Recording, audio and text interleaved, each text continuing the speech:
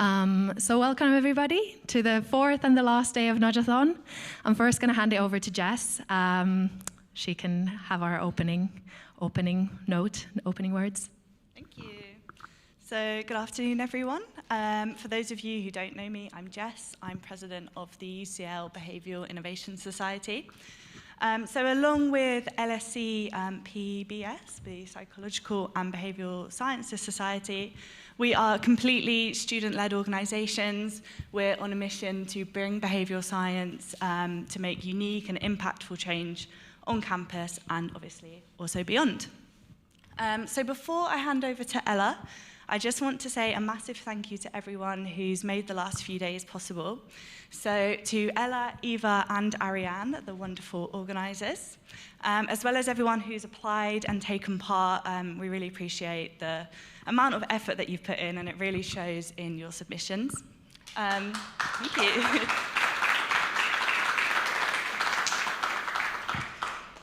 Also, all of our wonderful sponsors who have made this possible, so Cogco, People Squared Solutions, Ogilvy, BeWay, Essentia Analytics, Applied and Cowrie Consulting, and make sure I don't miss anyone off there. We really appreciate you getting involved and supporting us in this. All of the mentors and judges who've given up your time and given up your weekend. This is the second year that I've been involved in organising Nudgeathon, and we also do other events through BIS. And I'm so blown away and so grateful for everyone who's so eager to get involved, give up your time and support us and allow us to continue doing these. So thank you very much. I'm going to hand over to Ella to kick off the speakers. Thank you so much, Jess. So this is the third Nudgeathon organised by the UCL Behavioural Innovation Society, and as Jess was saying, we've also had LSE this year collaborating with us, so it's been a bigger and better event than ever before. This Nudgeathon Conference, the last day, is a completely new innovation as well. Last year was sort of a little bit smaller, but still some great speakers, but this year we've made it even bigger and better. So thank you everybody for coming as well. Really excited to kick off this final day and the Nudgeathon Conference.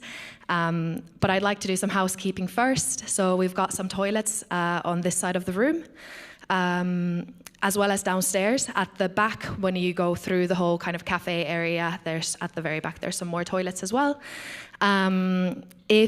I haven't been told about any fire alarms to the building today, so if there is one, it's the real deal. So that's a compulsory thing to say. In terms of the schedule, we'll have some speakers and some breaks during the day, and then obviously the great awards ceremony and announcing the Nudgeathon 2023 winners in the evening.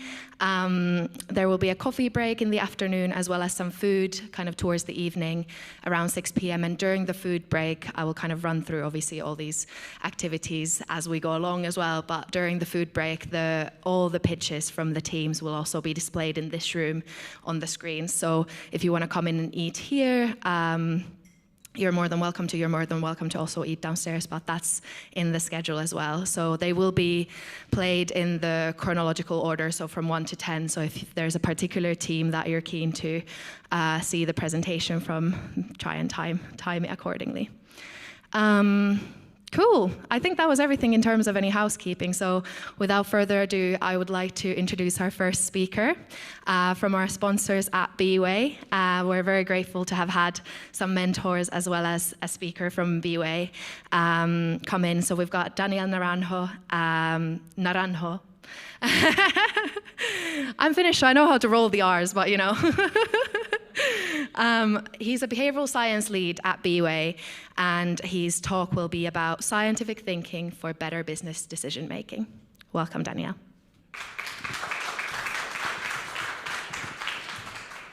Mic up. I move around a lot, so just give me 1 second.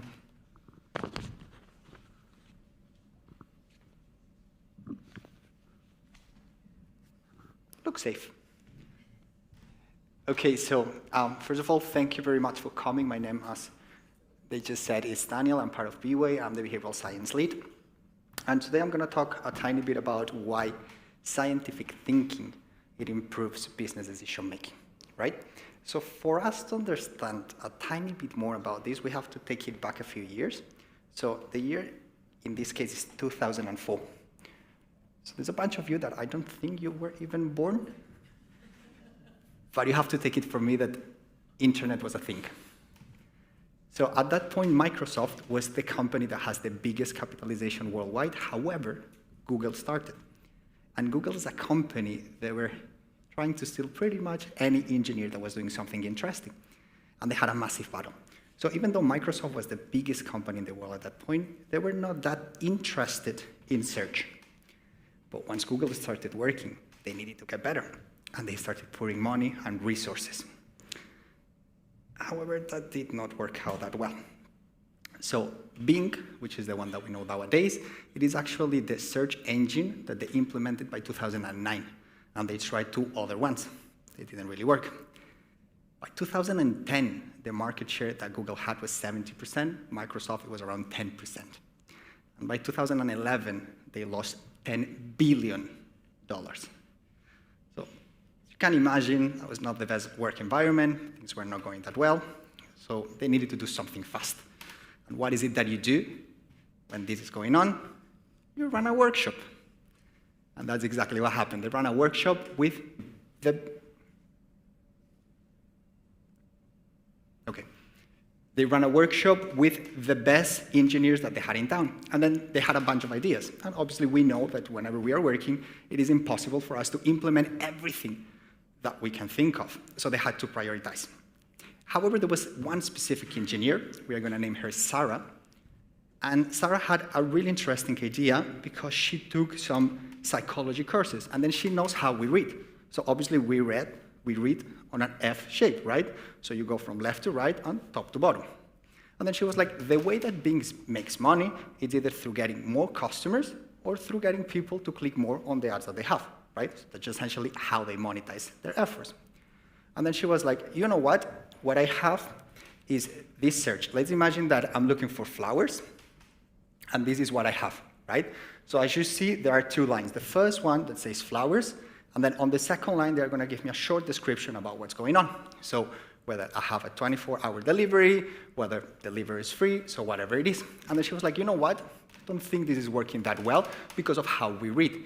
So what do you think would happen if we were to put it all on the same line, just as we have it here on the right? So here's my first question. From all of you, just raise your hand if you think that this idea was successful. Just raise your hand if you think it was successful. Okay, just keep your hand there 1 second. If it was successful, how many millions of dollars do you think that idea brought in? Just keep your hand raised if you thought there was anywhere between 0 and $10 million. Okay, 10 to 20? 20 to 40? Okay, 40 to 50? Again? Okay, 50 to 70? That's it? Okay, 70 is our maximum. I like it. So essentially, what happened here, first thing is that all the alarms within the organization, they started ringing. Because the last time something like this happened, it was a bug that was counting each click double, so they thought that they had made a massive discovery, but this was not the case. So what happened here is that, this pointer is not the best one, is that this was the best revenue-generating idea in the history of Bing. So what happened is that it increased revenue by 12%. For anyone that works in business, 12% is a lot. And when we were to monetize this, the impact that this had, $100 million only in the US. Not bad for a small idea, right? However, what I'm going to argue today is that this, even though it's a really nice idea, it's a really nice talk like this one, what we're going to see is that this is part of an environment where scientific thinking is key. And you need to ensure that this is part of the culture. Okay? So what we're going to see here is a really nice graph of how many experiments Bing has run during those years. So just look at those numbers. By 2012, they were running anywhere around 75 and 125 experiments per week. So that was not an outlier. It was a really cool experiment, but you need to run quite a few of them. And here's where it comes interesting, because that culture, it needs to have quite a few things that are quite familiar to all of us. The first one, you need to have a hypothesis. So it has to be testable. It also has to be something that the whole organization buys in. Because like if I just work in a small team and then I think that this is going to be great, but then no one is going to implement it, that's never going to work. Then obviously it has to be feasible and it has to be reliable. There's no point in running an experiment if it's just not feasible, and if the data that I'm going to get from the experiment is just going to be worthless. The third one is that we need to be causally inferring that that was the cause and the effect of the experiment. Then it has to lead to an extra value. In this case, it was $100 million. But all of this is completely useless if we don't have the last thing, which is decisions. If I was to run an experiment and no one was going to act on it, that's completely useless. It's knowledge without implementation. Okay? So, nice, Annie. All right? So, nice interview, like nice introduction. But like my question is like, why does scientific thinking improve business decision making?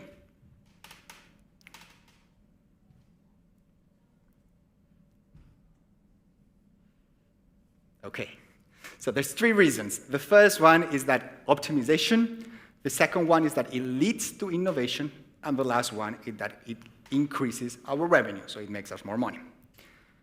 So up until here, if you're any like me, you'll be like, hey, nice speech, nice introduction, but like, now show me the evidence. I want to see some numbers. So I brought you 2 really nice studies. The first one, it comes from Italy. There were 116 Italian startup founders. Okay, there were around 200 that applied for this, but only 116 got selected. And that was the idea, a stage of the startup. So all of them, they started right at the same point, right? From that point, they got 10 sessions. Anyone knows Bocconi University? It's one of the best business schools in the world, and it's based off Italy. So that's where they taught this course. And then they will follow up for a year, okay? So what they found here is that they were teaching them during these classes something that is basic for any of us that's running an experiment. So that means how to run an MVP, all of these things that we see here.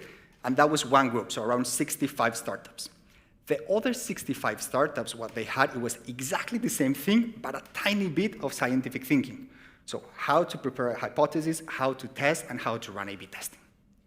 Okay, so what happened here is that after a year, those entrepreneurs that behave like scientists, they made more money, they are more likely to pivot to a different idea, and they are less likely to drop out. Yet again, if you're anything like me, you still have questions. I want to see the numbers. So let's take a look at the graph. The first one, you're going to see that on the left, this is the average total revenue for a year. On the left, you have the control group. That is around $200. On the right, you have the numbers of the startups that were thinking as scientists. Look at the difference. That's 48 times more. That is a lot. That per se is quite impressive. It's money. It's not a lot of money. But for me personally, what's even more impressive is the second graph, which is this one. How often are they able to pivot from one idea that they think that is absolutely amazing to one that is not? I think we're going to have to change the battery. So in this case, the rate of rethinking, it goes from 21% to almost 50%. So think about it. If you think like scientists, it is really easy in a business setting to go from one idea or how to make money to something that actually works a bit better. So this per se is quite impressive. But obviously, we need a bit more of evidence, right? So in 2015, they gathered data on 35,000 startups. At that point, what they saw is that those startups that implemented A/B testing, they had a rate of innovating, so creating completely new products, somewhere between 9 and 18%. And lastly, what they saw is that they had more views on their pages. So these views, after a month, it was around 10%. After a year, it was anywhere between 30 and 100. Those numbers are rather abstract. So let's put it on monetary terms. So what happens here? let's imagine that you're a small startup, that then you have around 10,000 visitors per month. Then let's imagine that you were to increase the amount of visitors by 30%, and let's imagine that the cost per acquisition on Google is $2. So this would mean that this idea would have an impact of $72,000. Not bad. Now let's think that it's a bigger company. Let's say that we have 1 million views, that we increase by 30%, and that the cost per click is also $2. So in this case, the impact, simple math, $7.2 million. And then all these numbers, let's see them translated on the banks that all of you have here. So look at NetWest. They have 11 million unique visitors per month. So just think about the impact that this can have on the big organizations that are currently working in the UK. So now let's go back to my question. So why does scientific thinking ensure better decision making? And the point that I'm making here is that scientific thinking causes better optimization, it causes innovation within organizations, and it causes extra revenue. And that per se, it is quite interesting for any type of company. Danny, thank you very much. But like, I'm a behavioral scientist, social scientist, doesn't have anything to do with me. I would argue that you're wrong. You are the perfect persons to ensure that this happens in businesses. And that's for 2 reasons. Reason number 1 is that you were trained as scientists. So whenever you work in businesses, this is critical for you. And the second one is you've been trained to understand people. And as one of my favorite tweets says, 100% of customers are people, 100% of employees are people. If you don't understand people, you don't understand business.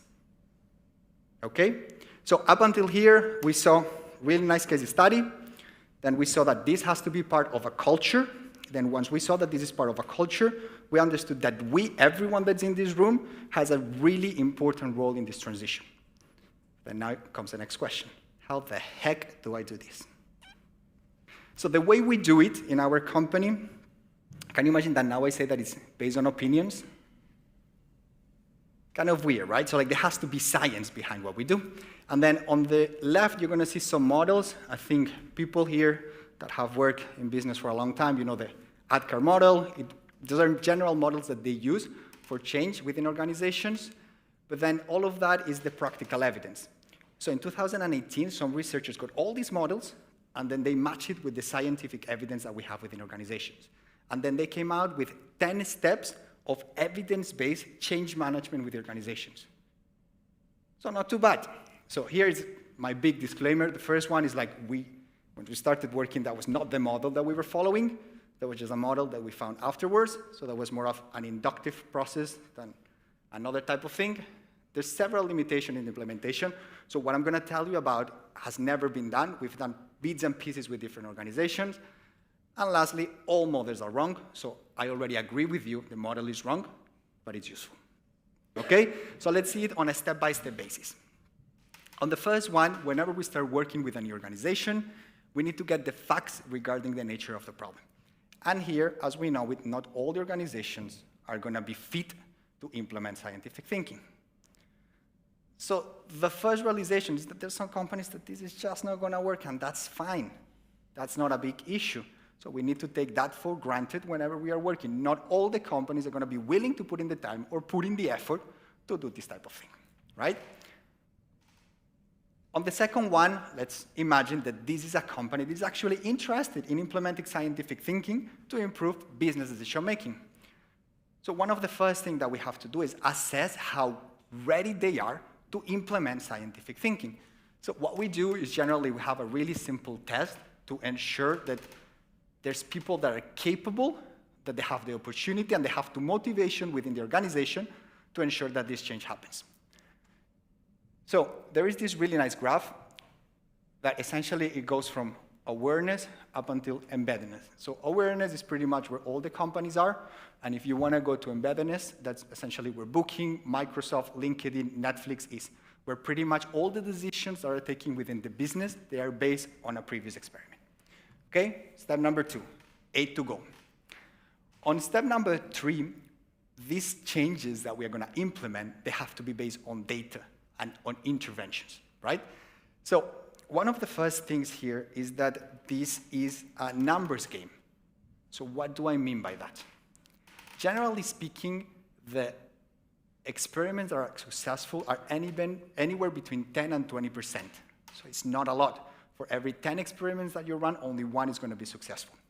In our experience, it can go as high as 30%, but yet again, we need to be ready to fail, and fail a lot. And that's fine. Why is that fine? Because scientific thinking is Pareto-ish. Why the ish? In this case, in Microsoft, 2% of the ideas had 75% of the historical gains. So the idea that Sarah had, that I introduced, that had the impact, and only a few ideas have the capability to have this, and that's related with this. This is the normal distribution.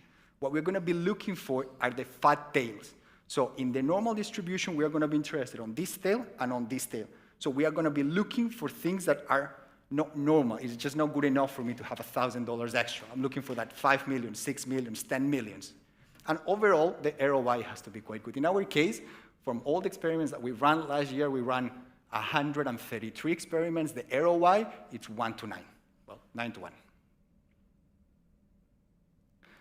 Then on the second one, this has to be part of the wider organization. So what we've done is that these are exclusive training programs that they go in cascade. So we start with managers, and then they go down within the organization.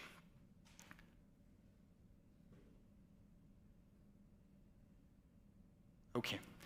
We help them understand scientific thinking, and then we have something that's called ALPs, which are active learning projects. And essentially, we have a project that is hands-on, where they can actually work on this. And it has worked quite well for us. So in 24 months with one of our customers, we went to working from 1 to 8 general directions in that period. So that in itself is quite useful. And yet again, all of this is backed by science, so quite good. On step number 5, for the next presenter, you have to point towards there whenever you want to change the slide. So, so we created some really fun events, which are beer and pizza. We thought that no one was going to show up, but apparently once you offer free booze, people like it. So it took us a while to convince our stakeholders that buying beer with company money was worth it, but it was, because it got people talking to each other. It provided us with the opportunity to repeat the message, scientific thinking is critical, run experiments, do pretty much everything that you can to spread the word within the organization. And lastly, we went from 30 attendees to 200. So when we started, it was something really small. On the next one, we know that in any organization, we have a formal organization. The one that is actually driving anything within the organization is the informal one, right? So we need to leverage all of these to ensure that this change happens. So the first one is just, it's not good enough to train someone in scientific thinking or in behavioral sciences and just let it be. And be like, hey, you know what you're supposed to do? Go for it, my man. And do nothing. It generally doesn't work, right? So we need to keep that engagement with events, with continuous training, and with pretty much anything that we can come up with.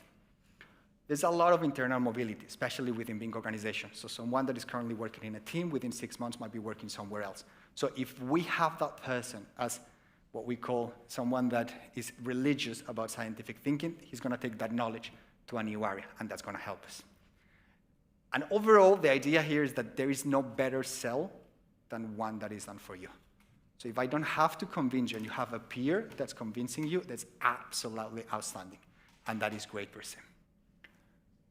On step number 7, and this is critical, we need to focus on their goals, not on ours. Scientific thinking is a mean to an end, it's not an end per se.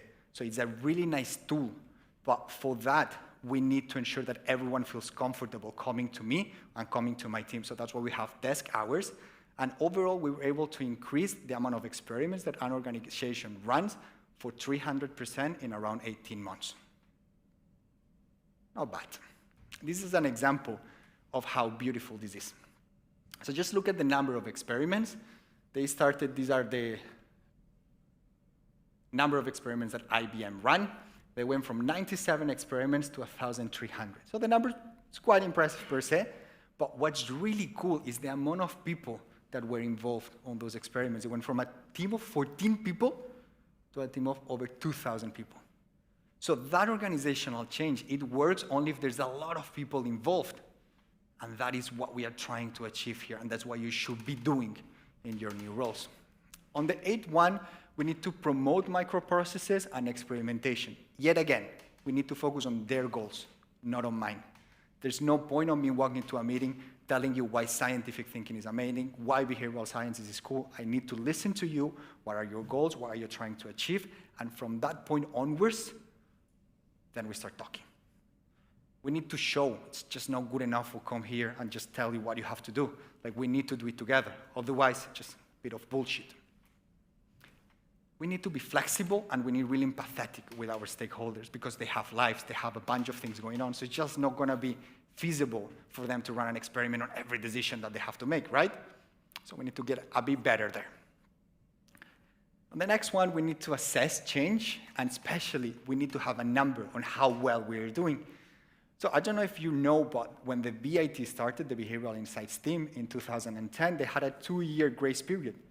If by the end of the 2nd year, the ROI was not 1 to 10, they were too close. Obviously, they are still here, so they made that. In our case, our ROI is 9 to 1. I know it's not BIT, but we are trying our best. And all of these help us to ensure that progress and outcomes are shared within the organization. And lastly, and this is probably the most important bit, we are trying to do all of this to become the new status quo. We need to be embedded within organizational decision-making. We need to be part of the governance. All of that, it has to be part of who we are. So if you've made it until here without using your phone, thank you very much. Now, let's summarize the 4 main takeaways that I want you to take home. The first one is that great ideas do not happen by chance. You need to create an environment where great ideas can thrive, where all of this is important, and where experimentation is key to the development of an organization. First idea. Second idea, scientific thinking causes optimization, innovation, and revenue.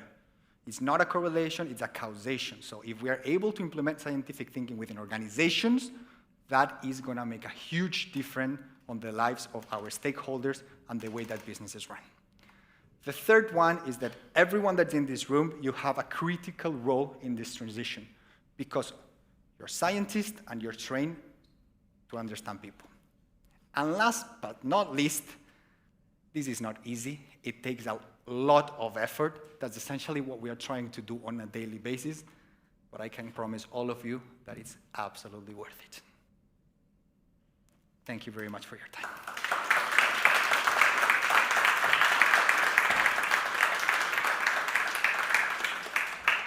Thank you so much, Daniel, for the very inspiring talk. That was really great. We have time for a quick question if anyone's got one. Are there any questions? Yeah. There was a first hand up. Let me just pass you the mic. So, hi. How long would you say the process to implement all these steps is for like an organization that is new to this field? In our experience, if they have all the resources, we did it within 3 years. Not bad. Sounds reasonable. But they had to put in a lot of money. Yeah. That's how we could afford this trip to London. Is there another question? Quick question at the front, yeah. Yeah, my question was, sometimes senior stakeholders can get quite a bit uncomfortable with the time that it can take to do literature review or the general research. Do you have a few pointers of what you can use to convince them that it's worth it, this investment of time? So the way we generally start our business development meetings is just with numbers. So we go with the ROI. So we just come in there and it's like, hey, last year we generated 45 million euros. We costed 3 million euros.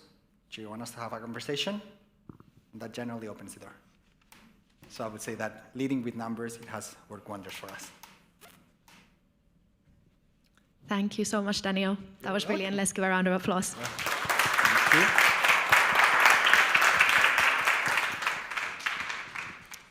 It's really inspiring to hear the applications of science in applied context.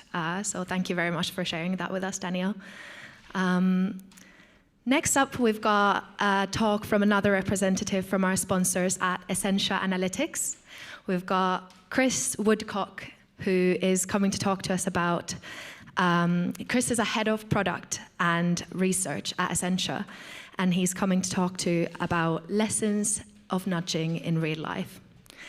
Thank you so much, Chris. Are you all set up? I just need the clicker. Oh, it's on there. Yeah, wonderful. I think there should be one here. Yeah, perfect.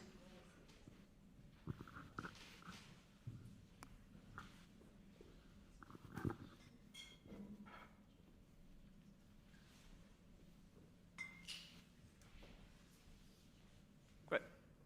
Thank you. Hi, everybody. Well, as you've heard, my name is Chris, and I am the Chief Product Officer at Essentia Analytics. Essentia Analytics is a behavioral science, behavioral analytics company, and our mission is to help human investors make measurably better investment decisions. The great thing about human professional investors is that every time they make an investment or change an investment, there's a record of that. And there's a record of that decision. And over time, for any given individual, they build up a bank of those decisions that we can analyze. And because it's the financial markets as well, we can also very effectively measure the outcome of those decisions.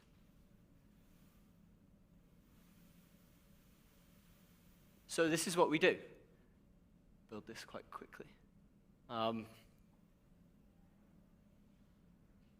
So how do we do measurably better investment decisions? So we start in the top right. We take this bank of record of decisions that these investors have made, and we put it through our model. Our model gives the investor back an assessment of their decision making. It tells them where they're good, tells them where they're not so good. We sit down with the investors in what we call insight sessions, and we walk them through what the model has told us and what the model is telling them, in order that they can understand where they're good and they're bad and how they might put that to work. And actually, so that's the outside of the circle here, and that was how the company was founded, and that was the first idea about how that the business model would work. And we think about it now as a bit like a doctor-patient relationship. There's a diagnosis phase and there's a treatment phase. And what we realized was we had the diagnosis piece, and we'd done that well and effectively, but we didn't have a treatment program. And so we came up with nudges. And nudges to us are the treatment program and the way that we can ensure that we can deliver on this mission to help investors make measurably better investment decisions. So a little bit about our nudges. We have lots of nudges. We have at least 3 types of nudges. There are nudges within nudges. So in total, I think we have 13 or 14 different types that the clients can choose from, and that can be tailored for the diagnosis that the system has made. On the right-hand side, there's just a little diagram that highlights the 2 key components of our nudges. First of all, there's the notification itself. So the investor, the customer, will get a notification saying you have a nudge. And then the second component is a survey. They will be invited to complete a survey about the decision that they are about to make or the decision that they have just made. Some stats about the nudges that we have sent. 150,000 to date approximately, individual nudges to individuals, 28,000 responses, so a response rate of about 20%. It varies by the type of nudge that we send, but overall that's a reasonable picture of the kind of engagement that we get. We started sending nudges in 2017, so we've been doing it for 5 or 6 years, and right now we're on a run rate of about 800 responses per month. So we've been doing it for 5 years.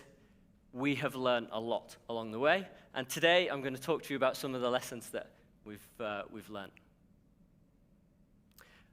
Some of you, you're all behavioral science students, so just wanted to point out some of the things that our nudges are not, in fact. They are not nudges in the classical sense, as written about by Thaler and Sunstein in their book. This is not about choice architecture. Actually, we don't arrive with a normative theory of what we want our customers to do, like the choices that we want them to make. Nor is it the attention economy idea.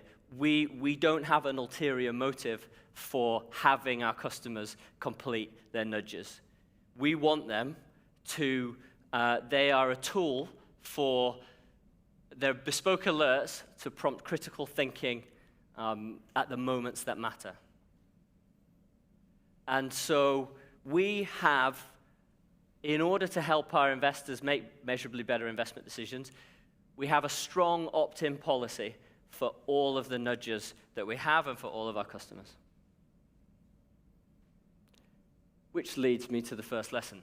Do not have a strong opt-in policy when you're running a nudge program. I sometimes call this the Weight Watchers problem, or it's like the kind of gym membership problem. People arrive with good intentions, and they turn up, and sometimes they just don't even get started. And as I say, they turn up with the best intentions, and I think some coercion is required. And in fact, when clients sign up, they're expecting some coercion in order to help them to get better. And so what we say is, arrive voluntarily, but let us take you on a journey. We have the expertise, let us take you on the journey. So that's something that we've learned.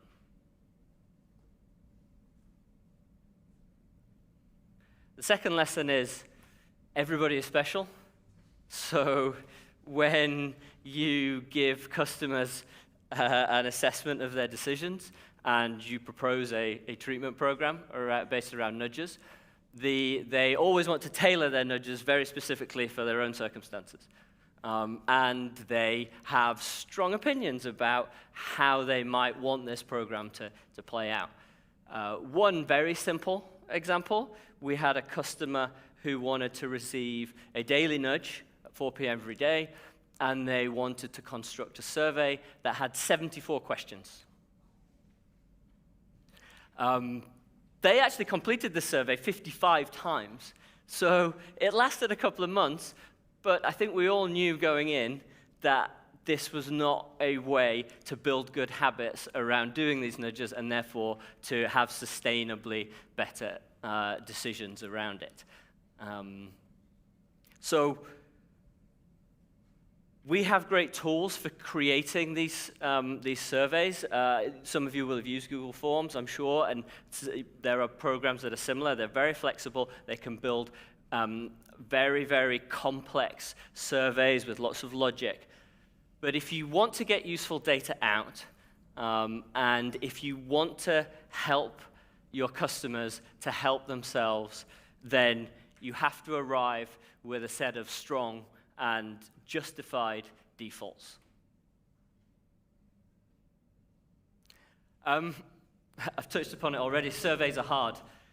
Surveys are really hard. We spend a lot of time constructing surveys with our customers, putting in the logic, and there's a lot of back and forth between customers to get them right.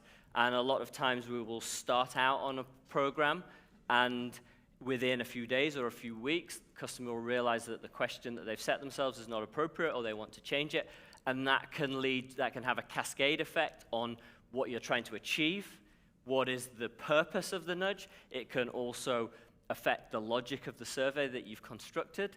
And so you tend to have quite intense discussions with customers early on about how to construct these surveys. And it takes a lot more time than we expected. The second thing, of course, is our more astute and thoughtful customers realize is how you phrase questions and how you ask questions is really, really important for the outcome that you want to achieve. You want to get the right framing, right?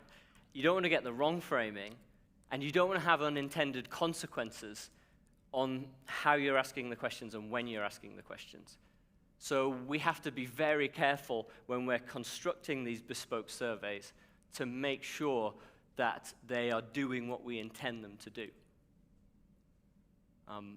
The way we've tried to solve this now is to make sure that we have a clear purpose for the nudge that we are suggesting to the customer. And we do it with full transparency so that they are on board, so that when they're completing, they go in completing, knowing the purpose of what they're trying to do. Keep track. When we first started sending out nudges, we had no telemetry at all. We knew we were going to get the responses back, and we were tracking the responses. And the idea was that we would take the responses, we would take their investment decision data, and we would put the two together, and we would come out with these even richer, even more nuanced insights. What we didn't do was track what we were sending, who was opening them, who was clicking, all that stuff. So to begin with, we couldn't even understand what our response rate was. So it gets back to some of the stuff that we heard earlier. We couldn't say what our response rate was. We didn't know, for example, if there were times of day where nudges were more effective or less effective. And we couldn't also tell if customers were passively consuming our nudges rather than actively responding to the nudges, and whether or not that was making a difference. We've started to rectify this, and we're seeing that we know that is a better approach. For what it's worth, in the data that we did have, we've discovered over time 3 very distinct personality types. So, as you heard earlier, we end up, it takes about 12 months to settle out. We end up with about 15 to 20% of any cohort that will stay with nudges, that will continue to engage over the long term. So we see one personality type is a consistent responder. We see a second personality type where there's a strong start and then a fade. And then we see a third personality type, which is the one that just never gets started. There's actually a fourth, which is the ones that never turn up, but they're not our customers. So we're doing our best to change that.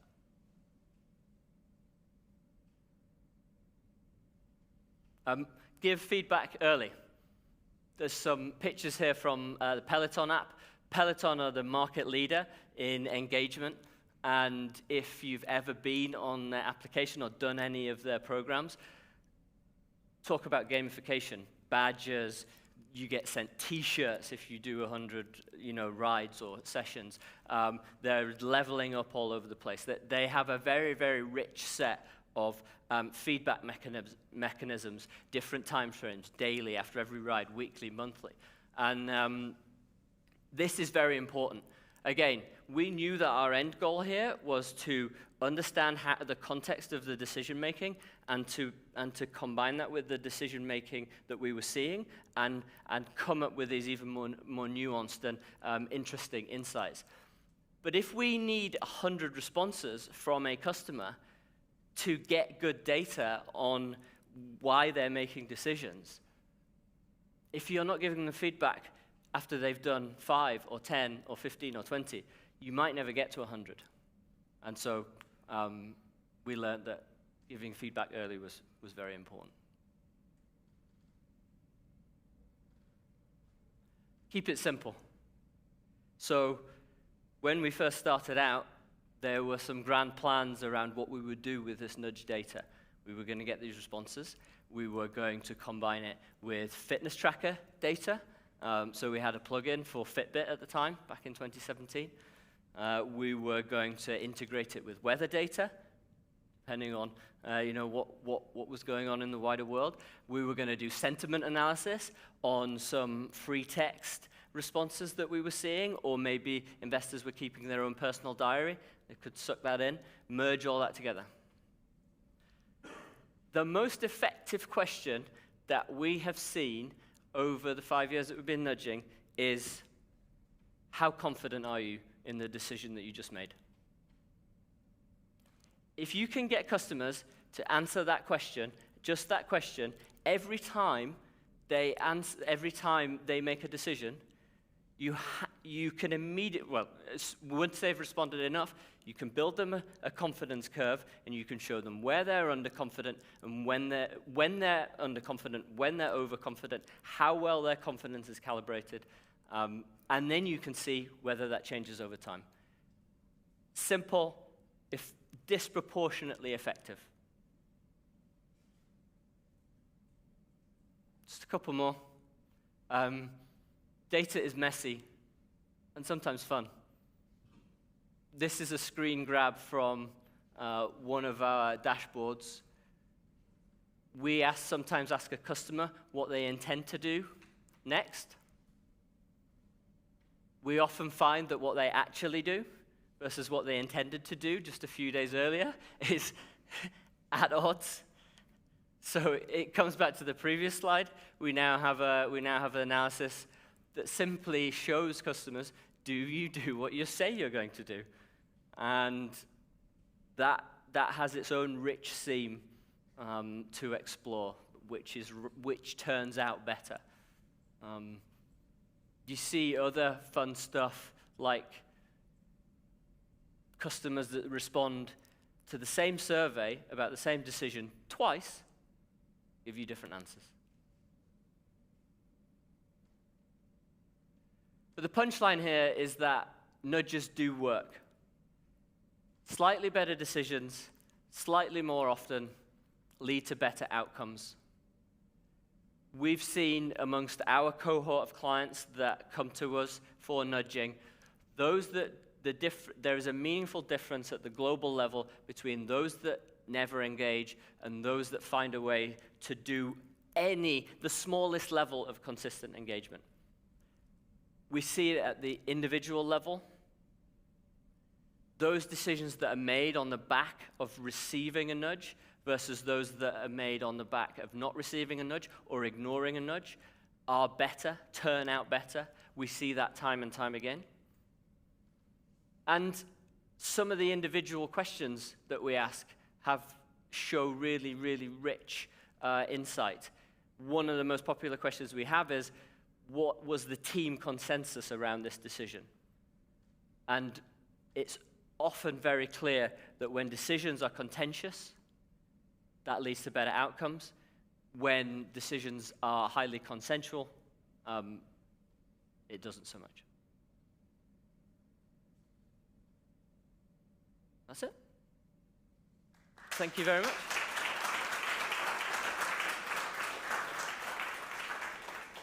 We have a bank of research on our website. You're welcome to go there and download some of our white papers. Some of the stats that I've talked about here today are in there, and there's some other stuff as well. I'm happy to take questions. Thank you so much, Chris. Yeah, do we have any questions from the audience?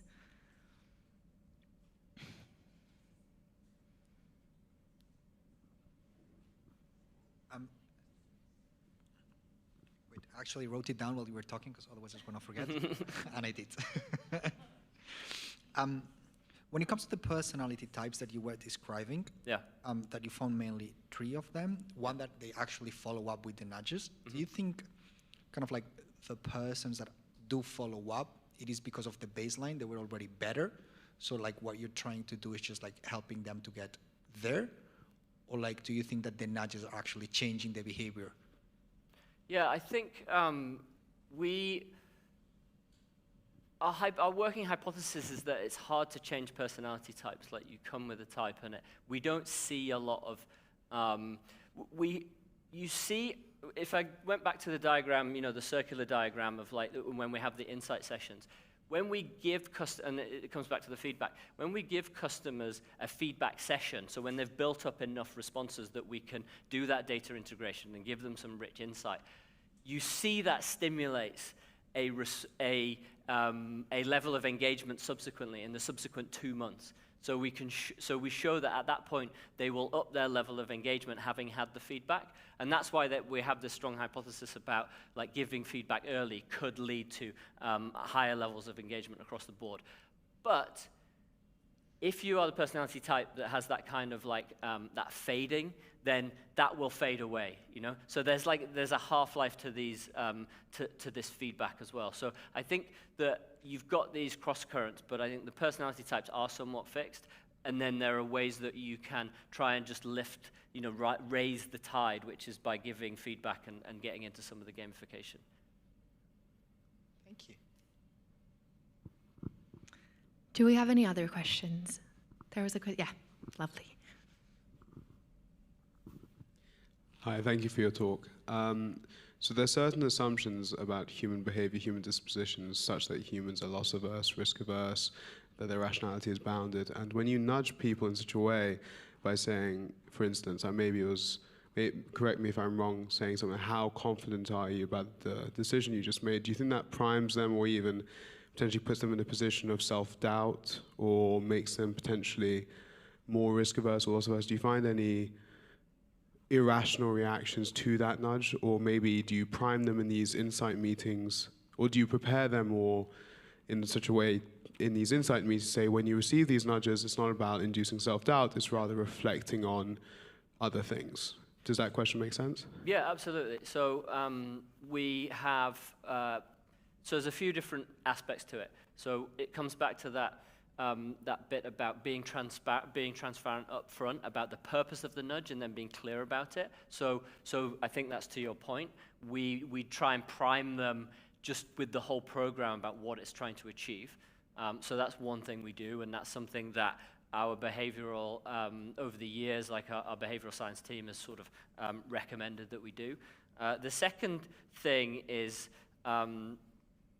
we do have customers that worry about this a lot, to the extent that some may not even want to engage with that. We sometimes talk about their mojo or their dance moves, and they don't want us to mess with their mojo. And so that's that's a conversation around you arrive willingly. We have no ulterior motive here. We are trying to help you to build habits around making better investment decisions, better decisions, more mindful decisions. And so we try and help them get over that. And then the third piece is one of our partners a few years ago actually wrote a paper, and I can dig it out, about the effect of mindfulness in a very broad sense on decision making, and he took a lot of the classical experiments that you've seen from Kahneman and Tversky onward, around bias, behavioral bias, and rationality, and showed that you can make participants, or that participants that are primed with a mindfulness priming, whatever that is, make more quote-unquote rational decisions. I'm hesitant to go down that because that's a rabbit hole. But the point is that the priming is not as important as you think. It's just that it exists is the most important thing, and then that will lead to a better set of decisions. So I hope that got to your point. Brilliant, thank you. Have we got any other questions? I think we've got time for one more. Really interesting talk, Chris. I was wondering something actually. Yep. So data can be super fascinating. So I really appreciate the focus of how we can measure things and how we can highlight the kind of gaps in how people, people's estimations of their own decisions versus the actual reality of it. When you highlight these, what kind of reactions do you get? Normally by the time we've reached that point, so people have often there's quite a visceral reaction to our service in general. We're holding up a mirror, and some people don't want to look in the mirror. And actually, what we have found over the years is we thought that our service would be most effective for those managers that were not doing well in their professional life. And it turns out that that's not the case at all. Like, it's those that are doing best in their professional life that come to us, because they're the ones that have always been on a path of continuous improvement and are always willing to look in the mirror. So it actually turns out that we self-select for those that are willing to look in the mirror.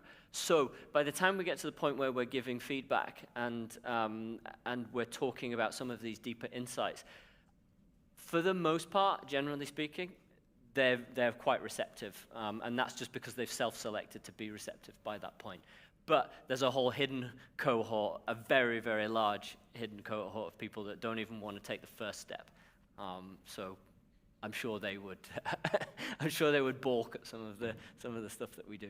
Yeah, that's really interesting. Yeah. Thank you for that insight. No problem. Thank you, Chris.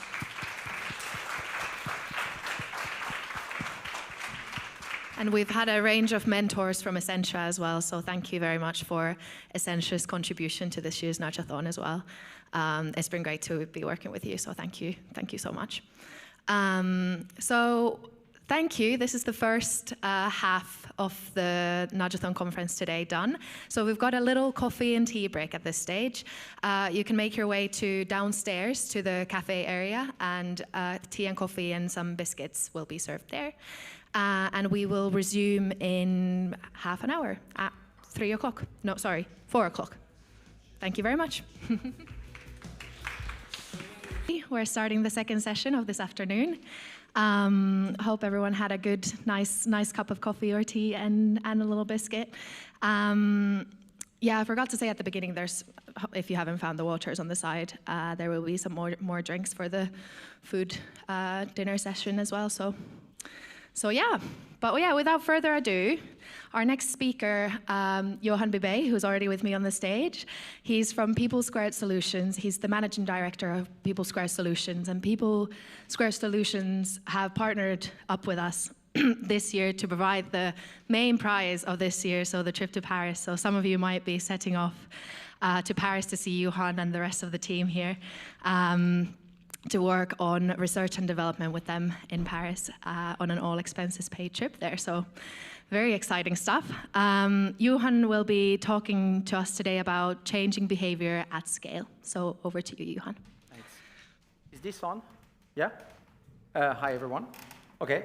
So I'm an entrepreneur and I'm an inventor. What I do in life is create stuff, right? And then put them in the market, see if they fly. So today we're going to discuss how technology can help us change behaviors practically, concretely, in a measurable way, and hopefully sustainably, right? I mean, when I say hopefully, I'm lying. It's sustainably. So before I do that, and we talk about the technology and the kind of stuff we do, etc., I want to start with what are our core beliefs and why we created the company. The first thing is we believe in human potential. So what it means is we strongly believe that anyone can learn and change behaviors. Of course, there are a few conditions, right? So persistence, dedication, motivation, like there are a few conditions, but anyone who wants to change can. Sometimes it's harder, I'm not going to open up the kind of worms of socioeconomic conditions, but essentially, if you're in a context where you're given the opportunity and the tools to change, you can. Not everyone agrees with that. That's a core belief, right? I'm not going to pretend I'm going to prove it to you. It's just what we believe. The second belief we have is that everyone can be a leader. Every one of you can lead first yourself, but also others, and lead by example. And we put that in practice. I'm going to show you how. And then the third belief is that the time for change is now. A lot of, we work with very, very large global companies, right? And a lot of the top C-level guys we talk to and work with, they know this. But as one of my board members puts it, they're politically entangled, which practically means they're not always ready to do the stuff that they should be doing. So our view and our take on this is to empower the bottom and the middle of the pyramid. That's you, that's me, that's the middle management, and that's the guys who, if they all change, will drive change to the top. Okay, that's what a few of the things we believe in. So now, when you build a business, one of the first things, it's actually not one of the first things, but one of the things you need to find is what is called technically in entrepreneurial jargon, product market fit.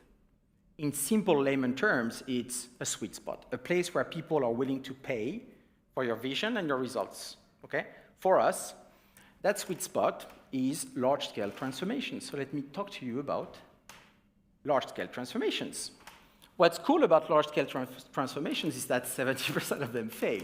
So obviously, it's not cool. But what's interesting about that is that it's the very companies that lead these transformations that say that, right? The global management consulting firm in the world. Do you know what a large-scale transformation is? Okay, let's say you want to change the culture of your company, or you want to turn around your business, right? Turn around means change the performance, right? Maybe your company is currently in a business that's going down a difficult part of the business where you're losing money, and what do you do to turn it around, right? So generate growth from other places and improve your profitability. That's the kind of stuff we enable and empower in partnership with the largest global management consulting firms you can think of, okay? So, why do they fail? I could bore you with a class in leadership development and change management, or we could play a game instead, which is visualizing the solution. So imagine, let's just imagine for a minute that everyone in a company agrees. That's funny, come on. Everybody in the company agrees on something. Wow, amazing. See, that's a scenario. Okay, everybody in a company agrees on what a behavior is or what target behaviors are. Okay, they all understand the same thing. Like if I say risk-taking, they all agree and they all understand what it means in the same way. And then they say, okay, from the CEO up, or down, sorry, to the newly hired employee or manager, we're all going to practice that new way of working together at the same time for a sustained period of time. Would you agree that if that was ever possible, it would be more effective than watching a video about risk-taking? You want to do the show event thing? Would you agree? Okay, that's what we do. That's what we help them with. I'm not kidding. That's what we do. So let me show you how. So that's the sales pitch slide. Forget about the sales pitch stuff. The 4 circles are actually important because they kind of pave the way of how we develop the business and why we're able to have real results. The first orange thing is about developing, creating digital solutions that people use. Okay, it sounds obvious, but if I tell you about the solutions of my clients or of the e-learning industry, you're going to be amazed. What, in your view, okay, let's do just shout numbers. According to you, what percentage of people adopt e-learning programs outside of mandatory compliance training? A bit more. Adopt. I didn't say complete, adopt. 15, 20%. Anything that's out there, your higher education stuff, your corporate training stuff, on average, 15 to 20% of the people adopt it. What percentage of that completes it? 20%. Net, 3% of your target audience is actually using the stuff. So what kind of impact can you have? Really, you can't. Okay, so that was the first problem we had to solve. Stuff that people actually want to do and use and complete. Second problem was, okay, how do we make it effective, right? So how do we make sure that if people go through the program, they're actually going to learn something, raise their, I don't remember who presented that, I think you did. Go through the whole awareness, change, embeddedness thing of going from, oh, I know that I need to change, to I actually know what to change. Oh, I know how to change. Oh, I'm actually changing. Oh, I'm actually doing it every day. And I won't go back. So the effectiveness of the solutions. The third step was, and that's the frontier of the industry, which we cracked 3 years ago, is everybody who does training and learning says, oh, but how about the transferability on the job? They're actually asking the questions wrong. You don't teach someone to do something in theory and then say, okay, let's figure out how to put it in practice. No, you make them do it. You make them change on the job and then reflect about what they've changed. So you need to flip the problem on its head. Yeah? And then after that, they need to be able to sustain that, right? That behavior change. Okay, so that's the third circle. And then the last and fourth thing that we do is we do that globally, at scale, from the C-level down to the middle or newly hired employee. We do that in their language. And I'm going to answer later the question that you're all asking yourselves. How come does that work across cultures? Okay? So let me show you a bit of, that's where it is. A reference case. Okay. So sorry if the slide isn't very big, but I'm going to tell you a client example. So real-life client example. We started that just as COVID hit China. That's in China, by the way. Mainly in China. So we have a client case. It's one of the top 20 global companies in the world by revenue or by number of employees. And they are going through a very large-scale performance turnaround because their business is not doing great.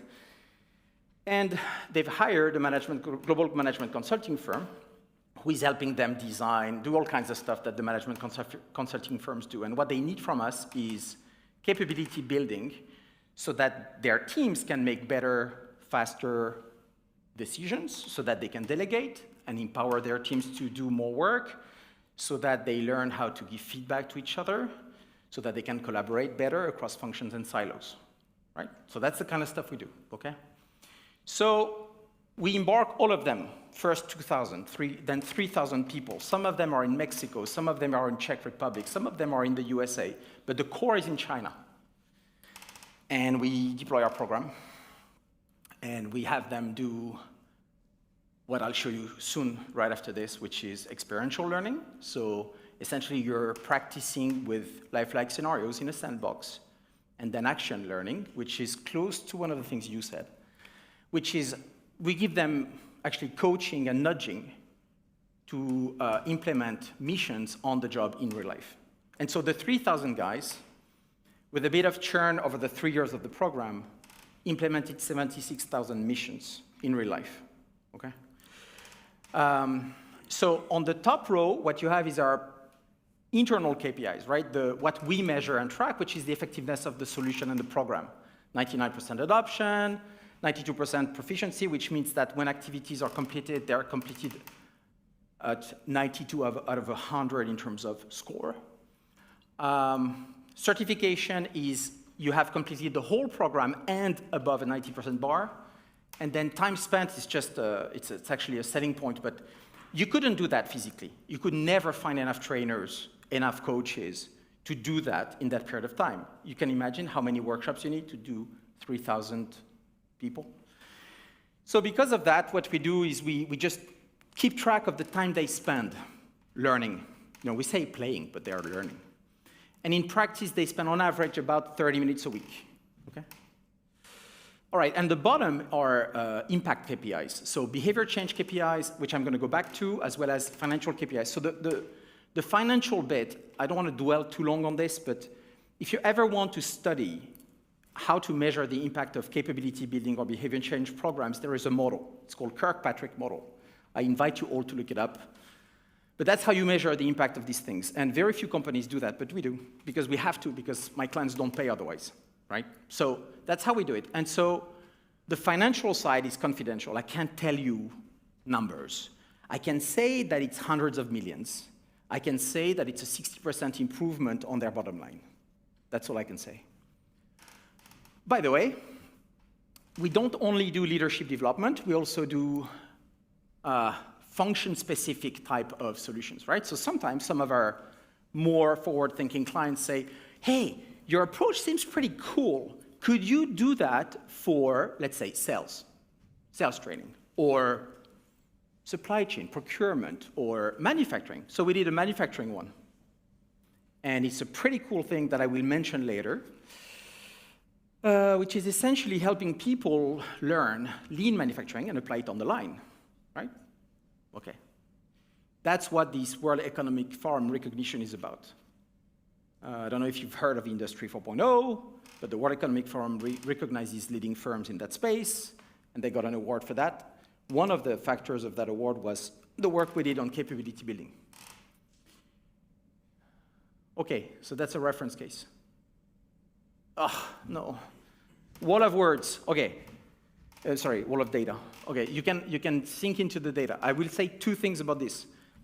One is, on average, on the target behaviors that we want to reinforce, so just so we're clear, we did not want to reinforce authoritative leadership in that company. We wanted to actually let it sit there, but we wanted to increase consultative, supportive, challenging leadership, okay? So if you look at those numbers, they are not consistent. It's complicated because I'm getting the data that the client wants to share with me. But in a nutshell, on average, we pretty much improve behaviors between 5 and 10 points per year. What this means is this. They use they create a baseline, right? At the very start of the transformation, they do a baseline, and they measure the dimensions that we want to improve by asking the employees, the direct reports, how often or how well does your manager do this? Give you regular feedback, he's on time at meetings, or clarify your goals and agrees them formally with you, right? So they do a baseline, and every 6 months to 12 months we measure. They measure.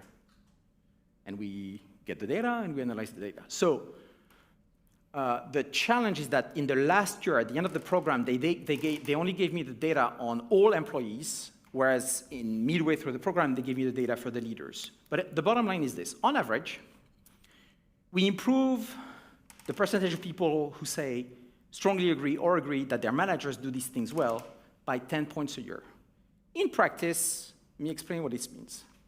You start, and maybe you have a really, really underperforming company in terms of empowerment and delegation. And they're in the bottom quartile.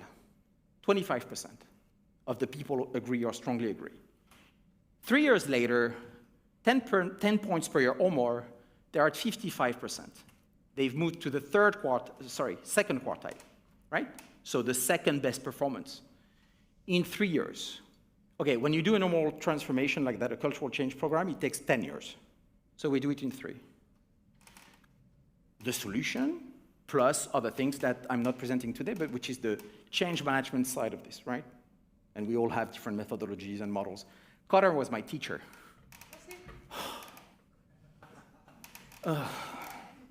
Very conceptual person. Never mind, I'm a practitioner, okay, of change. Okay, so this is the demo time.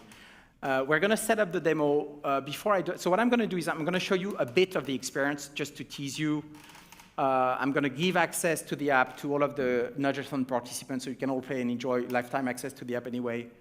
Not all of you, but all of the teams who competed. And I'm going to show you a bit of it, and I'm going to explain the rest because I don't have the time to do both. So this is one of the experiences we started with, which is interactive role play.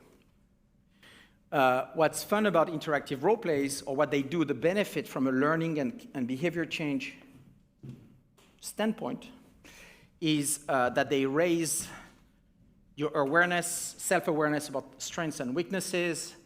They increase your understanding of the best practices and what to do differently or how to do it. And they give you confidence to try it in real life. But that's just half of the battle. Like, this is the beginning of the change process. Then we're going to do, and I'm going to show you how, but I'm not going to demo it because I don't have the time, action learning, which is how do we virtually coach and nudge people to change, okay? And the thing, where are you, Joe? The thing closed again. Sorry, that's very fast. Yes, I do. Yes, I know that. Thank you for your feedback. Always a gift. Okay, this is let me explain. So you're in a consumer foods business. Charlie is the head of your transportation team, and he doesn't see himself as a leader, but you need him to take the lead, okay? We're going to play together, okay? So you're going to vote what I'm answering, okay?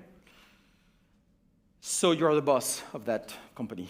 you want to tell Charlie that if Good to Go, which is the name of the subsidiary, is going to achieve its goals, the transport team needs to make some radical changes. Okay. Ready, set, go. So I need to make sure the sound is on and the volume is up. So I'm going to play the first answer. That's fine, but we're doing okay, aren't we? Absolutely. You've aligned more closely with Planet One policies. Normally, I would read that in my head. And you've successfully met the increase in retail deliveries. Good to hear. The team has worked hard on that. Okay. Who wants to answer this one? Can you read it? Can you see it or not? Is it too small? Yes?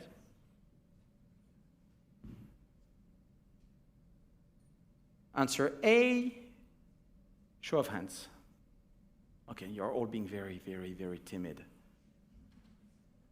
Do you want me to answer right or wrong, by the way? Come on. Okay. Those are stretched goals. Technology will be part of the solution, of course. Okay, you get feedback, right? It was not a bad answer. It's orange, right? So it's an acceptable answer, but it's not the best practice. And the reason why is that you were not specific enough in the goals you set for Charlie. I mean, obviously, you would have gone through some briefing, and this is the 4th episode, so you've learned some already, right? So nobody takes this personally. It's just a game, okay? Yes, and the team will also need to align with our corporate values. We're all about health and the environment. Right. Yet we drive diesel trucks. Yeah, okay. We should change that. Good point, Charlie. And we could train our drivers. Okay, so I'm going to pick on somebody if none of you raises your hand. You shared next year's goals with Charlie. What do you want to do next?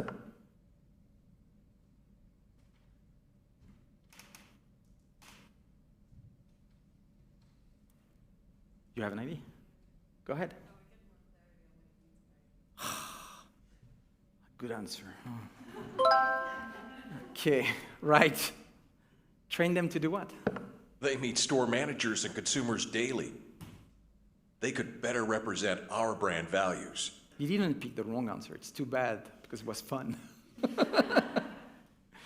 Great, you got Charlie to make his thinking more explicit. You see the notification, we tell you when you do things right.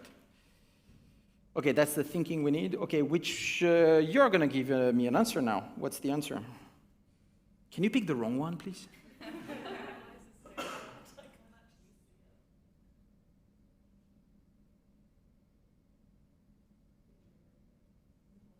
Thank you.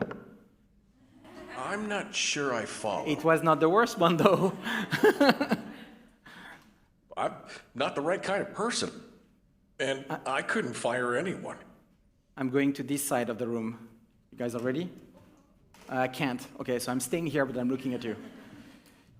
You dampen Charlie's enthusiasm by questioning his ideas, then outlining a big role for him. He's quite confused now, okay? You dampened. It's okay, it's all good, it's learning. That's another reason, I'd like you to do this. You care about people and make the right choices fairly for everyone. Yes, I do care. But as I said, I'm not the right kind of person. Okay, guys, this side of the room, Charlie's pushing back. We don't want to mess it up, okay? Charlie doesn't think he can be a leader. What do you want to do next? Okay. Anyone on this side of the room? Come on, somebody. Stop looking at the screen, look at me. Do I want to pick that? Okay, I'll pick that. What kind of person do you think makes a great leader? Actually, it was better to help him visualize positively the role before you go into the specifics. So you know, I'm anticipating a bit on the feedback. Someone who puts the company first, makes tough decisions, and has a thick skin. Okay, that's his own beliefs.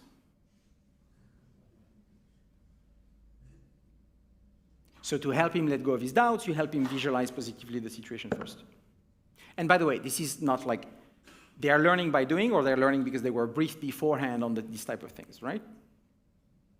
You see? So we're helping him. Now we're putting, actually, the way the role play works is we're putting them back on the A path track, right? The best practice. So that's what you're seeing right now. Okay, tell me about a leader you've met, whom you really admire. We're helping them connect with the head of positively nursing with the situation. at the hospital where I worked. She cared for her team and the patients. And what was it that you admired about her? She was clear about her intent to help patients. She knew if she cared, her team would care. Pretty sweet, right? And those are the qualities you have, Charlie, and clarity and care for the team. It's also what we stand for and need. Maybe I could lead it, but it's a big project. You see, Charlie has started to move, right? You noticed that? He started to move. He's like starting to warm up to the idea, but we're not there yet. Careful. The technology, moving away from trucks, changing attitudes. I'm on the right side of the room now. Charlie thinks he may be able to lead it after all. How will you keep him engaged? I have 5 minutes left. Okay, I need to speed up. I agree that's a lot to tackle. So where would you start? I'd pull together 2 or 3 people to look at alternatives to our diesel trucks.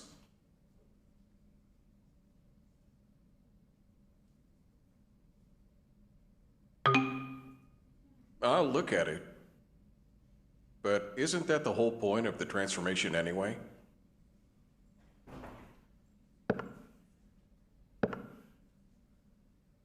Okay, that would be a good way to test some ideas before a bigger rollout.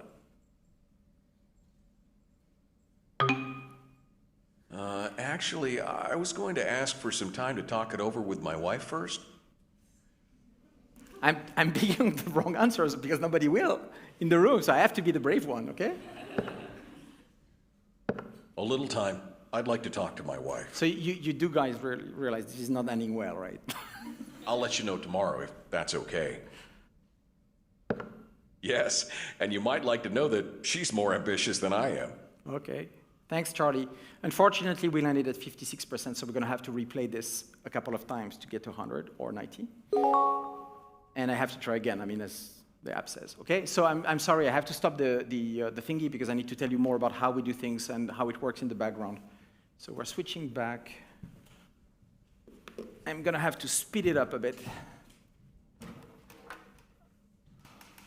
Oops. I hope you enjoyed the game. And for those of you who will play with the app, there are action learning missions where you actually have to do things in real life. So you have to answer questions and prepare your messaging, and then we help you figure out how to do things, okay? So that's the action learning bit, which I'm going to present now. So we're here, here, yes. Why it works? Okay, there is no silver bullet in what we do, right? We combine a lot of different things. We combine gamification of learning. I don't know if you're all familiar with it. There are really good handbooks about that. I can recommend them to you guys if you want. But essentially, it's about triggering repetition, competition. What else? I forgot. Anyway, it's probably in my speaking notes, but never mind. Persistence when one fails. That's very important because it's when you fail that you get the feedback and that you improve yourself. Okay, and you also have some, as you know, neuroscience elements of this because strong emotions help with long-term recall and forming neural pathways. Focus during learning increases recall as well. And I can go on and on and on about the neuroscience principles we use. That's for another day. Finally, we do behavioral science, okay, of course, otherwise we wouldn't be here. I would say this, the behavioral science part, I'm going to talk to you about coaching and nudging today, but we also, we did some research and worked with students, UCL students last year, that we've implemented to especially work on the long-term sustainability of change, right? Things such as, really cool stuff such as emotional reappraisal. Like, you took a risk one day and it backfired. So you have a very negative emotion associated to this. Like, I don't want to take risk anymore. And you're kind of frozen in front of change. And now we help you reassess, right? So rebalance this so that you move up the ladder from very, very negative to slightly positive recollection of that event. So you're more likely to try again, okay? Kind of stuff we do. So, okay, how? I was interviewing a candidate on Friday, and she said, oh, it's really cool, you get to manipulate people. I'm like, ah. No, don't use that word. That's not what we do. Okay, one of the partners of the company is Miles Downey. I don't know if you've heard of him, but he's one of the founders of the Grow model of coaching. He's a published author in the UK. I strongly recommend his books. One of them is called Modern Effective Coaching. The other one is called The Enabling Manager. And it's all about building from the intent of the people, right? So you said that, Chris, as well. You start from people's goals and intent, otherwise it doesn't work anyway, right? So you enable them. And what we do is we give them tools, solutions, options to do the things they would be doing if they were clear about their choices. That's the whole nudging thinking and theory, as well as simplify their decision-making process and take away a lot of the complexity of, one, knowing what they want to do, and two, doing it in real life, right? The coaching and nudging. The principles are listed on the slides. To give examples, we are a bit more prescriptive than what Chris was saying earlier, right? So, for example, we will create default options, right? We will structure their choices, and we will create default options that we think are the best options. Obviously, we don't randomly decide that. It's in line with the best practices, and what has been determined is the target culture or target behaviors in the company, right? But we don't cheat them of opting for something else. We just make it a bit harder or longer, which is one of the principles of nudging, right? You put the apples on top of the bar, and you put the sweets in a cupboard somewhere that you have to find a key for, and therefore people go for the apple rather than the Twix, right? That's nudging. Okay, so we do that, and the way we do that is that we equip. You see this little Tinkerbell-looking girl is called Lily. She's our virtual coach, and she's present throughout the way. You saw her giving feedback, but she's also animated, and like me, she speaks with her hands.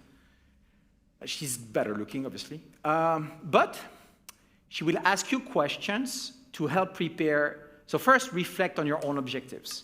Then she will ask you questions to prepare your messaging. Like, imagine, you had a problem with your boss.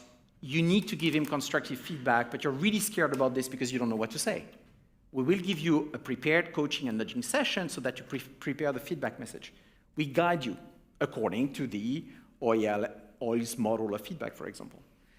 Then after that, we will help you set up the meeting, rehearse, and kind of give you a step-by-step walkthrough of how to deliver the meeting. And then after the meeting, we will give you self-reflection sessions to understand what went well, what didn't go well, and what do I want to do differently next time. That's the kind of stuff we do, okay? That's how it works. I think I need to rush. The other thing we do, which is really cool, is we embed these solutions in managers' daily agenda. So I was telling you about this lean manufacturing stuff. I'm not going to detail all this, but in a nutshell, when you're working on an assembly line, at Toyota or some other manufacturing firm, you have a standard agenda, right? You start at that time, you finish at that time, you work in shifts. The day starts usually with performance management. You collect the data of the previous shift, and you identify the top issues that you need to solve. And then you go into a performance management meeting where you're going to prioritize which issues you're going to eliminate today. Once the meeting has agreed which decisions to take, you go back to the shop floor and you do root cause problem solving. And once you've done root cause problem solving with other teams and specialists and experts, you can log whether or not you've eliminated the issue. And then weekly, you're going to do another thing, which I'm too complicated to explain, which is process confirmation. So the app, the solution, helps us teach both pretty high-end cognitive skills, such as root cause problem solving, and behavior at the same time. And we commingle it, and they do that for 50 days in a row, every day, all of them at the same time. And they love it. You know why? Because they have a consistent language, they have a consistent way of doing things, they can work with other teams, and they can collaborate better. Across functions, works with your quality team, your engineer team, everybody. Okay? People love consistency and predictability. So that's another way in which we help them form healthy habits. And finally, my last slide, we've been deploying this for 7 years in 17 countries. I'm not going to quote them all. Some in Asia, some in the US, Latin America, Thailand, China, Russia, you name it. 2 takeaways from this. What we have in common as human beings is much stronger and more compelling than what separates us across cultures. That's why this works across cultures. I get the same data, I get the same results around the world. And second point, because you're probably wondering about it, country culture has less influence on people's behaviors than corporate culture. So if you're a Niker or Nike or whatever the way they call their people there, you're Nike in your blood and DNA because you're, it's Nike, right? Nike. So you're like, wow, wow, wow, Nike. Nike in China, it's not very different from Nike in San Francisco. I went in both places, so I'm telling you, they're not very different. Company culture, corporate brand, company values, company environment, much stronger effect on people. Same results across the world, right? So when you think about behavioral science and behavioral design, remember this, maybe, if you remember one thing from today, is what we have in common is much stronger and compelling than what separates us. Thanks.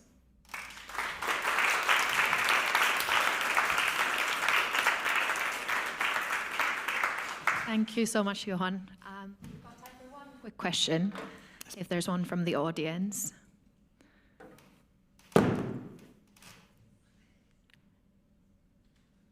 Any questions from the audience? Because I'm going to ask you questions back, right?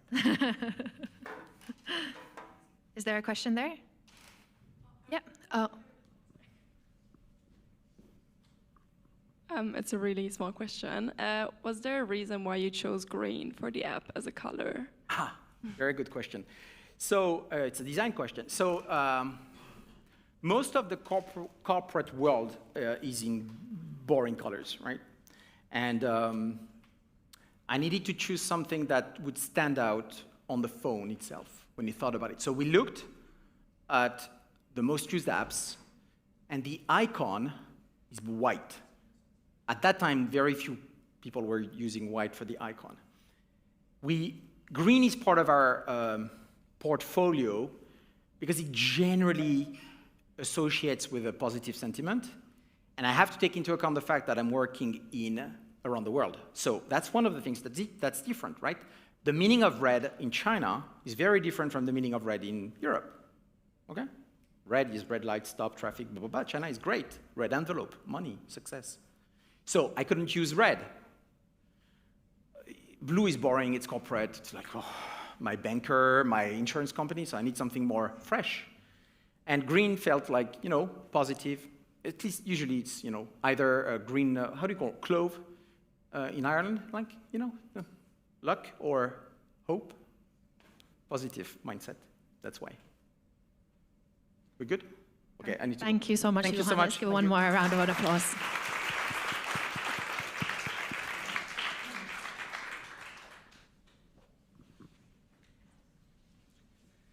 Perfect. Moving on.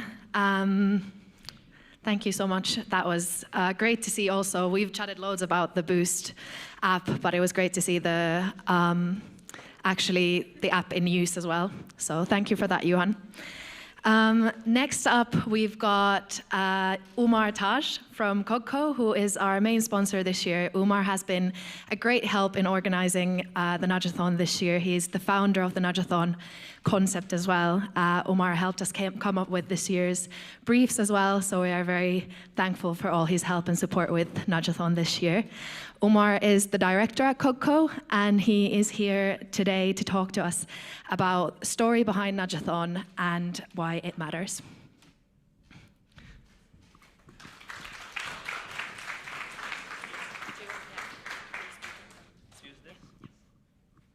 I'm a bit low on sugar, so I'll sit.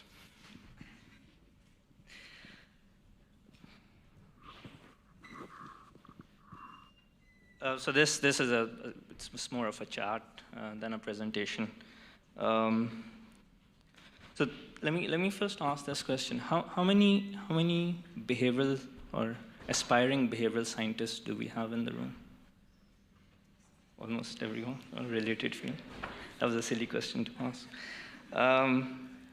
And how many of you want to pursue a career in applied behavioral science? Nice, applied behavioral science, all right. This is something I see quite often, right? Most of the students who are studying behavioral science want to pursue a career in application of it. A few want to go ahead, join academia, do a PhD, but most don't, right? And that naturally lends to the thinking, which is, what should we do to prepare students so that they can find work when they graduate, right? And so when I was thinking about Nudgeathon, that was my primary aim, which is I would come across students, brilliant, have really good knowledge, but didn't know how to put it into practice. Because most of the courses that we study, we are taught theory really well, but especially in the UK, we hardly have applied modules, right? Or we don't really work on projects. Even our master's projects are more academic in nature, and some of them are applied projects. But that's about it. We don't really have a lot of practice. And that's the story that behind Nudgeathon, right? So I was doing my PhD. Even during my PhD, my main aim was, well, whatever I'm learning, I want to put it into practice. I was seeing students who were not given this opportunity, and this was at Warwick. I remember, so Daniel Reed, you might have come across his papers. So he was my supervisor, and I went up to him. I said, look, I have this thing. There are hackathons. How about if we do behavior change hackathons, and then Nudgeathon is something I came up with. This was 2015, right?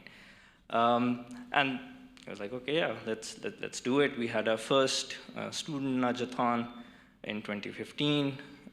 I think since then we now are close to like a half century of Nudgeathons, 4 continents, many in students, many are what we could label as corporate Nudgeathons, if you were to say, right?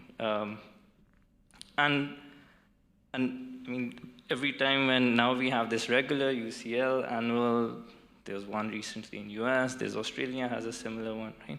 And so every time when I attend or try to speak to people who are organizing Nudgeathons, I just feel quite happy about it. But the main aim has still been, and I think that is the thing, is that you participate, and it's a couple of days, but the hope is that it gives you at least an idea of what it's like to put it into practice, right? Why does it matter, right? And this is an open question. People will have different views.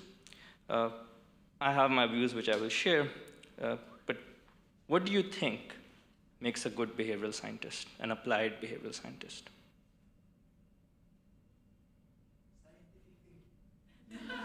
Scientific thinking, all right? Yeah?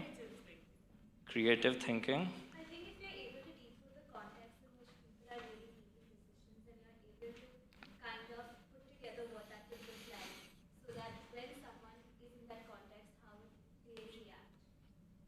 Yeah, it's okay. So being good at diagnosing the problem, all right? Yeah?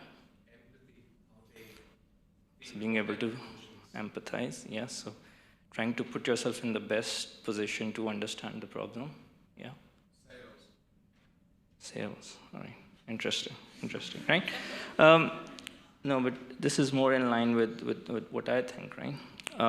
I would put knowledge of behavioral science as the least important thing for you to become a good behavioral scientist.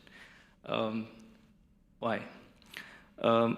If you want to work in applied behavioral science, naturally you care about impact, I would assume. Most students, when I speak with, they like to talk about who do you work with, what kind of projects you work on, partly because most of you will be led by impact, right? In order to do that, knowledge, there are a few things that are more important than just knowledge of behavioral science. I'll share a few things, right? Negotiation. You have to sell behavioral science, right? All of the application will not start. The creative thinking will, you first have to actually convince people that this is a good way to go about it. Yes, we see over 400 nudge units, private sector adopting this, but still most of the people that I speak with, I have to first convince them that behavioral science is a good way. They've heard about the word nudge, behavioral economics, all of that thing, but when it comes to changing their status quo, I have to convince them, right? So behavioral science is much wider than than just those applying of techniques. It's just a different way of thinking. And that's what makes a good behavioral scientist, right? So you have to sell this, you have to negotiate. That's one very, very important skill.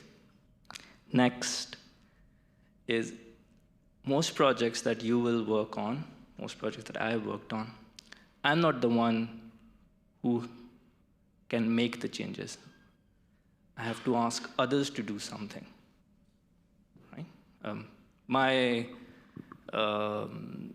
biggest intervention is 113 million people who got, I would say, positively impacted. This was during Corona. And I couldn't do anything, right? I wanted a few other people to put the intervention that I had into practice. And so most of the time, we as behavioral scientists will rely on others to do the thing. Now, why would they do this? Because you are asking others to do something that is different to what they are doing day to day. What's in it for them? I want the IT to change the form in a tax authority in a very large country. Why would the IT professional do that? Because it's extra work for the person, right? So now I had to think behaviorally as to what's in it for that person so that he can actually go ahead. Yes, you can get someone senior to say, you have to do it, but that person will not be there. You know, if I have to every week change or send a different message or so on, that person will not be there every time, right? So why? So this is the second very important thing, which is getting others to do something. And this is not your target audience, actually. This is people who will actually put it into implementation. And we don't really think about it. Right? The problem briefs that you worked on will naturally require others to do something. A change in the teacher's, the planner, like the teaching plan. Like someone will have to change that teaching plan. Right? Like you have to convince that person to change it, or someone has to send some messages. So that's really important. Not behavioral science knowledge, but this bit, getting others to do. Project management. We don't really think about it. Good project management skills are critical for you to deliver a good behavioral science project. Right? When you're working in the applied space, you are under pressure. There are a lot of stakeholders that you have to work with. Right? And again, this is something we don't really doesn't really get covered in your courses. Right? But again, naturally, we just think about behavioral science knowledge. And one last thing. So, why don't I put good behavioral science knowledge up front? So we think that coming up with good nudges, that's the main thing, right? In all honesty, in the applied space, what you see works is often quite simple. And it is the simplicity of it which makes it scalable, right? If I try to be very novel, very creative, unless it is really easy to make that change and get it implemented, it is very hard to push it through, right? So quite a few of you were thinking around, apps and et cetera, and all of those things, which are excellent ideas. But whenever you will try to put this into practice, you will face a lot of hurdle, right? So many success stories that you will see are actually really simple interventions. Right? Now the landscape at the moment, in most of the world actually, is that we are the baseline is so bad that even very simple things they work really well, right? So you all honesty, you don't have to be too creative at the moment. Maybe in a few years' time, when everybody has gone up a bit, you need to be a bit more creative. But right now, it's actually really simple things. Stuff like reminders, just send a reminder, like but that will give you enough to have a really good case study, right?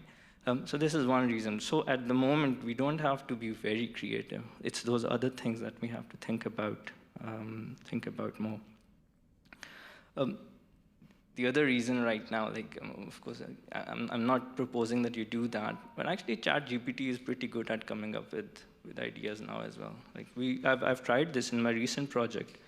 I had a team doing design thinking workshop, and I got ChatGPT to produce results as well.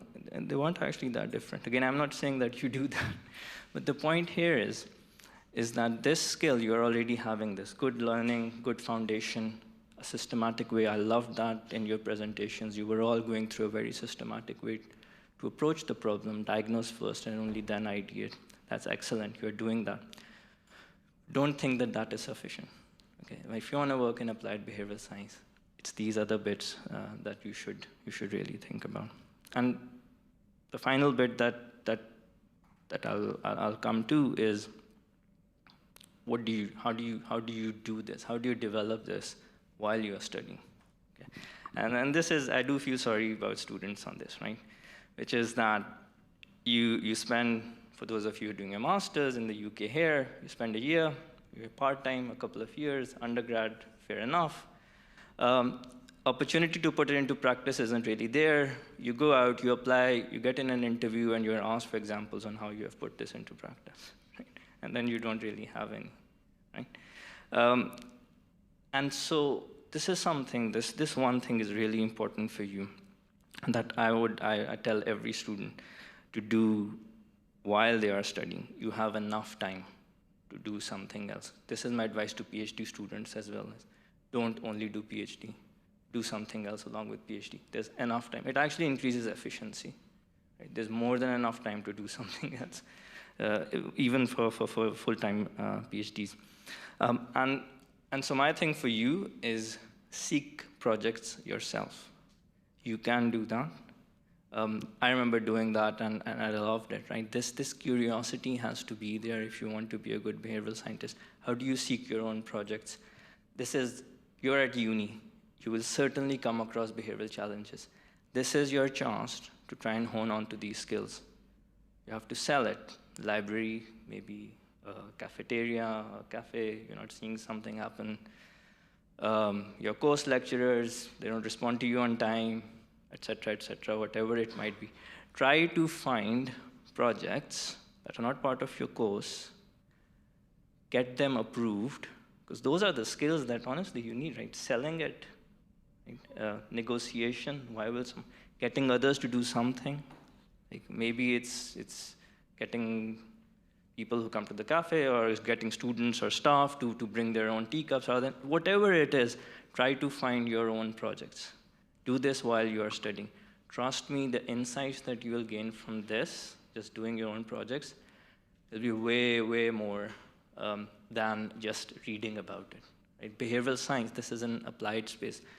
You won't learn just by reading. Okay? You learn by doing this.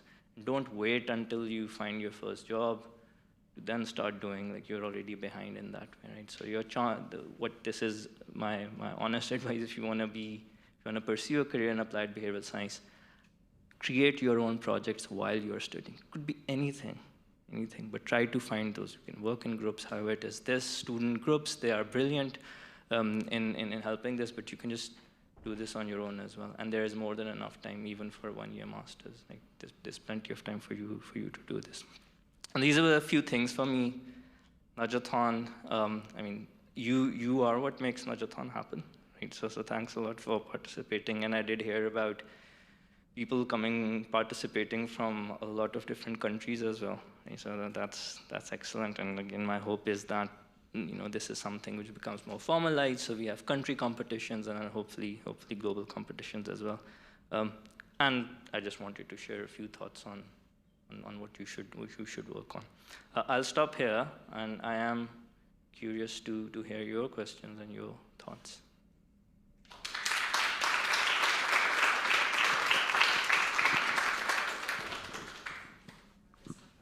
Yeah, so you've got a couple over there. Nice, many questions. Thank you so much, Umar.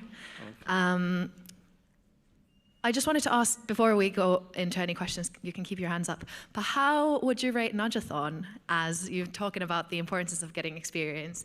Are people here, everyone who's taken part, are they on the right track, having participated in Nudgeathon?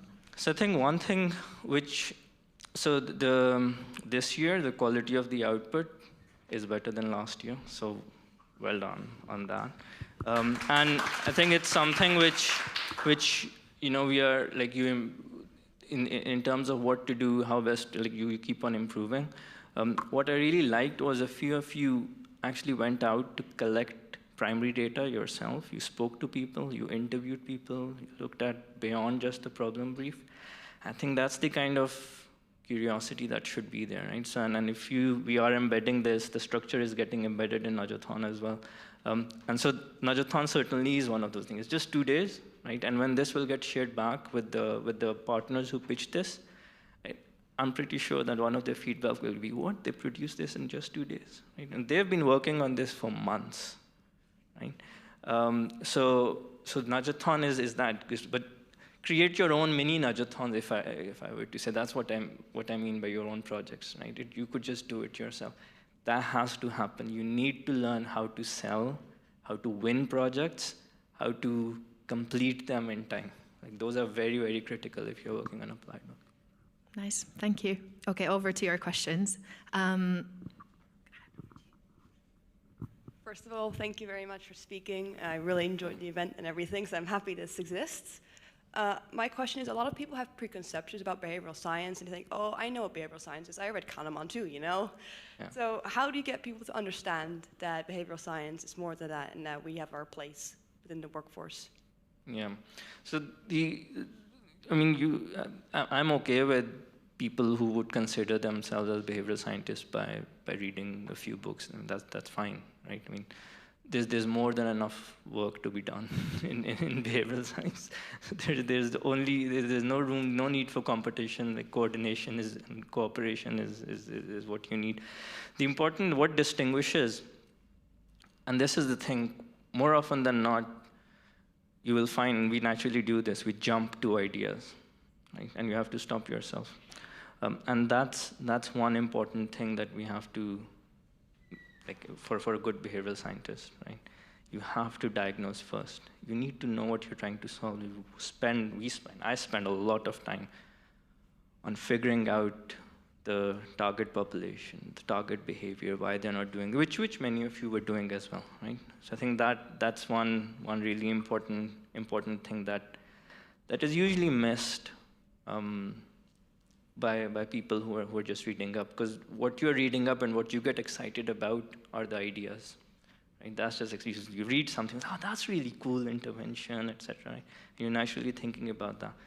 That only comes after, and as I said, that, in my opinion, is not even the most important bit, right? Because the ideas that will work and get scaled up will be very easy ones. They won't be like, too creative. I personally don't see them to get scaled up very quickly. Next question. Thank you also for being here today. Similar to her question, it's maybe a bit more nuanced though, or a slight nuance in that, does behavioral science have a bit of an optics issue? Not just in terms of the clients that we might, or applied practitioners might pitch to, but also amongst colleagues, agencies who might work in, let's say, no offense, marketing or law, accountancy, because it seems that actually a lot of the behavioral science techniques that are used are quantified by behavioral scientists, but used in a much softer, less empirical way by the old guard. So, for instance, consultants framing experts, investment bankers framing experts, right? But they wouldn't think about it that way. And I find that lots of my colleagues, when I told them I was going to do a master's in behavior science, they had no idea what I was talking about and thought it was a fugazi. But then when I explained to them and actually pinpointed how they, in their pitches, how their methods, how their client relationship management, they actually use lots of behavioral science tools and framed it as more of a quantification of emotional intelligence, they actually, oh, wow, actually, no, I can buy into that. So do you think maybe there needs to be a bit of a reframe your image management job insofar as the discipline's concerned? Yeah, thanks. So I mean, in terms of other fields, we've been doing this for a while. I'm sure when Rory will come and he can talk about how it exists in marketing. So fair enough, right? Like when you start explaining what behavioral science is, a lot of people say, I already do this, right? And because we can relate to it, it's about us, people, right? So when you start explaining, it sounds really simple, right? I think that the challenge here is this way of thinking being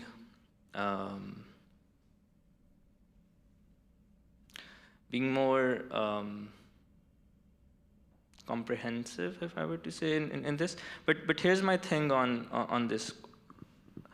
Depending on who I'm speaking with, I either focus on behavioral science and behavior change, or I talk about decision making. Okay? I am getting more interested in decision making, big decision making, right? And how behavioral science, how behavioral insights influence the way we make big decisions. So for me, impact at the way people make big decisions is much more at, for me, it's much more than the behavior change decision. And so I quite often try to not use behavioral science to move towards behavioral change. I don't, especially when these are initial conversations, partly because when you start talking about it, it's for others' behavior. Yes, people are interested. As soon as you move into decision making, it's now related to me. Because I'm a CEO, I make big decisions. You're telling me I might be bad at it. Okay, I want to hear more, right?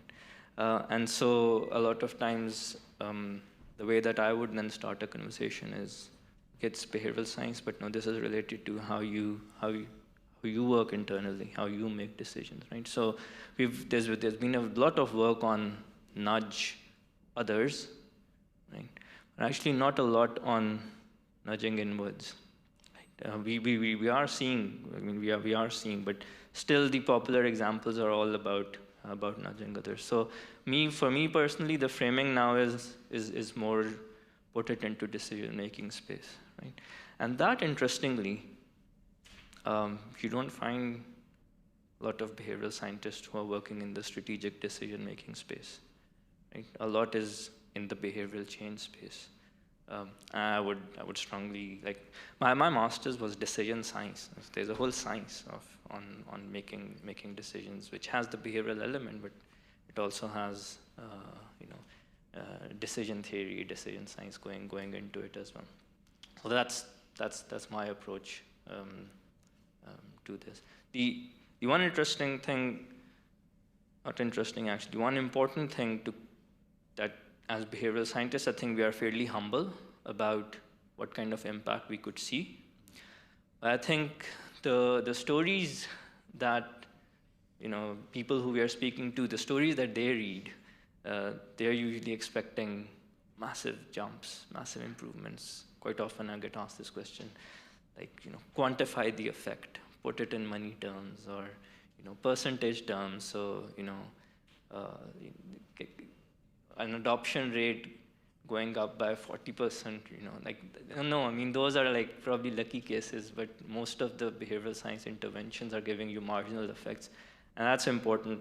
Like, again, I think behavioral scientists are very humble about this, but I think we need to manage expectations more. So that's just on a side note, another thing that I try to do on framing what behavioral science can help with. Thank you very much, Umar. Let's give one more round of applause. Thank you so much.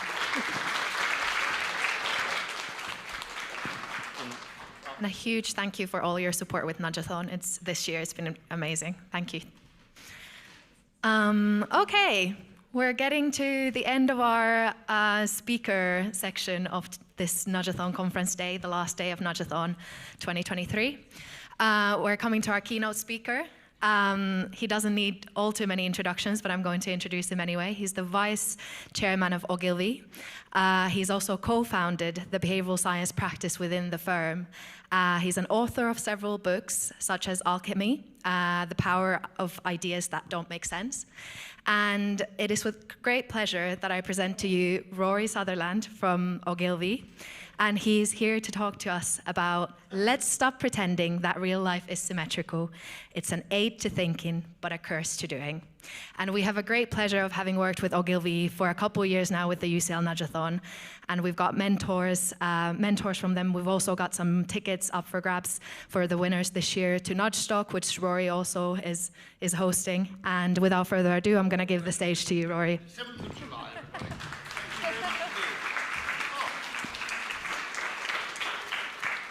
Perfect. Fun enough. It's incredible. Thank you, Umar, because I've come to the same conclusion, funnily enough. But you probably came to the conclusion long before I did, which is that decision science is probably the best lens through which to look at what we're doing. Because questioning how other people make decisions, and therefore looking for biases or asymmetries that may be contained within those decisions or opinions, gives us actually a wider palette to play on, and probably is better in terms of the gentleman's question about optics. It's very interesting to me, this, because once you look at things through the lens of hidden asymmetries, those of you who are fans of Nassim Taleb, I don't know if anybody is, books like Fooled by Randomness and Anti-Fragile, for example, and I very, very much recommend those books to you as a very, very interesting take, particularly, by the way, on something that really, really worries me, which is quite good statisticians. Okay? Now, if you imagine that how good people are at statistics kind of falls on a bell curve, okay?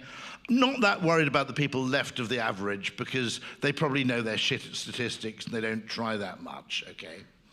But what seems to be absolutely empirically obvious, as well as being statistically likely, is that really good statisticians are much, much rarer than quite good statisticians. Now, that's probably true of plumbers as well, in that really good plumbers are much rarer than pretty good plumbers. But the difference is this: a pretty good plumber is still pretty useful, right? I mean, 90% of jobs, he'll do a pretty good job, you don't really have a problem. A pretty good statistician is goddamn dangerous. And so some of the work that Nassim has done, looking at what he calls invisible or hidden asymmetries in everyday life, I think is some of the work we should be reading alongside what we're doing. The question on IQ, by the way, which is very interesting, which is a perfect example resulting from an asymmetry, which is that, broadly speaking, IQ correlates with the best measure Nassim could find of life outcome was wealth. Now, we all agree, as he does, it's not perfect. There are hugely intelligent people who choose not to be wealthy. Many, many intelligent people would rather do something ill-paid and of higher status or of higher challenge. But nonetheless, wealth isn't a totally mad. And this correlation, by the way, has been vaunted for years by people as support for IQ as a basic measure of general universal intelligence. And Nassim pointed out that when you actually look at the statistics, nearly all of the correlation is driven on the left-hand side. That people with a markedly low IQ are much, much likely to have a poor financial outcome. But actually, when you get to the right-hand side, the correlation more or less breaks down. Now, mathematically, that's still a correlation, but it doesn't mean the same thing as having a completely straight line going across the board, okay? If you think about using a proxy measure for something, let's say you wanted, I imagine it's a bit like this in American football, because American football is pretty dangerous. You can't get very young people to play it. So you have to kind of guess how good people might be at the sport from how good they are at other sports, okay? Now, I would say that if you asked the question, if you weren't allowed to play cricket until the age of 30, okay, and so you had to use footballing ability as a proxy for cricketing ability, my guess would be this would work quite well on the left-hand side, right? Someone who was really, really shit at football was unlikely to make it as a great cricketer, okay? You just basically lack hand-eye coordination, the movement, whatever it may be, okay? It's not that unlikely that that's correlated on the left-hand side. The fact that it's not brilliantly correlated towards the right shouldn't surprise us, because if you get to the right-hand side, the skills, body shape, etc., you need for cricket will start to diverge more and more from the skills you actually need for soccer, okay? So this asymmetry question really, really interests me, because I think one of the things that statistics helps us to do, which is something we're already prone to do, is to look at the world as if it's symmetrical, if there are always trade-offs, if it's, as if it's linear, okay? In other words, that it's a straight line world. And it occurs to me that the most valuable thing you can do in a decision isn't actually to come up with a better decision according to your rational precepts, okay? Because your rational precepts in the real world will always come laden with a lot of assumptions. Actually, the best thing to do, both for creativity and for decision making, is as a first step to broaden the solution space as far as you possibly can, okay? To give yourself as much of an opportunity to come up with a solution as you possibly can by not defining success too narrowly in advance. And that's where all these stories about the Eurostar, all these stories I tell basically come down to that, okay? If you want people to behave in a different way, you can change the reality which they perceive, or you can change the way they perceive reality, okay? So you can either change the framing, change the story, change the perception of something. In other words, no one boasts that a cruise ship is really, really fast, do they? Why? Because the whole point of a cruise ship is you're supposed to enjoy your time on board. But when it comes to a train, people have assumed that the only possible benefit is speed. To such an extent that you won't believe this. I mean, these are hugely intelligent people responsible for billion-dollar decisions, okay? Ove Arup, a very brilliant engineering firm, had an idea for High Speed 2, which simply ran it alongside the M40, okay? Now, that's pretty much what they did for High Speed 1. It runs alongside the M2. What's clever about that? Well, what's clever about it is if you already live next to a motorway, you're probably not that bothered by a train, okay? You're not running through virgin forest because there's already a fucking great road there to begin with, okay? Now, when they presented this, it also, by the way, would probably have meant that you could have created a kind of Oxford Parkway station. And incidentally, if you want to broaden the solution space a bit, if you compulsorily purchased the land around that Oxford Parkway station, let's say 30,000 acres, and given yourself planning permission to build housing on it, that would have made you about 30 billion, 40 billion pounds, which would have half paid for the goddamn railway, okay? The reason it was turned down was that it was something like 4 to 5 minutes slower getting to Manchester. And these people had decided that every minute of time saved on a train effectively was worth, you know, at 0.7 billion pounds. And therefore their solution was less valuable than the routes which went direct, okay? Now, you see what's going on there. There's an absurd assumption of linearity, right?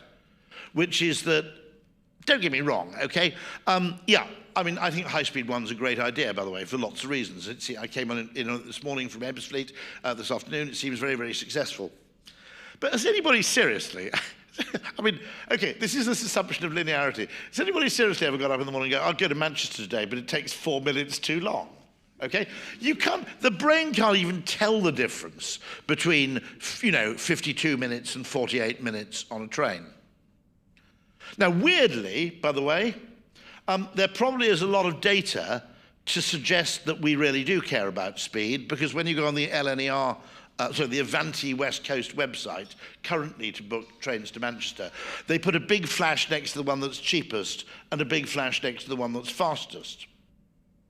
And so you're automatically, because those are the only two forms of data you're given, that are readily available to you at the time you choose the train. I've always argued for ages, why don't you just put, you know, don't drop the prices so much, just go, this train's really bloody empty. You know, you'll probably get one of those tables for 4 all to your fucking self, right? You know, that would be, you know, that'd be a better way of actually changing behavior than dropping the price. But then that started worrying me, because I realized that actually nobody cares about 4 to 5 minutes. You don't even notice, you know, it would have been a lovely journey, but it's, you know, it kind of, oh no, you know, it stopped, and, you know, it stopped somewhere on the way, and it was 4 minutes we had to wait. You know, nobody's going to think like that realistically, okay? But it's this assumption of linearity. The whole model assumes linearity, and models tend to assume symmetry. And we love that, because it turns, we love that lazy assumption, because it turns complex problems into high school maths problems. And what we really want to make a decision, not necessarily as a consumer, but sometimes as a consumer, but in an institutional setting, is where we can present 3 options and we can go, this one's a bit better for this dimension, this one's a bit better for that dimension, but there's a trade-off, obviously, between the 2. It all comes down to da-da-da. And now you've got a decision. No one at that point is going, has anybody had any sort of wild ideas? Has anybody had any crazy ideas? And then you realize that the asymmetry of creativity to sequential logic in business decision-making is appalling. In other words, the effort put into pretending things can be quantifiable and reduced to a mathematical optimization problem, okay, is far greater and is given far higher status than effort that's put into trying to expand the solution space. And so if you look at this, okay? One of my sayings is it's much, much easier to get fired for being irrational than it is for being unimaginative, okay? I mean, there are whole banks in London which would be empty if you get fired for being unimaginative, okay? You know, accountancy firms, management consultancies, I mean, there'd be fucking tumbleweed blowing through those things if you could get fired for being unimaginative, right? But no, you can get really, really easily fired if you're reasoning. And so we've come to this self-defensive mechanism where we think the quality of reasoning is a proxy for the quality of the decision or the quality of the outcome. Now, I think there are obviously areas in the hard sciences where that is absolutely true, where there's a single right answer, where there's no scope for creativity, where genuinely it either is a trade-off or an optimization problem. I think that's true. But pretending that most real-world human solutions can be reduced to that kind of modeling. In other words, this is a complex system, but we'll pretend it isn't. That's basically what you're doing. Basically what you're doing when you do that kind of problem solving. And it kind of really frightens me because one of the first things you notice, for example, in creativity is that, first thing I mentioned is that it's much easier to get fired for being irrational than it is for being unimaginative. Secondly, has anybody noticed something else? Okay, all creative people have to present their ideas to rational people for approval. It never happens the other way around. Okay? Have you ever seen a bunch of accountants go into the room and saying, we've decided it's 7.65, but before we actually presented this, we thought we'd show it to some wacky people to see if they had more interesting ideas? Never happens, okay? That's a total asymmetry. Asymmetry, I think understanding perceptual asymmetry and cognitive asymmetry is the really big future. I wrote a piece, because I love being perverse, in defense of smart motorways. Now, I don't know how many of you are motorists, but basically, smart motorways get nothing but complete vilification, okay? And I did make the point about this piece, which was to say that they're bound to be vilified because when they work, nobody notices, and when they go wrong, everybody notices, okay? Nobody, literally, you know these smart motorways where you turn the hard shoulder into an extra lane, which is like 90% cheaper than actually widening the road, because if you widen the road, you've got to widen bridges and do all sorts of weird stuff like that, okay? You just turn the hard shoulder into an extra lane, you put gantries up, and if someone does break down, which doesn't happen very often now, you put a big X on one of these gantries and tell people to move out of the lane. And to be absolutely honest, if the tossers could actually do what they're told, these smart motorways would work fine from day one. I'd also add, by the way, that these people have spent something like 400 million on smart motorways, but you'd think it's not unreasonable to spend 3 million quid on an advertising campaign telling people how they work, okay, and explaining what the benefit is. Because there's a massive, by the way, a massive perceptual asymmetry in smart motorways to begin with, which is it's hugely counterintuitive for people to understand that driving slower may cause you to arrive sooner, okay? And that just screws with people's heads. You know that thing that happened near here at Holborn Tube, where Transport for London said there's massive overcrowding, so instead of the usual stand on the right, walk on the left, we're going to make you stand on both sides. Okay? Did anybody come across this? Needless to say, people went absolutely nuts, because they go, how can standing be faster than walking? Okay? Well, the reason is that when people stand, first of all, it stops people who are a bit infirm going, oh shit, I'm in the left-hand side, I've got to wait until I can move over to the right, which causes congestion. But secondly, when people stand, you can have one person on every step, okay? When people are actually walking up the escalator, unless you're dealing with the band of the fucking Coldstream Guards, who could probably manage it, right? Okay? Anybody who tries to walk one step behind somebody else is going to get into a sexual assault allegation, right? You can't time it that perfectly. And so as a result, the people walking, although they're going a bit faster, are leaving a couple of steps between each person. The other thing is that you, as everybody knows, you can't go in the walking lane unless you're pretty sodding athletic, because otherwise some tosser behind you will start tutting that you're going too slowly. So it basically means that only about a third of people feel up to going in the left-hand lane to begin with, which makes it furthermore. But it's very counterintuitive. It's very, very asymmetrical, okay? And similarly, it's very hard for people to understand that when cars go at 30 miles an hour, they go bumper to bumper, so you get far more cars past a given point, okay? Therefore, if you can slow cars down to prevent the speed at which cars are traveling becoming inconsistent with the distance between the cars, you prevent gridlock, and it means that people, by driving slower, can prevent a traffic jam and arrive sooner. But as you can imagine, that's not a thing. Now, you could have spent an ad campaign telling people about that, which would have helped. But the other obvious problem with smart motorways is that, if you think about it, no one ever got home and said, well, I would have been in a traffic jam this evening, but thanks to the miracle of smart motorways, okay, I drove straight through Clackett Lane with no particular discombobulation. You don't notice the traffic jams that aren't there anymore, okay? So obviously, perceptually, the smart motorway is going to get an appalling press. And so this stuff, I think this stuff, where there are loads and loads of people who want to pretend everything's Newtonian, that it's reductionist, that it's linear, okay? And I think we have an inclination to do that anyway, because when we make a decision, we always post-rationalize it. So we ludicrously underestimate the number of factors that went into our emotional decision by basically post-rationalizing the thing.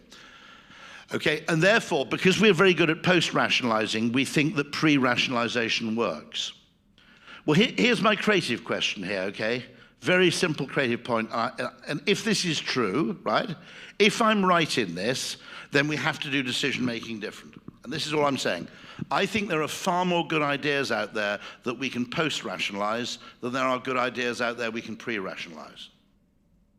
Okay? Now, if that's true, now, just to be clear, if you made pre-rationalization a condition for conventional science, you wouldn't have microwave ovens, you wouldn't have penicillin, okay? Because probably half the really important scientific discoveries are basically, what the fuck, hey, oh, maybe that's because this, wow, okay? It is not because someone set out to find that thing in advance, okay?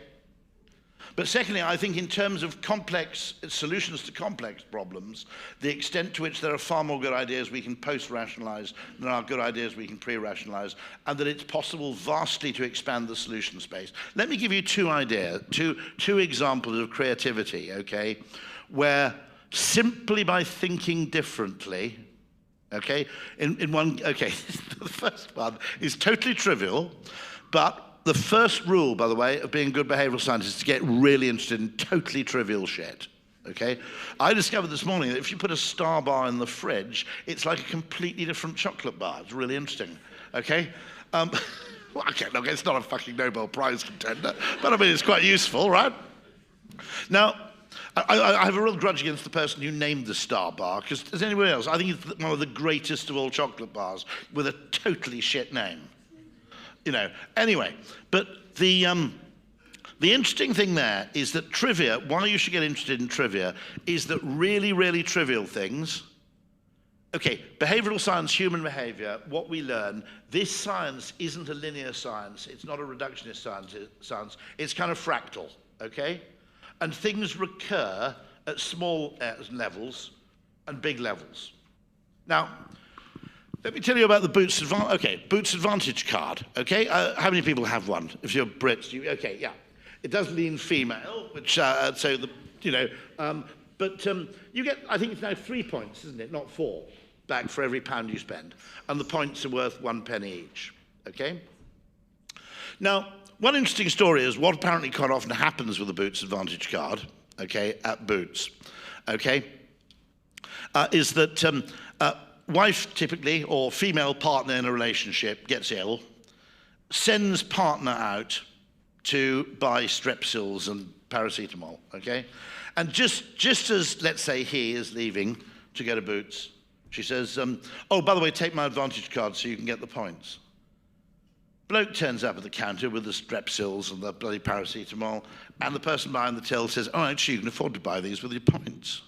And he goes, bloody result, brilliant, okay, I'll buy them with the points. Goes home, thinking he's a bit of a hero. Actually, I didn't need to pay for the Strepsils and the paracetamol, I bought them with points, okay? Wife absolutely fucking livid, right?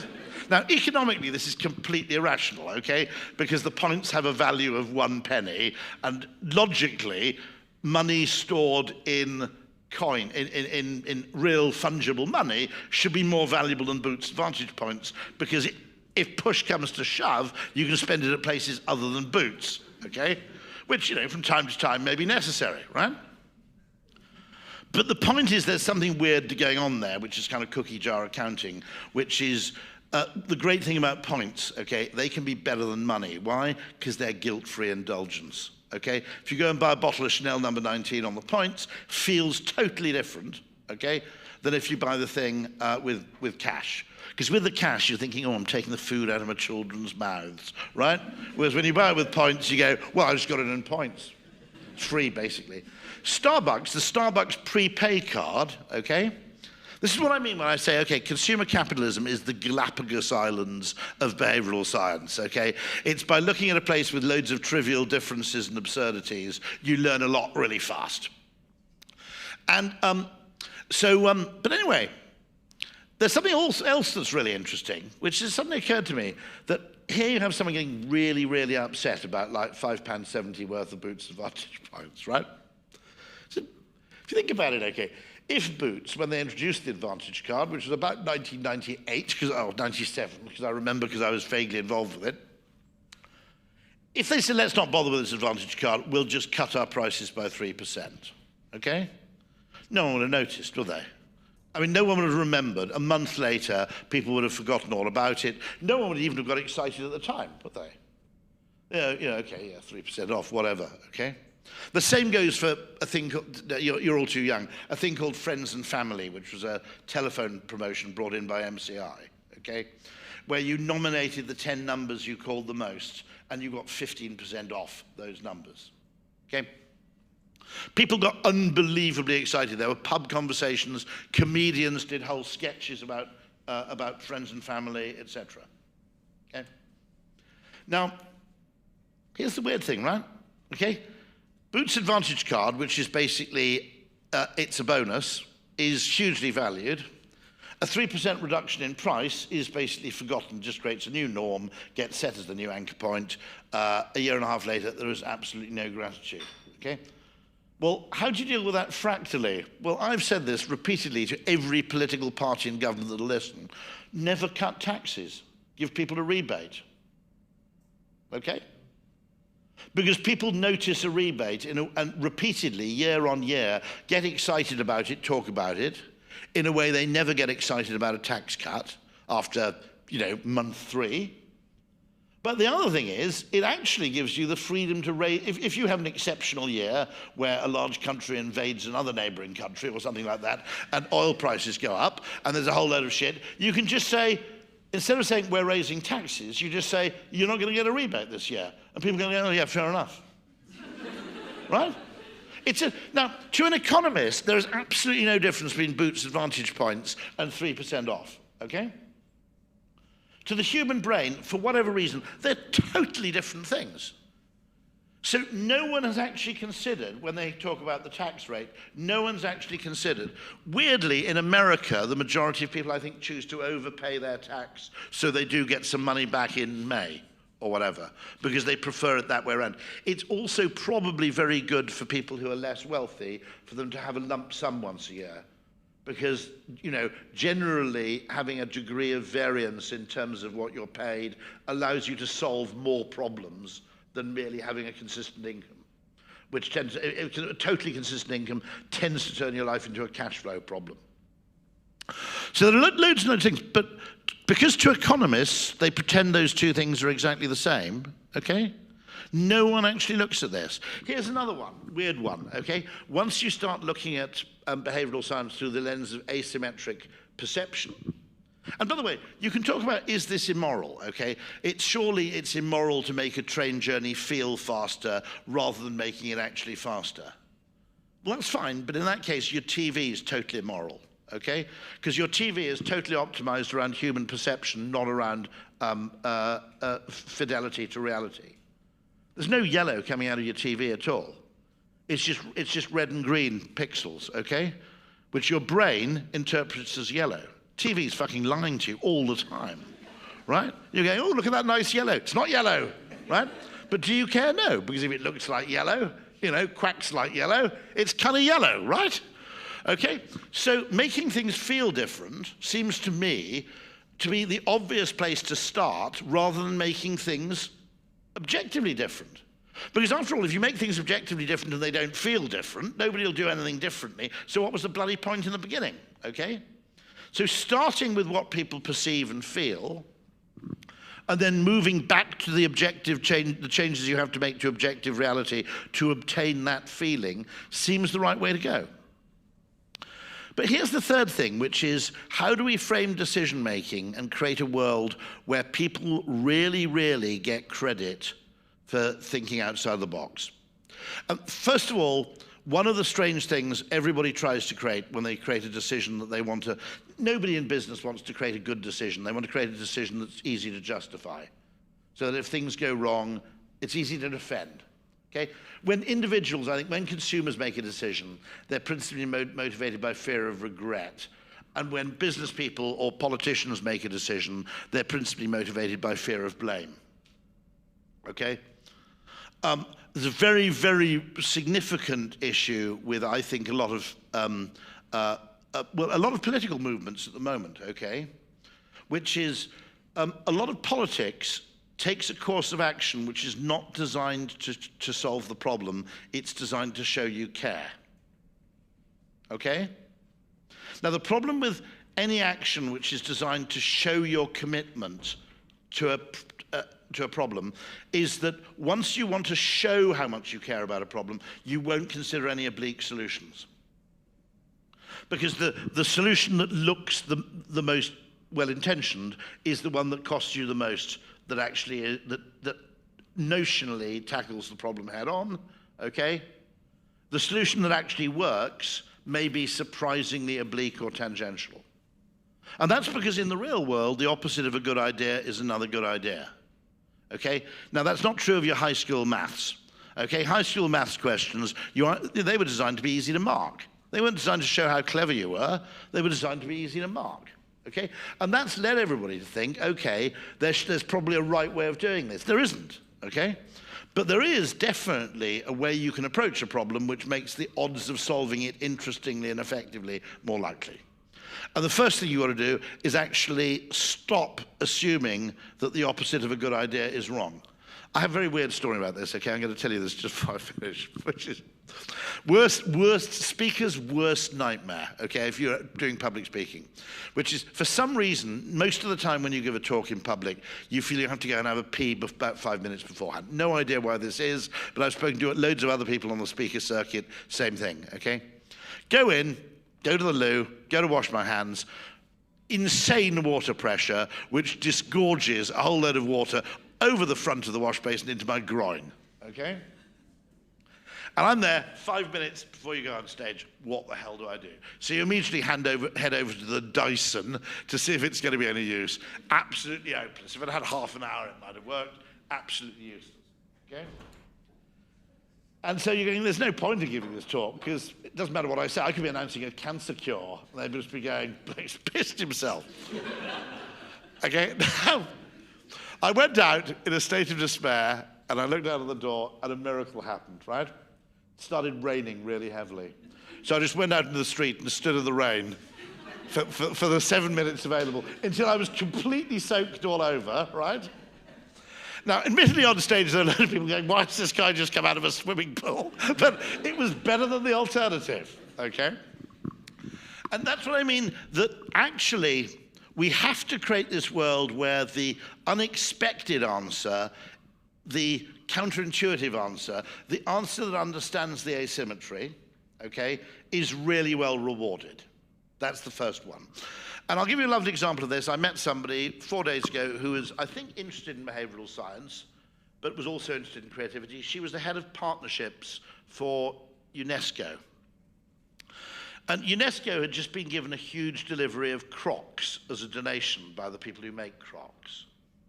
Now, I didn't realize at the time, I thought she meant adult Crocs. And I said, well, that's a good idea. I said, because you can use them as a contraceptive, because it's absolutely impossible to become even vaguely aroused by the sight of someone if they're wearing Crocs. Is that fair? I think that's reasonable, isn't it, right? Okay? It's basically an impossibility, isn't it? It's never going to happen. You know, I think it's I don't watch any of that stuff, but I think it's fair to say that if you go on those pornographic websites, there aren't many people wearing Crocs. I think that's probably fair, is it? You know, okay. And she said, no, you got it wrong. They were for kids. And so 99 people out of 100 would say, okay, we need a kind of algorithm or a model or a scoring system to ensure that these Crocs go to the most deserving kids. And that's fine, by the way. I mean, it's okay. Okay? And no one will get into trouble for doing it because it's the suitable pre-rationalized answer, okay? And she said, I wonder if there's anything better we can do. She came up with this absolutely brilliant idea, which is there's also a problem getting kids to go to school. And what they found, unsurprisingly, is you get kids to go to school in the first week, they go to school in the second week, the third week, the fourth week. So they just had a very simple thing, which is if you turned up at school on day one, they gave you a free pair of Crocs, and you were told to tell any contemporaries of yours that if they went to school in the first week, they'd also get a free pair of Crocs. So you were delivering shoes to pretty much the right people, but there was a whole additional spin-off benefit, okay? This is what I mean by alchemy, where you were also encouraging school attendance. So you're getting a free win. Now, I think what's so important about the way we decide is that we really, really reward what you might call reductionist, linear assumptions of symmetry. My friend, the economist Nicholas Gruen in Australia, thinks that the very inbuilt assumption of trade-offs in economics is creatively massively destructive. Because he thinks the way that economics looks for a trade-off means that you develop models which are X versus Y, okay? Which is the very opposite of really creative solutions, which is, what about X plus Y? Actually, if we're clever about this, these things are no longer in tension, they can actually operate in harmony. Or if we reframe this, this is no longer actually, this is no longer a conflict, it's a win-win. That's what a very good business writer called Roger L. Martin writes about. He calls it, effectively, there's kind of design thinking, which takes two things which are assumed to be either-ors and turns them into a both-and, as the source of spectacular progress.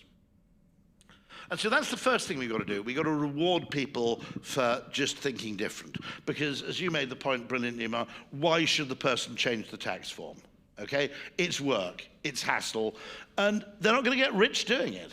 They should, perhaps, by the way, but they don't. And the second thing we've got to do, I think literally, is we've got to stop waiting to be asked. You made this point as well, which is that one of the pains about behavioral science is you've got to sell the whole idea of behavioral science, then you've got to sell the project. You know, there are a hell of a lot of people in business, including my colleagues in advertising, who don't really have that problem because their clients kind of have a £10 million advertising budget and they're going to spend it somehow. So you don't have to have the why you should do advertising conversation because they know they're going to do it. Okay? With behavioral science, you've always got to sell twice. You've got to sell them on the idea of the thing, and then you've got to sell them on the specific. And I think that's one of the reasons, one of the asymmetries, in fact, which makes it a bit difficult. But I also think what we've got to do is actually start being proactive, and this is where I think the description of decision science is really interesting. And I think we need to go in, just as I mentioned with that tax thing, why the hell are you giving people a tax cut? Okay? It has almost no emotional effect compared to a big rebate. Okay? Let's look at other questions. To what extent are rising property prices the product of internet property sites? Okay? Now, not all of it. I'm not suggesting it's all of it. But think, okay? How do people buy houses? It's unlike the way they buy anything else. Most people buy a house in the following way, okay? They have some sort of postcode preference, which is generally just based on little more than prejudice, okay?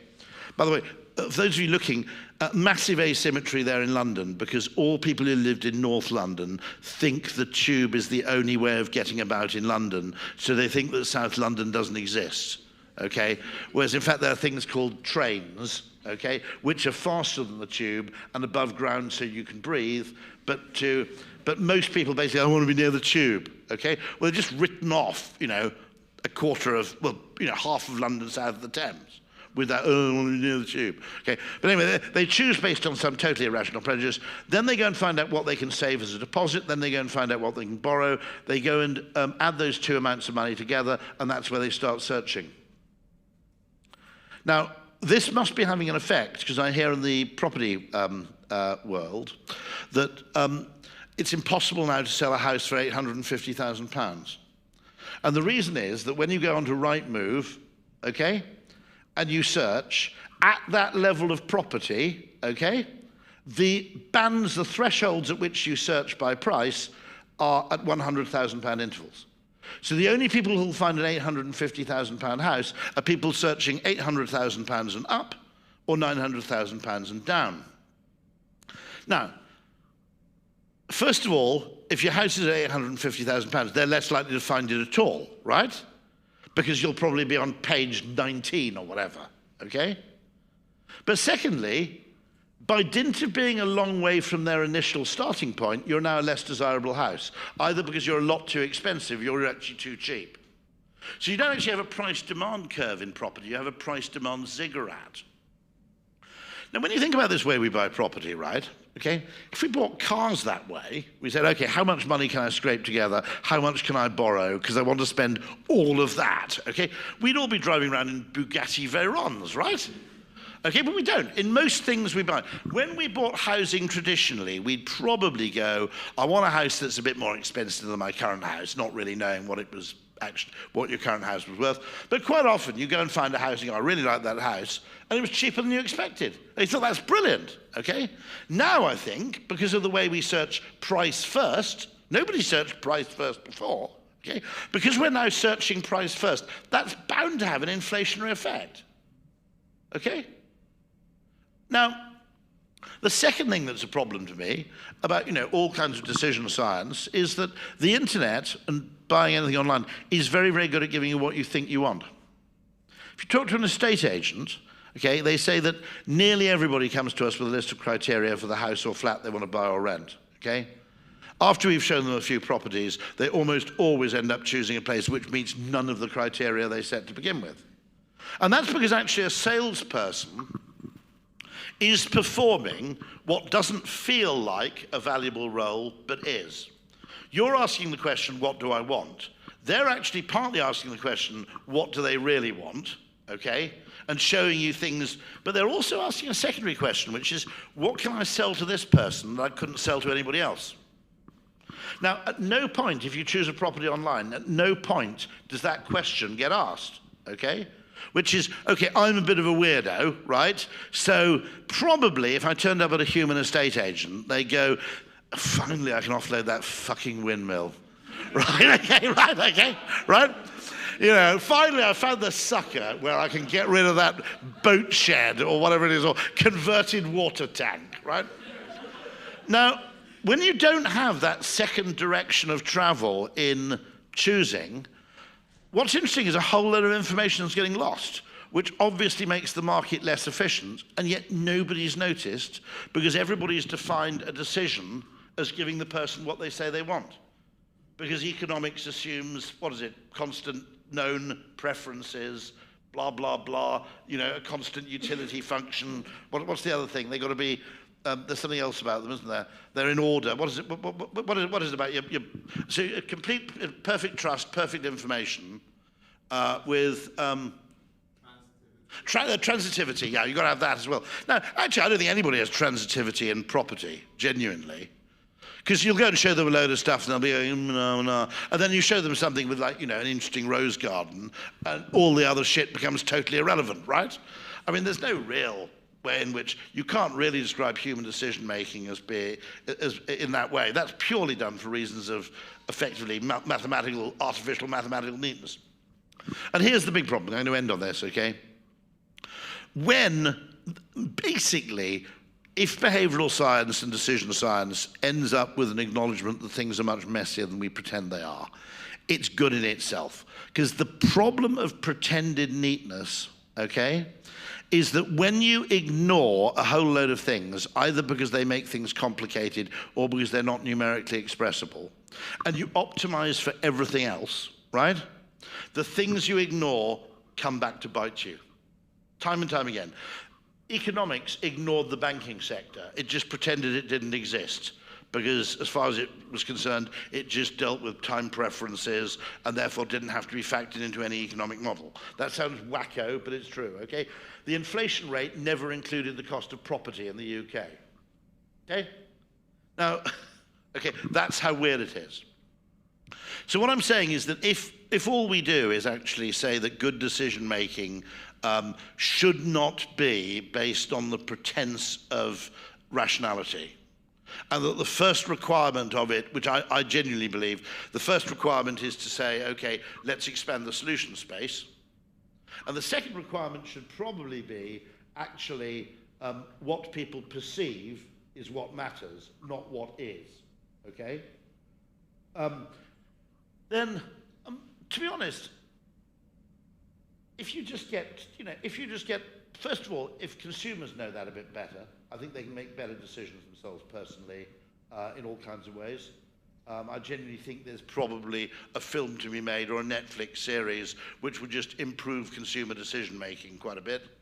But actually, if enough people of influence get to know it, genuinely, what I call the wealth in the attic that's available to be discovered, if we effectively look at problem solving not from a right answer point of view, but a doing better point of view, okay? Fundamentally, the need to be rational comes with a massive helping of limited ambition. Because it's the need to make rational sense and then no more, okay? There's no rational process that will get you to handing out the Crocs to the kids on their first day at school. And so the fact that we get to rationality, stop, or we get to an acceptable solution and then post-rationalize and stop. That's the big problem. And why is there a big problem there? Because it's another asymmetry. Think about this, okay? Costs are really visible and quantifiable. Opportunity costs aren't. I think there's a huge opportunity cost in simply getting people to change the way they look at decisions and to change the frame from, that makes sense, therefore it is the best we can do, to something far better than that. Questions? Any thoughts? Thank you very much indeed, by the way.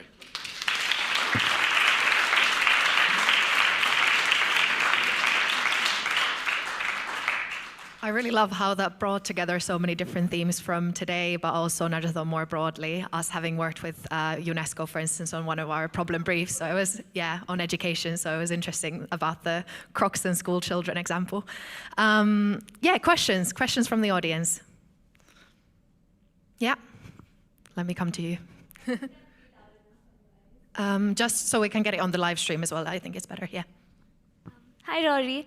So a lot of academic work that we do in UCL and in general in university focuses a lot on behavioral science and frameworks, and a lot of thinking that's done is usually within a framework. What are your thoughts on that for the long term? I'm worried about that is ultimately in applied behavioral science day-to-day, you end up using multiple toolkits. Yeah. And what I would say about this is, I'm totally in favour of checklists. I'm not in favour of processes. That's why I slightly worry about that you have to do a PhD thing, which the BIT thing does. I'm saying actually I'd almost rather have someone who had 15 sports, a range of standards than one massive,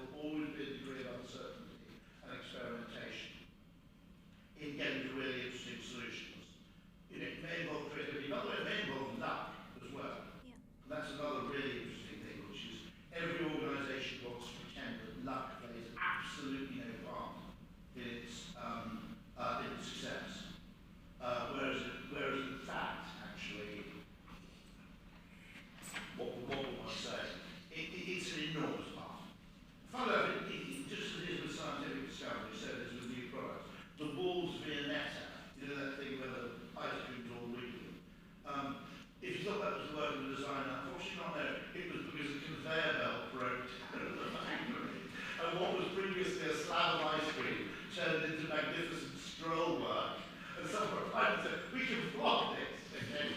I think what's that chocolate-coloured thing that's Twix covered in chocolate? It's like Twix for the alien retentive, you know. But that happened because of a chocolate accident. That was just an overspill. And so, you know, some of this is just genuinely noticing things, actually having, you know, literally kind of nerdish interest in really, really trivial things, but then saying, regardless of scale, how else might this insight play out and how else would it be applied? So that's what I mean about the, you know, the tax question. Yeah. You know, why, loyalty programs largely exist and largely motivate people who are totally unexcited by discounts, by the way. Yeah. And so why is that insight not actually, you know, being transferred into, any other field? That's the other great value. The other good value of business over academia is that if you have two business people who agree on 90% of things but disagree about 10% of things, they'll actually be best mates and probably start a company together. Whereas if you get two academics who disagree on 10% of things, they'll be violent enemies and devote their entire lives to undermining the other person. But that's the other side of the problem of business, which is it actually pays you to cooperate, literally in some cases. But no, actually, ultimately, is there going to be a Newton of the behavioural sciences? There are two answers to that, no, and well, it's kind of Darwin. You know. Feedback from the online people. Sorry. But then actually, you know, study of complexity, study of, you know, of hidden asymmetry, and as I said, the statistics question is really, really vital because it's unbelievable. I mean, you know, one of the biggest problems in modern life, I think, is not social media. It's the fact that journalists are really terrible at statistics.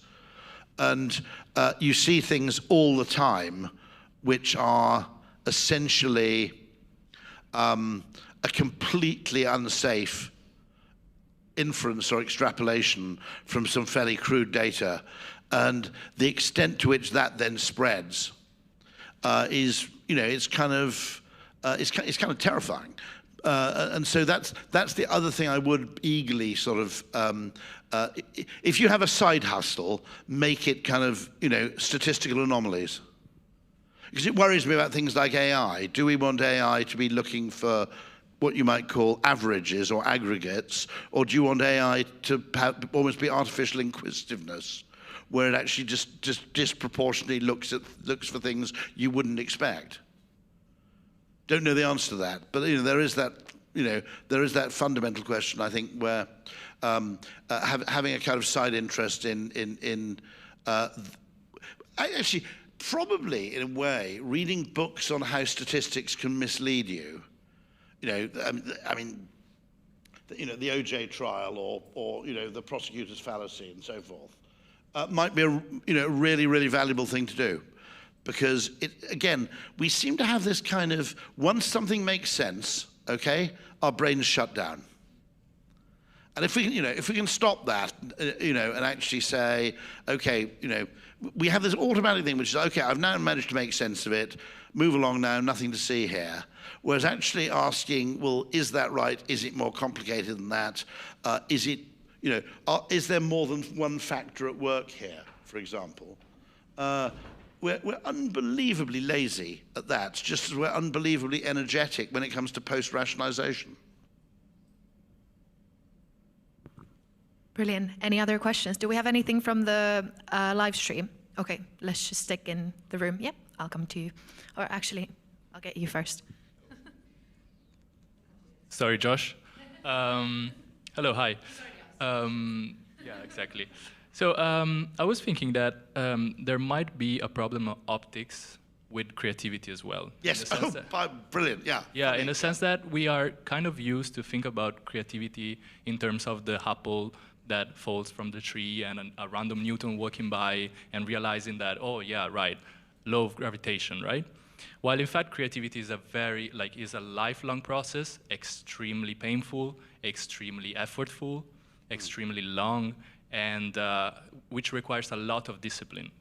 It actually requires the opposite of that lazy thing of once something makes sense, I stop thinking about it. It's almost the opposite. It does run. I mean, I think humans instinctively aren't creative. I think institutions make what's the worst effect on that. Yeah. Rather than people being, because if you talk to accountants, right, when they buy a car, they don't actually do a cost-benefit analysis.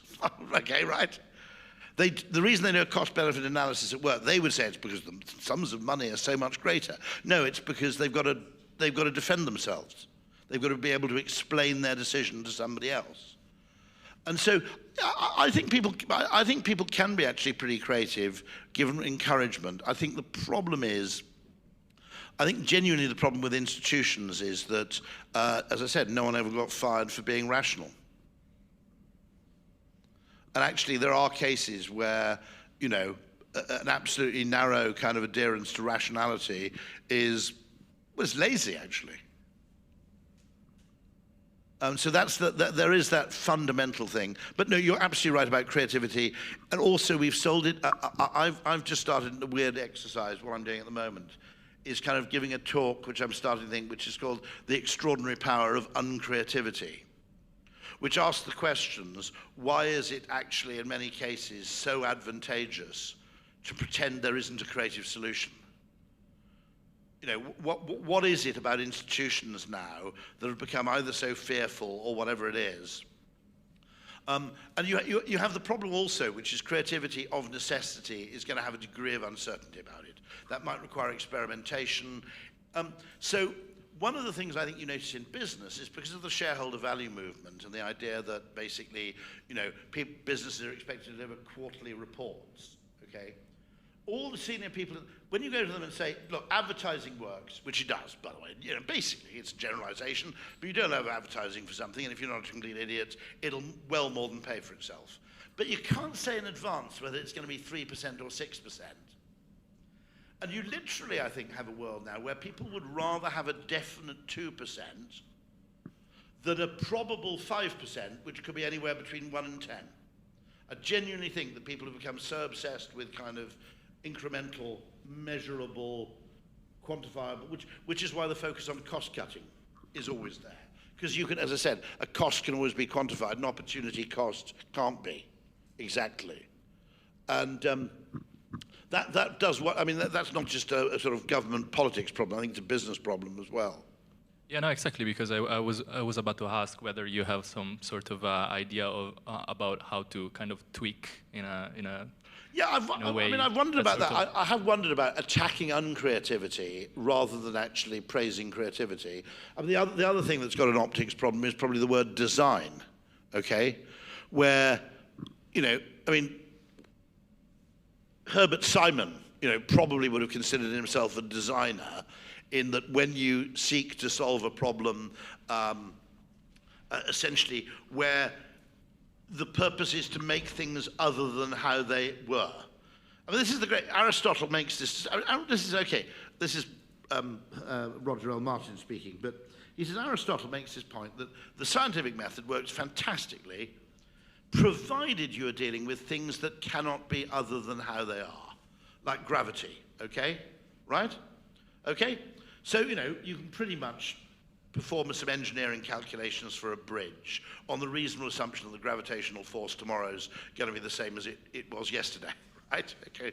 Now, we're almost all dealing with, and most problems are of the nature where things can be other than how they are, okay? There aren't actually unfailing laws. There are fashions, actually. There are trends. There are weird norms. There are repertoires, all sorts of things. And so I think that he says it's absolutely horrible that everybody's trying, Hayek made the same point, which is it's absolutely horrible that people are indulging in this scientism, which is using techniques for problem solving in fields different from the ones in which they were developed. So effectively pretending that human behavior is like physics. That's the metabasis eis allos genus in ancient Greek. Yeah, I graduated in philosophy. Oh, you graduated? I think your summary of Aristotle's thought on science is pretty on point, actually. Yeah. And he made exactly that warning that, you know, it's you can achieve that degree of certainty with you know, geometry, for example, because the laws of geometry don't seem to have changed very much, you know, fundamentally. But it's completely unsafe to do them. I mean, you know, to the extent where you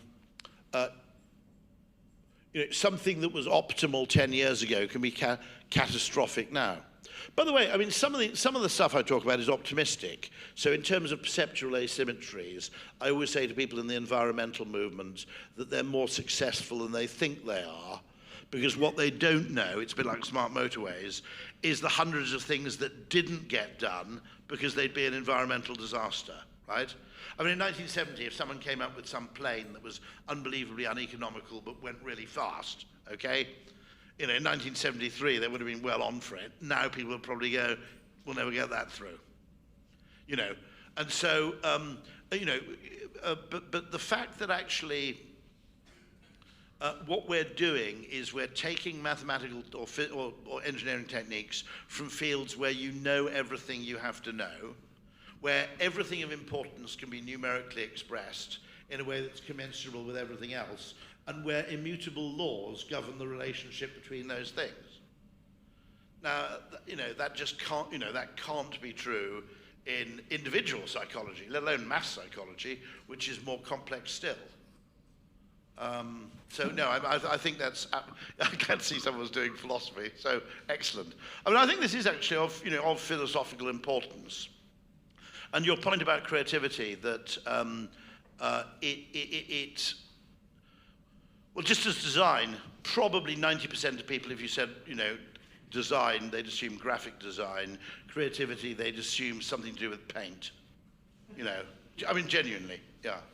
And I think they've undersold themselves that, or I mean, just, you know, painted themselves in a corner in some ways with the language they use.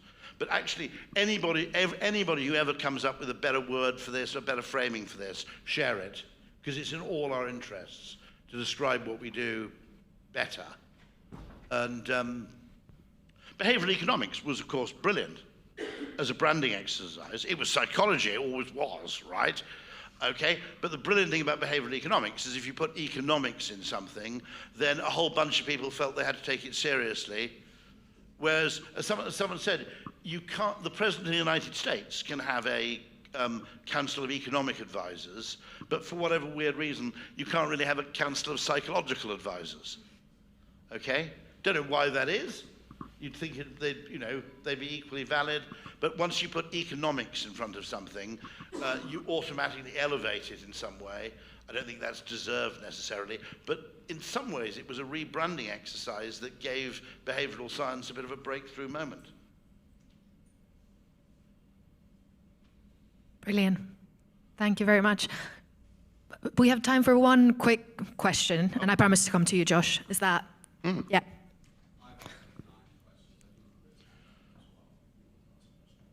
You both can, yeah, it's fine. Okay, there we go. I apologize to everyone if my voice is becoming a bit mundane to listen to.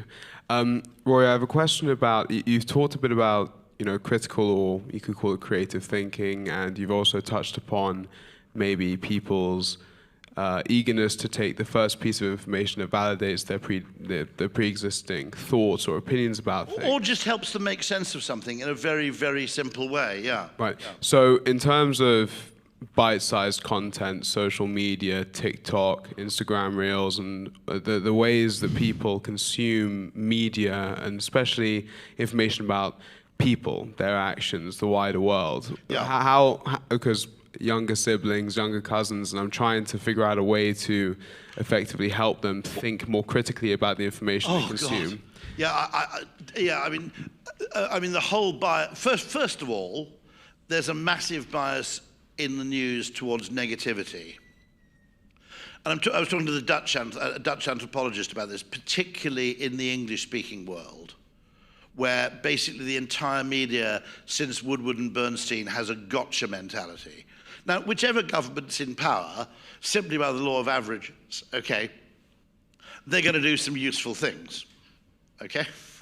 You know, now, the fact that no one will be aware of those things, okay, literally nobody, okay, does worry me, because the negativity bias in reporting of politics is just fundamentally, well, at one level it worries me, because does it actually just depress people? Okay, I mean, one interesting thing, which is also interesting, is the different perspective you have when you get older. And one of the reasons people maybe get a bit more conservative when they get older is you have a chronological context, which is in 40 years, a whole load of shit has got better. It got better slowly, for the most part, but actually there's a whole load of shit, okay? I'll give you an example, okay? You can't tell how rich people are by their clothes, right? When I was a kid, you could tell, right? Now, those things only become visible over a kind of longer time horizon. And generally, bad news is fast and good news is slow. So the majority of people, who was that majority of people in a merchant bank, okay? You're not just taking random punters. They think that poverty in the world is increasing, okay? The number of people in extreme poverty and starvation has been continuously increasing. So the extent to which, I suppose it's, in a sense, it's what Kahneman called that sort of base neglect, isn't it? That actually there are a whole load of people who are forming opinions and making decisions when their basic knowledge of some fundamental component of the problem is completely distorted from the off. Yeah, go ahead. But you're worried particularly about how young people react to... Yeah. I'll give you a lovely example of that, okay. I wasn't quite sure about how bad this story about the Scottish National Party and their finance was going to be. Then the motorhome turned up, right? Now they're fucking doomed, aren't they, right? Right? Had there not been a motorhome, had it all been some weird accounting thing where it was put into some weird bank account, we all would have lost interest after about a day, okay? But that premium motorhome, right, death knell, okay? Because it's a thing. And we've all secretly thought about nicking money from our employers to buy a luxury motorhome, okay? Or wondering whether we could get it through on expenses, okay? So suddenly, a story, you have exactly those weird things where the whole thing, I'll give you a weirder story, okay? I'm gonna take a weird position here. I thought Dominic Cummings' decision because Dominic Cummings is really interested in this stuff, right? I thought his decision to go to his parents' house in Newcastle, in Durham actually, was okay. Because given his circumstances and the fact that he might have to work while his wife and very young child were ill, this was the one space where he could deposit wife and child without contaminating anybody else's household or expecting someone to come into a contaminated household. From an epidemiological standard, and by the way, had his parents lived in bloody Guildford, no one would have raised no one would have given a shit, right? Because it's Durham, it's suddenly considered hideous, okay? Now, the thing that Dominic Cummings did, which was totally baffling to me, okay, was that he left the home where his child and wife were ill with COVID, right? And went straight into 10 Downing Street. Okay, right? That's totally fucking whack, right? Yet every single journalist in that Rose Garden thing was all like, oh, he went to Durham, And then you get this sort of emotive thing, which is, well, while you were driving to Durham, I was unable to attend the funeral of so-and-so, so-and-so, right? So you're allowed to have this completely emotive bullshit, right? And nobody ever pushes back, okay? When someone says, you were having parties in 10 Downing Street and I was unable to attend the funeral of my second cousin because... You're not allowed to say, they're totally different conditions and therefore your point is irrelevant, are you? You have to go, oh, I know it's terrible, right? But they're totally different, right? A funeral brings loads of people from different places together in the same place. A party, I know it's not a great look. Now, okay, here's a little bit of mischief, okay? I happen to know through sources, there was a major London hospital who you're not allowed to have booze on NHS premises, is that right? Some rule like that. Anyway, major London hospital throughout COVID kept a double-decker bus parked just outside the hospital grounds so people could come off work and get rat-assed. Okay? Now, no newspaper's ever going to publish that as a scandal story, are they, right? Because it doesn't fit with the narrative. It doesn't strike me as that surprising if people are working 19-hour days, that when it comes to Friday, you get blitzed. I don't think it's a desirable aspect of human psychology. I wouldn't encourage it.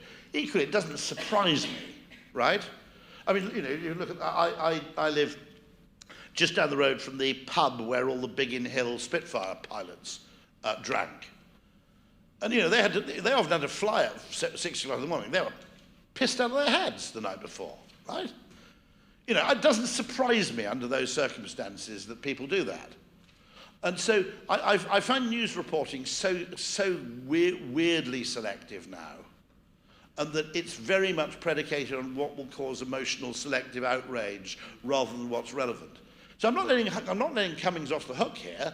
I'm just saying what I didn't understand is why 15 journalists who've all done PP at bloody Oxford have, all raised this point about the trip to Durham, okay?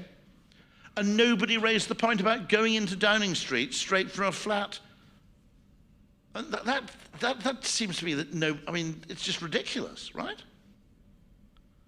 Because you're going into the heart of, the nerve center of decision-making for what could be and turned out to be, 1 year pandemic. And you're going in there with a high chance of infecting kind of everybody you come into contact with.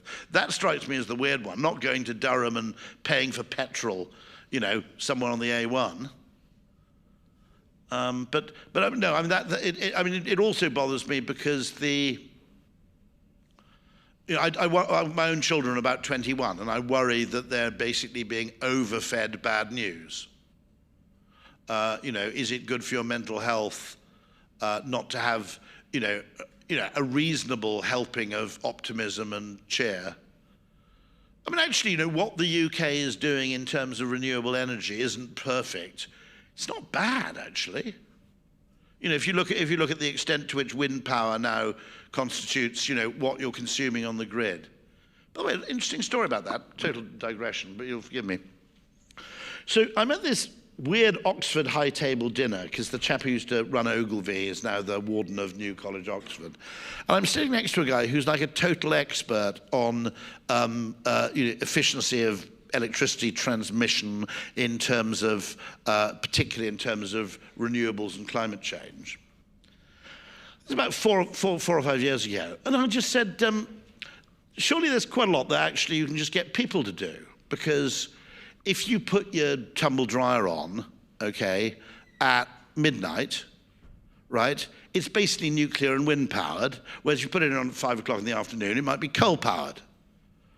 Okay, now they are actually doing that. I don't know if anybody got an email, if you've got a smart meter, saying you can sign up for this thing, and if you reduce your energy consumption for this 1 hour period, we'll give you some money. To be honest, I'm not sure they need to give some money. They can just ask nicely and do points, boots and vantage points. But anyway, when I said this is 5 years ago, the guy looked at me as if I was nuts. So I spent 5 years thinking, okay, I must have been wrong about something. There must be something about the electricity grid that I fundamentally didn't understand. So I stopped making the suggestion. But it turns out I was right. But this was a guy who was an engineer who, when faced with the suggestion that maybe human behavior might play a part in the solution. By the way, it's an interesting case, by the way. I often use that business of getting people to time shift their electricity consumption, washing machines, dishwashers, tumble dryers, because it's a case where persuasion is better than compulsion. A, because you don't want everybody to do it, you just need enough people to do it. So why not get the people who find it most convenient to do? Secondly, because you don't actually want to punish people for not doing it if they've got a good reason not to do it. Now, if you have economic incentives, or you have fines, or you have legal penalties, you will end up punishing people who have a good reason not to be nudged. And two cases of that would be, okay, if your washing machine is above your next door neighbour's bedroom, right?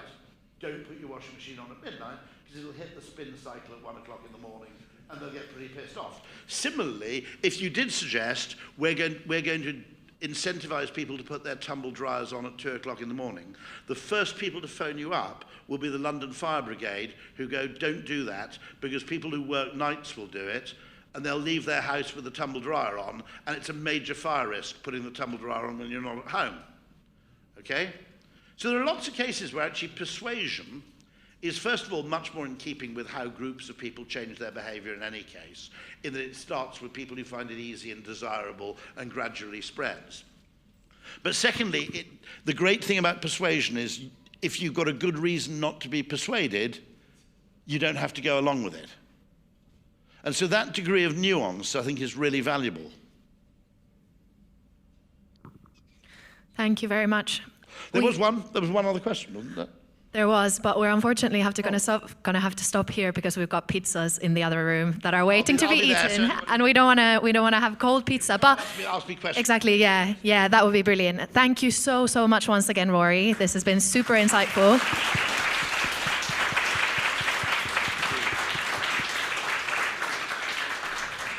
And I'm very glad that this was recorded because I will certainly be watching back to that because I feel like there was so much content there that deserves unpacking even afterwards. So hopefully you will have enjoyed that. Huge thank you to all our speakers. Thank you so much for coming. And this marks the end of our speaker section of today's Nudgeathon Conference. Thank you everybody for coming. There will be some food across the top room right over there, so please help yourselves to some food. If you want to come eat here, the presentations of the teams, the pitches will be displayed on the television, so we'll start from team 1 and then everybody's pitches will get played, and then we'll be back in about an hour's time for the announcement of the winners. So I hope you're looking forward to that. Thank you so much. Relevant behaviors. Assisted reading, defined as provided immediate feedback to the child as they read text aloud, was identified as the most promising and feasible target behavior. This is mainly because reading is the aspect of children's learning where parents can have the greatest influence and what leads to high subsequent learning outcomes. Our intervention will motivate parents of young children to engage with their child's learning by reading frequently at home. Research shows higher positive effects of frequency of reading rather than duration on primary school children's literacy, vocabulary, numeracy skills, and overall cognitive development. Further, parental engagement in a child's daily reading habits is shown to lead to lower dropout rates, decreased chances of unemployment, inequality in learning outcomes, and increases opportunities for UK children. The target population is low SES parents because they're typically less engaged in their children's learning than high SES parents. Yet the engagement is critical as evidence suggests that it is what bridges the achievement gap between low and high SES children. Thus, this is population where our intervention is most needed. We use children's eligibility for free school meals as an indication for low SES of their parents and targeted parents with children aged 5 to 7 because that's when formal literacy education starts in the UK and evidence suggests that early interventions are the most effective. Lastly, because our partners have better connections with state-funded schools in London than outside, we decided to only target London households in the pilot study. On that point, we will partner with the National Literacy Trust and the Department for Education to secure that funding. At the implementation stage, we can leverage the connections of the National Literacy Trust to help with app promotion and uptake. We use the COMBI framework to systematically identify barriers which prevent parents from engaging with their children's learning via assisted reading. Barriers on the left map onto our solutions on the right. To address these barriers, we created the app Read Daily. An app is suitable as most low SES individuals in the UK have access to a smartphone. Apps are easy to use and enable gamification features. Thus, an app is accessible and suitable for our target population. We ran a small survey to investigate the feasibility of our intervention. We will now present the prototype of our app to showcase the specific features. The first is to increase capability, particularly parents' sense of confidence in their ability and skills. We created messages that provide actionable steps for parents to follow. Feeling equipped with clear skills and tools will motivate parents to engage with their child's learning through assisted reading. Additionally, to increase likelihood of overcoming intention and action gap, the educational messages are displayed when they first open the app for maximum effectiveness. Another identified barrier was high cognitive load in parents with low SES, which can cause them to forget to engage or overestimate the complexity of the task. To reduce cognitive load, an opt-out strategy will be used rather than opt-in to automatically enroll parents to receive daily reminder messages. These reminders will be framed as personalized call to actions, including the name of their child to increase the salience of the message. Social norms have successfully been used to increase parents' assisted reading in both research and industry. This feature shows participants' behavior relative to other parents in the class, but also injunctive norms and positively valenced messaging, a strategy found to effectively mitigate the boomerang effect of worsening behavior when participants are informed they are performing above the norm. Multiple behavioral change techniques are incorporated to encourage engagement. Personalizing the injunctive norm with the child's teacher's name invokes the messenger effect and increases salience. Personalizing the descriptive norm with the school name and year emphasizes the participant's social identification with the norm, a factor known to increase the influence of normative messages. Loss aversion is also included in positive messaging to encourage continued use of the app. To motivate parents, we draw on gamification behavioral science techniques, one being goal-setting theory. Providing people with a clear direction in terms of a goal and giving feedback on it is a powerful way to sustain motivation. This can be even amplified by presenting communication with positive or negative balance, which is why the content of our feedback includes affective components. Literature reviews suggest gamification elements can increase motivation to pursue goals. We use progress bars to visually depict an individual's objectives and their progress towards attaining them. Additionally, a point system is used, and if parents read for 6 days in a week, the parents are eligible to enter a raffle to win a Kindle. The use of a raffle leverages intermittent reinforcement, which is believed to facilitate long-term motivation maintenance. Badges are another gamification element used to identify targets for an app's user and to incentivize the fulfillment of those targets. Additionally, picturing a roadmap of milestones aids visualization of those targets and thus motivation. In Read Daily, parents will receive badges every time they achieve a 5-day streak within a given time frame. Finally, to measure and analyze our intervention, we will conduct a between-subject study to measure the difference in frequency of assisted reading throughout the intervention. We will run a t-test between each group to compare the relative increase in frequency of assisted reading. We will then hold focus groups with users to explore effectiveness of our features and seek ways to adapt and improve before scaling up to different geographies. Thank you so much for your time. We hope you enjoyed our pitch. A very good morning. This is Teammate, and this is our pitch for Nudgeathon 2023. To tackle the behavioral challenge which was presented to us, we broke it down into 3 problem behaviors.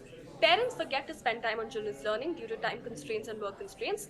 B, parents don't feel well equipped to help children with their studies due to socioeconomic constraints, low literacy levels, language barriers, and inadequate internet accessibility. And C, lack of social influence and positive reinforcement among parents due to time and work constraints and socioeconomic barriers.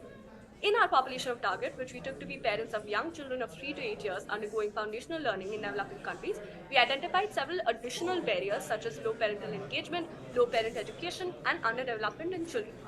Yet, we realized that foundational learning is a critical phase of development for both the human brain and for developing other vital skills for children. Hence, we chose to focus on this phase. The target behaviors thus were to remind parents to engage in their child's learning, better equip them with relevant tools and resources, and improve social influence and social communication, bringing us to our intervention. We learn because learning starts at home. Across developing countries in Asia, there are as many as 645 million parents born in 1990s who are illiterate. Several other socioeconomic barriers such as lower literacy, less time, and less resources make it more difficult for parents in these countries to engage in their child's learning. Thus, we had a 3-step intervention, starting with an offline introductory workshop, an online mobile application called BeLearn, and an offline version of the physical workbook, also called BeLearn. Intervention 1, which was the introductory workshop, had 3 ideas. The first, to convey importance of parental engagement in education and of foundational learning, to enhance parents' confidence in helping, to equip parents with adequate knowledge and resources to help, and to highlight the importance of emotional well-being and social learning. This was executed through videos with BeLearn mascots who gave tips on supporting early learning and reframed parents' role as learning buddies. This used principles such as messenger effect, reframing, and behavioral modeling. The hands-on workshop for parents was for them to understand the program structure and usage of digital and physical resources. And finally, we distributed adhesive mood sliders for children to signal their emotions to adults, ranging from very sad to very happy, thus utilizing affect. Intervention 2, the mobile application BeLearn, had a digital workbook with features such as activity reminders, parent-teacher channels, parent community forums, and progress trackers. The idea was to increase accessibility for less educated parents, and this was done through video instructions for every workbook, chunking work into 3 activities per week, and worksheets with sample answers to guide parents, utilizing principles of pictorial superiority effect, cognitive fluency, and chunking. The other idea behind communication platforms was to provide opportunity for social connection, executed through parent-teacher communication channels and parent community forums for Capture Your Learning. and principles such as social norms, bandwagon effect, and reinforcement. These are examples of some of the activity worksheets. These are some of the mock-ups from our app with the features. The third idea behind activity reminders was to provide timely reminders for parents so that they could adequately attend to them, executed through notification reminders sent out after work hours on activity days, utilizing principles of timeliness, affect heuristics, and in-group bias. Additional features included daily streaks, which would keep track of daily progress as a streak, and to avoid breaking the streak, activities must be completed on time.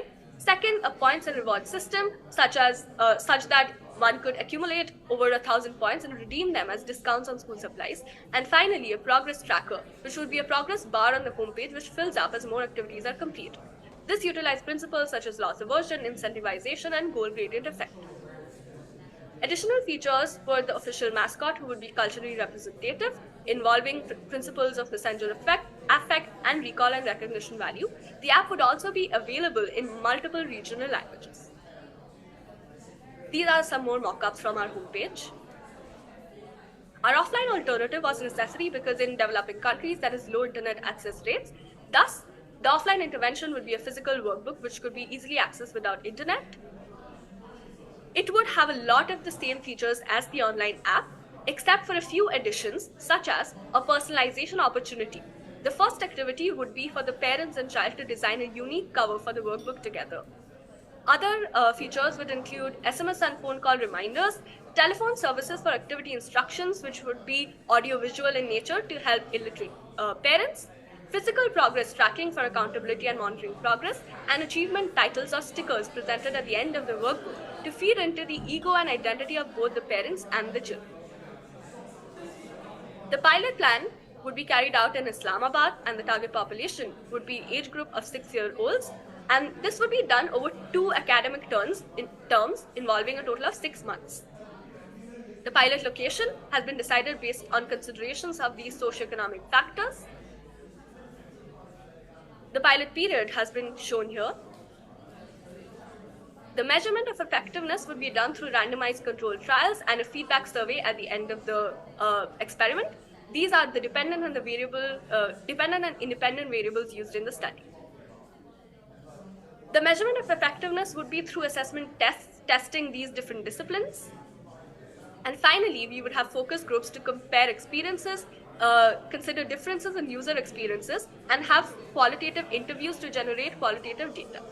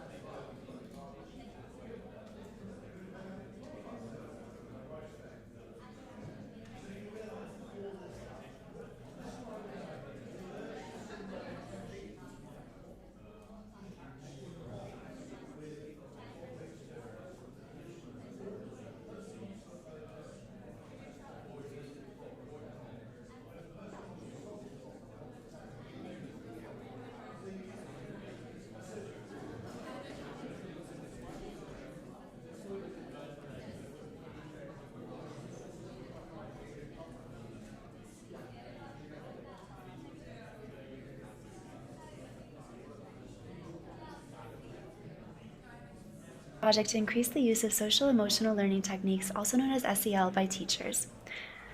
The target behavior is applying SEL techniques, and our proposal is targeted towards elementary school teachers located in the Global South. We chose to target elementary schools because SEL techniques build on one another and become increasingly complex, and educating children with these techniques at a young age sets them up for success in learning more complex skills later on. Other groups who will be involved in our interventions are students, school staff, and parents. Before designing interventions, we conducted a literature review and discussed the barriers that prevent teachers from applying SEL and categorized these according to the COM-B model. We then developed interventions to target specific barriers using the behavior change wheel. We tackled the problem from multiple perspectives, and the interventions we developed are interconnected to each other so that they mutually reinforce one another. The first intervention is education to increase ecological capability and social opportunity.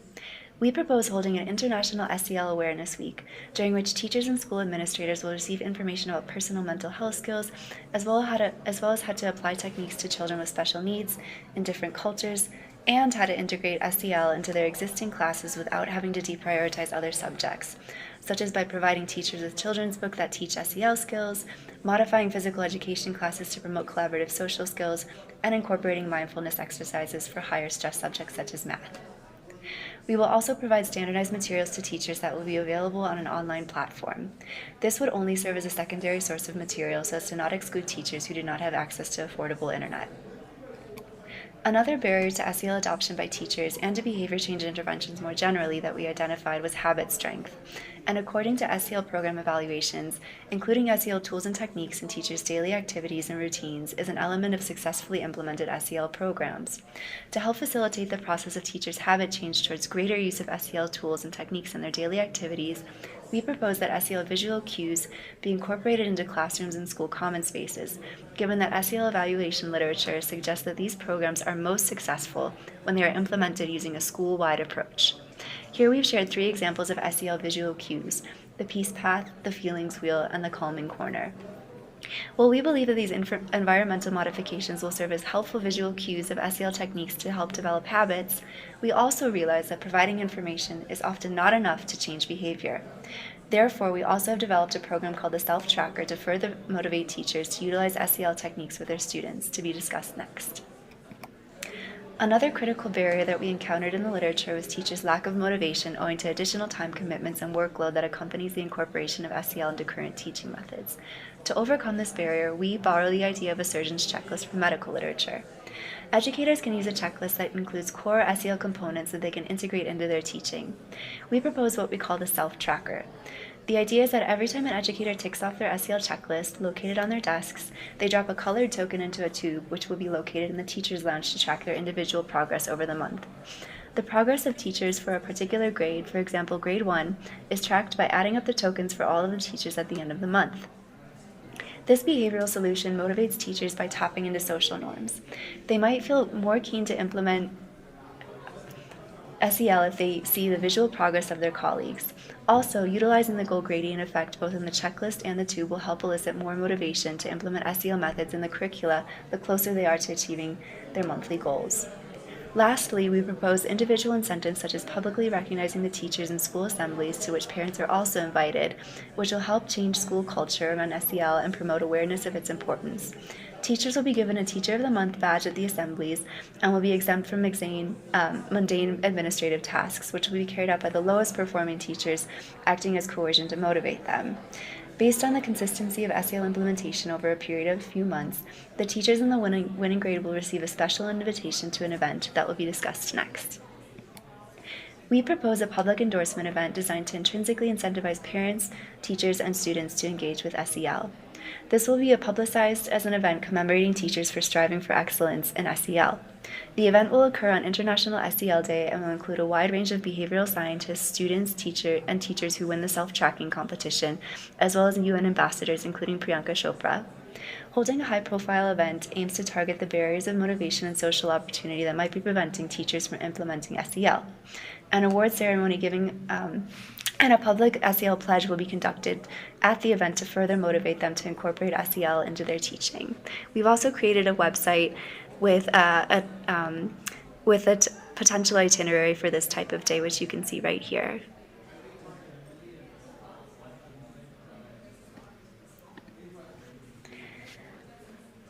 To evaluate our interventions, we would conduct a clustered randomized waitlist control experiment with clusters at the school level. Because students' SEL skills may improve as they age, having a control group as a counterfactual is critical to be able to attribute changes in SEL skills to the interventions. The waitlist control group would receive the interventions during the second year of the study.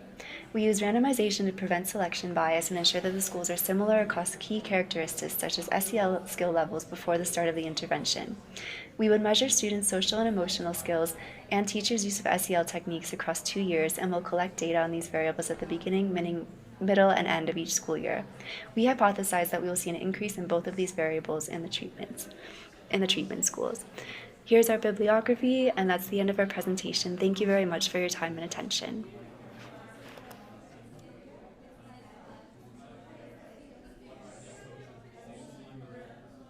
Hi everyone and welcome to our presentation. Upon receiving the challenge 48 hours ago, we reviewed a broad range of studies and reports about social and emotional learning across different cultures to familiarise ourselves with key SEL concepts and to better understand the scale of the challenge across the world. This research suggested that there is overwhelming support for SEL learning techniques in principle, but that there is a gap between this belief and the action of applying SEL in classrooms. Having identified this gap, we conducted further primary research by interviewing teachers and collecting secondary data by analysing posts within online teaching communities such as Reddit, YouTube, and Instagram. This helped us to narrow down the scope of the brief by identifying secondary school teachers as a particularly important group in the context of the overarching challenge. We therefore chose secondary school teachers who do not currently consciously apply SEL techniques in their classes as our target group in need of specific interventions. With this in mind, we established that there needs to be an increase in the amount of lessons that include SEL techniques among this target group. Using the COMP-B model as a guide, we identified psychological capability as the first behavioral barrier for our target population. This is because there is a difference between academic learning and social-emotional learning. Academic learning is certain, as it follows guided resources like textbooks, and teachers are confident in their ability to deliver material. However, instructions for using SEL techniques in classrooms do not have an established framework, and teachers often have to test the waters to apply them. Individuals prefer certainty over ambiguity. Ambiguity aversion combined with teaching as a high-stress and high-effort profession makes teachers to further gravitate to their comfort zone, which is the subject material they teach. Hence, having no certainty makes it difficult for teachers to initiate an SEL effort. The second issue is reflective motivation. Educators usually deliver their teaching by planning lessons ahead, carrying out teaching, checking work, giving feedback, and finally adapting in the next teaching hour based on group progress and students' grasp of material. Students' grades are also the primary success metric of teachers, as measured by the head of school. This feedback is immediate and measurable for traditional academic teaching. However, social-emotional learning is about improving soft skills that cannot be immediately measured and is not included in the success metric. Hence, even if teachers were to try out SEL techniques within classrooms, they would not maintain such practices as they cannot see concrete results of their SEL efforts. The third and final problem we identified for our target group is in reference to their social opportunity. Learning from peers is an important and common practice among teachers to enhance their teaching, and is enabled by online platforms such as Teachers Help Teachers. However, actively incorporating SEL techniques is not a known social norm among teachers, nor are there any established school policies among secondary schools to promote these practices. Together, the lack of feedback, certainty, and collective social effort, both from the administration and teaching staff, makes implementing SEL in classrooms extremely difficult. So, we propose a package of behaviourally informed interventions to increase the teaching of social and emotional learning in secondary schools. The first intervention is a pledge scheme offered to participating schools. The pledge serves as a commitment device for head teachers wanting their teachers to consistently adopt SEL techniques in their lessons. This pledge helps to create a school-wide social norm about the application of SEL techniques, which in turn transforms it into an expectation for teachers. The pledge sets a clear, measurable goal for teachers to work towards. Performance against this objective enables monitoring of progress. If schools achieve 75% of all lessons including a meaningful SEL component, they earn UNESCO SEL accreditation. This gives a clear achievement and is a way for schools to stand out. The value for schools of being SEL accredited will be advertised on a website with a clear explanation of the benefits of SEL to students' well-being and academic achievement. Having taken the pledge, teachers will be asked to audit their current application of SEL through a tick box exercise. Upon completing this exercise, teachers will be graded on their current SEL application. We ensure that a number of techniques listed are low-effort, everyday SEL activities that all teachers already engage in. This means that all of the teachers will be marked as at least intermediate performers. This is a goal gradient manipulation. The intention is to increase motivation of teachers by making the teacher feel that they are closer to the goal of SEL expertise. This intervention has the added benefit of informing teachers of SEL techniques that they do not currently apply but could. You can see a prototype of this intervention here. Our research revealed that every lesson is based on a lesson plan. Many schools distribute their own preferred template for this plan. We would introduce a modified version of the school's existing plan template that includes a dedicated SEL section. This is to nudge teachers to regularly consider the SEL component while they are planning the lesson. It also utilizes habit stacking by adding a new habit onto an existing regular behavior, i.e. creating a lesson plan. This is an example of how the plan would look. Teachers self-measure success by filling in an SEL activity review at the end of each day. The activity review is our success metric, but it also helps to make the application of SEL in lessons trackable, integrating it into the teacher's performance feedback loop. This intervention is critical for evaluating the outcome of all interventions. When evaluating the effectiveness of the interventions, the dependent variable is the percentage of lessons in schools that are taught with an SEL component. Different combinations of the interventions that we've mentioned can be rolled out to different schools in a way that enables experimental comparison. By applying these interventions, we hope that the perception of social and emotional learning in secondary schools as a nice to have will transform into the need to have that it truly is. Thank you so much for listening. Our aim is to empower teachers integrate SEL in classroom teaching. This is our agenda. We think three things hinder the application of SEL. First, the lack of socio-economic development causes mental health to be neglected. Teachers have to overcome more barriers to understand. Second, traditionally teaching practices are very different to SEL. The application requires an overhaul which causes difficulties.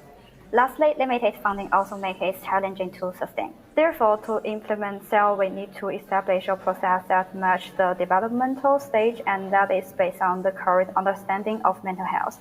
We can then gradually enhance teachers' comprehension of psychology, slowly introducing simple teaching methods which will avoid disturbing of the existing system.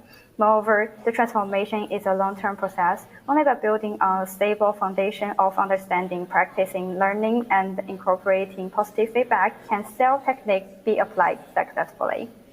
Our goal is to increase the number of teachers who apply SEL techniques in the classroom. To achieve this, we must ease teachers' acquisition of SEL techniques in their daily work.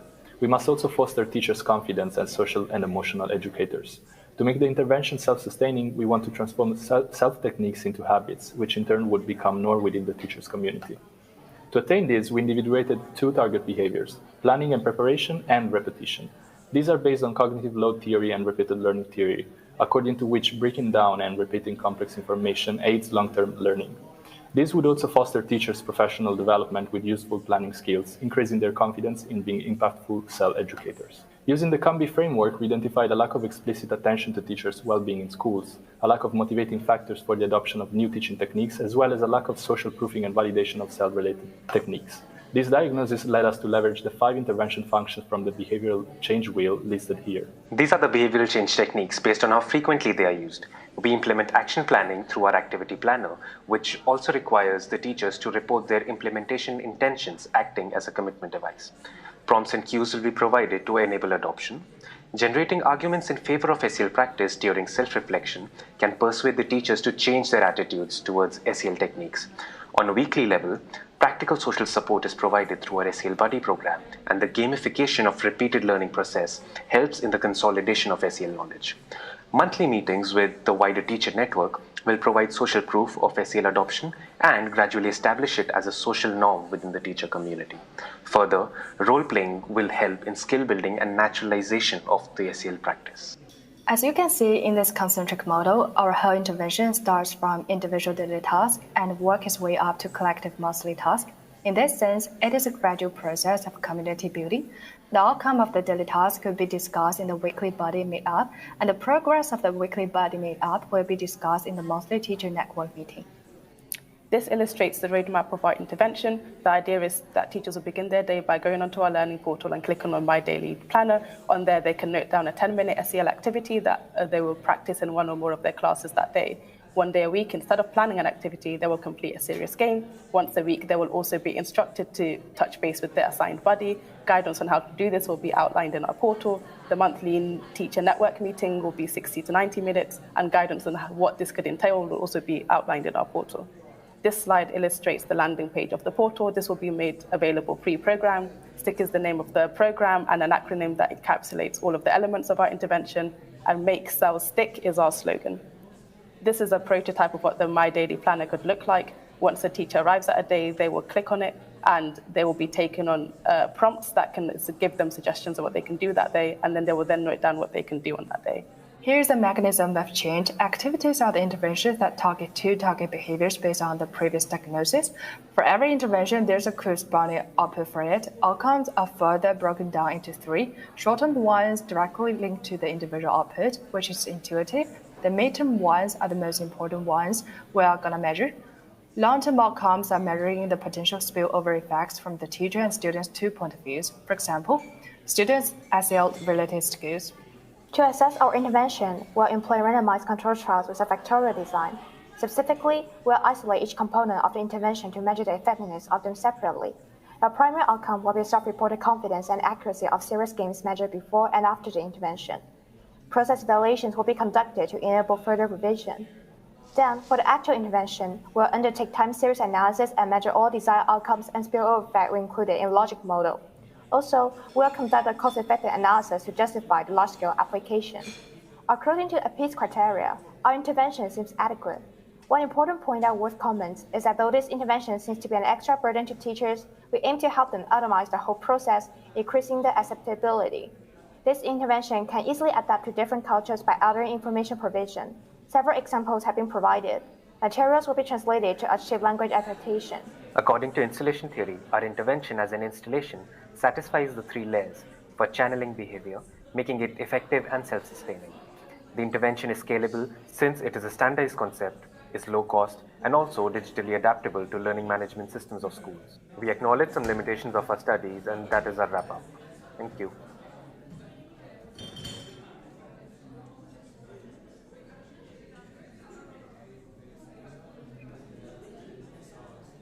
Introducing Kahani, our proposed intervention using behavioral science and AI to enable illiterate parents in Pakistan to read with their children. We are a collective of innovative problem solvers from different academic backgrounds taking on the challenge in a new way.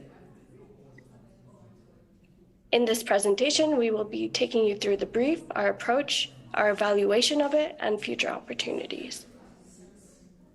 Our brief was to design a digital and social communication intervention to motivate parents to engage with their child's learning. Let's unpack the brief.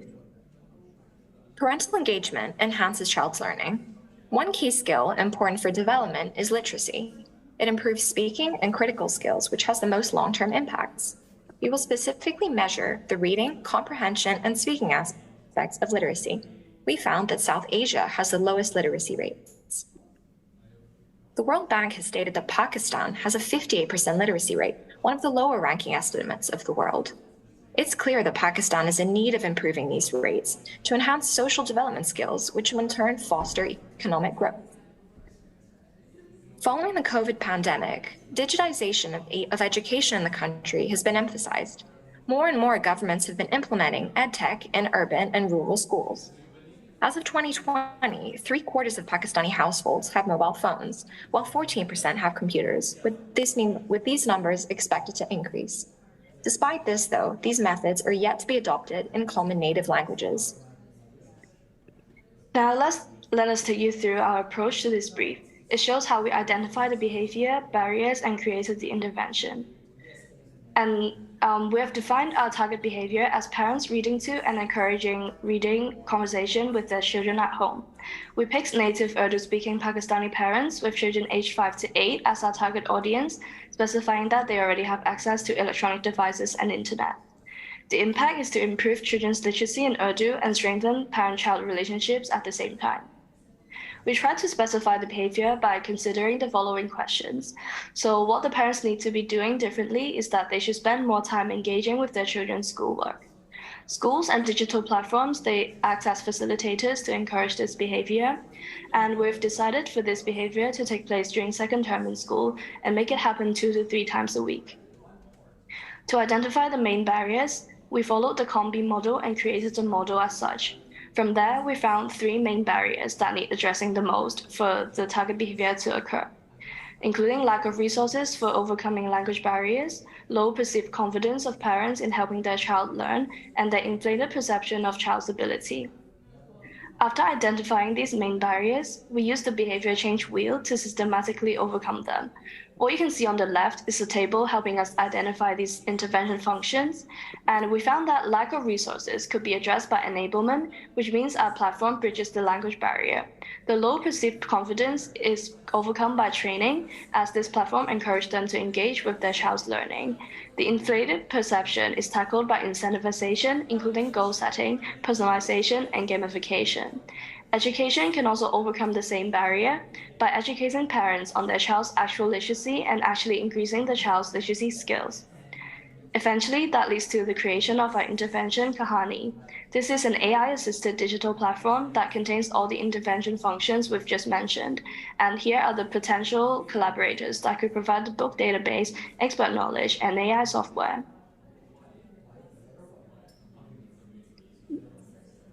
Our behavior journey comprises 4 overarching softwares to tackle our identified barriers. During onboarding, parents will download the app to their own smartphone device as a standard parent-teacher conference and establish personalized settings. Either the parent or child open the app and read via the platform. Children are tested via pop quizzes, and parents lead reflective sessions after finishing the books. Literacy proficiency is assessed via speech recognition software, after which both feedback is generated and progress can be viewed via a dashboard. Usage is incentivized through reinforcing notifications based on weekly performance. And I'll now take you through some mock-ups to demonstrate Kahani's layout and demonstrate how we tackle the results of our COM-B and behavior change wheel analysis. During onboarding, participating parents will provide key data to inform both in-app experience and ex-post experimental evaluation. Note, we also ask parents about whether they would like to be reminded to engage in the morning or evening. To enable parents with varying proficiencies, we provide an audio facility to bridge the language barrier. We also incentivize both parents and children to engage in a light-hearted gamified medium through personalizable avatars and literary genre settings. Instead of being assigned stories, we incentivize parents through allowing them to choose the stories they read to their children. Further, we allow users to select the reader for the night to allow for amenability in the experience. We engage both illiterate and visual children and parents through a multi-sensory experience, and further allow for those needing audio support to read the book using parentees, highlighting the word as it is read.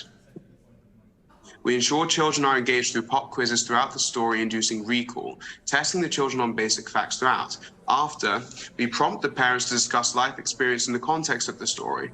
Further, NLG software will be used to assess literacy proficiency. We incentivize continued engagement through positive reinforcement through feedback and a profile dashboard, also tackling misperception of child proficiency as demonstrated in the literature. We will test our intervention to see if we increase parental engagement and child literacy rates with 2 groups. The control group will just attend school as normal, and the intervention group will use the app. We know that Pakistan has 2 school terms, and we'll establish a baseline of the child's literacy in the first term and experiment at the beginning of the second term. Next slide. We will measure child literacy and parental engagement using objective and subjective measures through the data recorded through the app and surveys before and after the study.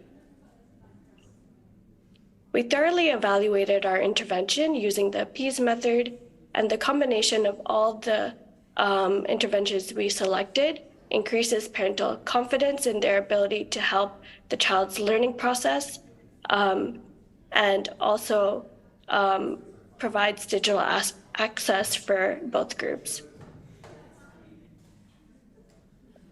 We think that there's a number of future opportunities available through reviewing the data and adapting features to increase parental engagement. Some examples of this are a forum for parents to increase social engagement and feedback provided by AI tools to further tailor the messaging within the app.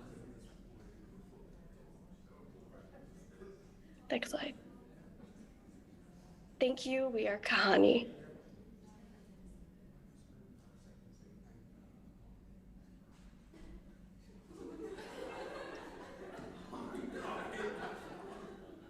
Good morning. We're pitching an intervention for teachers designed to enhance social emotional learning in the classroom. SEL benefits not only the students, but also the teachers, which have been researched and emphasized by scholars before. Cost-benefit analysis also pointed out an exceptionally high ROI. But the dire reality of maintaining SEL teaching is that after 6 months of receiving training, only 86 out of 100 teachers stopped using their training in classrooms, which led to costs to students as well as financial impact. Our target population of the intervention is for SEL-trained primary school teachers in the Global South. The goal is to increase primary school teachers' ongoing use of SEL techniques in their classrooms post-training. Our two KPIs are student outcome as well as financial gain. So we know that teachers may want to apply SEL techniques in the classroom, but there are a number of barriers in the way of achieving this. We identified roughly 30 barriers, focusing on the realities of teaching in the Global South. From this, we found that 65% were concerned, next slide please, with social opportunity and reflective motivation. This showed us that social opportunity was a real big recurring issue for teachers. So our analysis aligned with specific research that schools where sustained application of SEL techniques were successful, there were social networks of teachers who could support each other after training. So based on this evidence, we concluded that our intervention needed to include social collaboration, as well as accessible resources and self-reflection to be maximally effective. So our intervention will consist of a website which will be presented as a default sign-up upon completing the training. The three main aspects are: the first, it provides a means for collaboration, where teachers are able to be part of a regional forum, sharing ideas, tips for implementing SEL in a culture-fitting setting. Second, it promotes self-reflection through prompted goal setting at the beginning of term and a structured reflection at half-term regarding their feelings, attitudes, and progress, rewarded with participation badges. Third, it will serve as a resource hub where teachers are able to access more detailed information or any tips, tricks for implementing SEL. Furthermore, to make it more easily accessible, it will be connected to a WhatsApp chatbot with an option to opt out. That will enable teachers to get quick, personalized suggestions based on their needs, in addition to a recurring newsletter tailored to their demands. For example, India has the most WhatsApp users at 487 million, followed by Brazil, and thus it will prove quite impactful in the Global South. Next. Here is how our website and our chatbot will look like.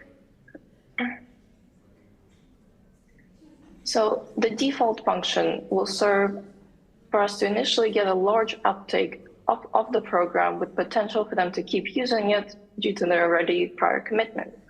The regional forum will facilitate a shift in social norms as it becomes more popular and acceptable to incorporate SEL. Keeping a personal log by setting own goals and reflecting on the progress increases personal accountability as they follow through with the set goals and combats the feeling of indisposition to change. And the resources and weekly tips will increase the salience of the information and reduce the cognitive load. We scored the different possible modes of delivery using the APEAS criteria and found that while an in-person delivery scores high, it is not scalable and so was not considered further.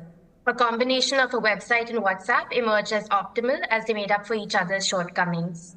Our intervention is widely applicable but takes into account the realities of the Global South. For example, local teachers share their own experiences and tips on the regional forum so that the content is culturally relevant. The intervention has been designed to not only be less time-intensive, but also to reduce the time burden of teachers in the Global South that is spent on researching and planning activities. Teachers only need an internet-enabled device to engage with the intervention, and so it is affordable as well.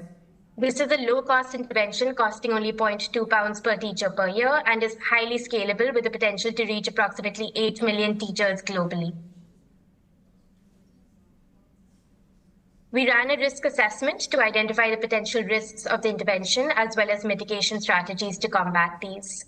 We also identified potential positive spillovers of our intervention.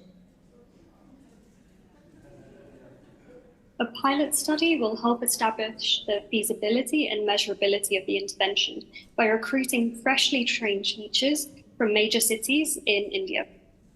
They will all be block randomized into the intervention or control group according to their age, socioeconomic backgrounds, and gender to ensure equal distributions in both groups. An optimal sample size calculation revealed an optimal sample size of 620 participants, which will help reduce errors. After obtaining baseline measures at the start of the study, follow-ups will be conducted at 2 weeks, 3 months, and 6 months. As this is a new intervention, frequent follow-ups will help us look at any declines in technique use, and the repeated measures design will increase the power of the study.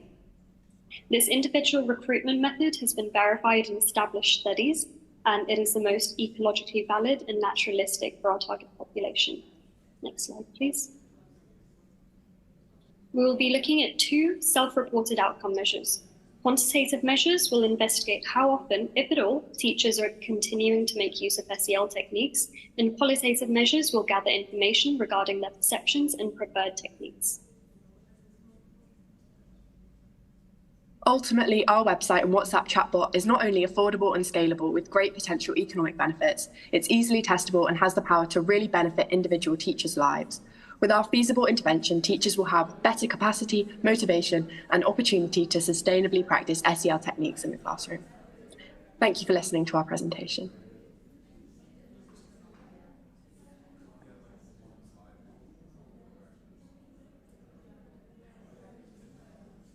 Hi everyone, let us begin with a story. This is Maria, a mother of 10-year-old Rory. Maria wants to help Rory do better in school and succeed in life, but she can't find time to be involved because of working long hours.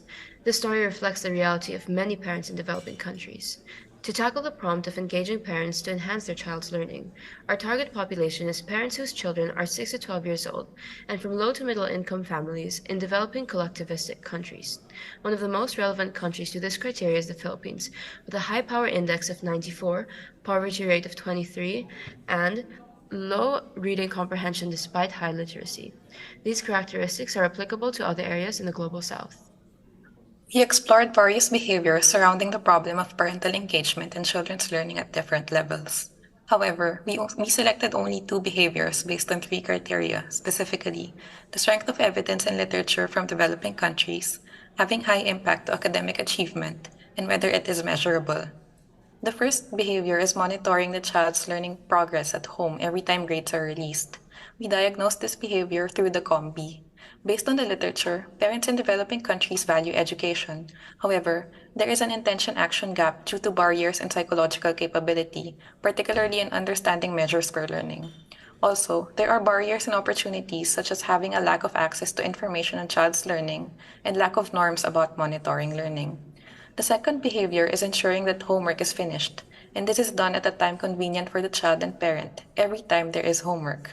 While parents are capable of understanding primary school tasks, there are barriers surrounding finding time to check the child's homework and valuing the benefits of homework for overall academic performance and long-term success. While most Filipinos have access to smartphones, some don't have access to the internet. For these, we'll provide automatized SMS options, as they have been found useful in previous interventions.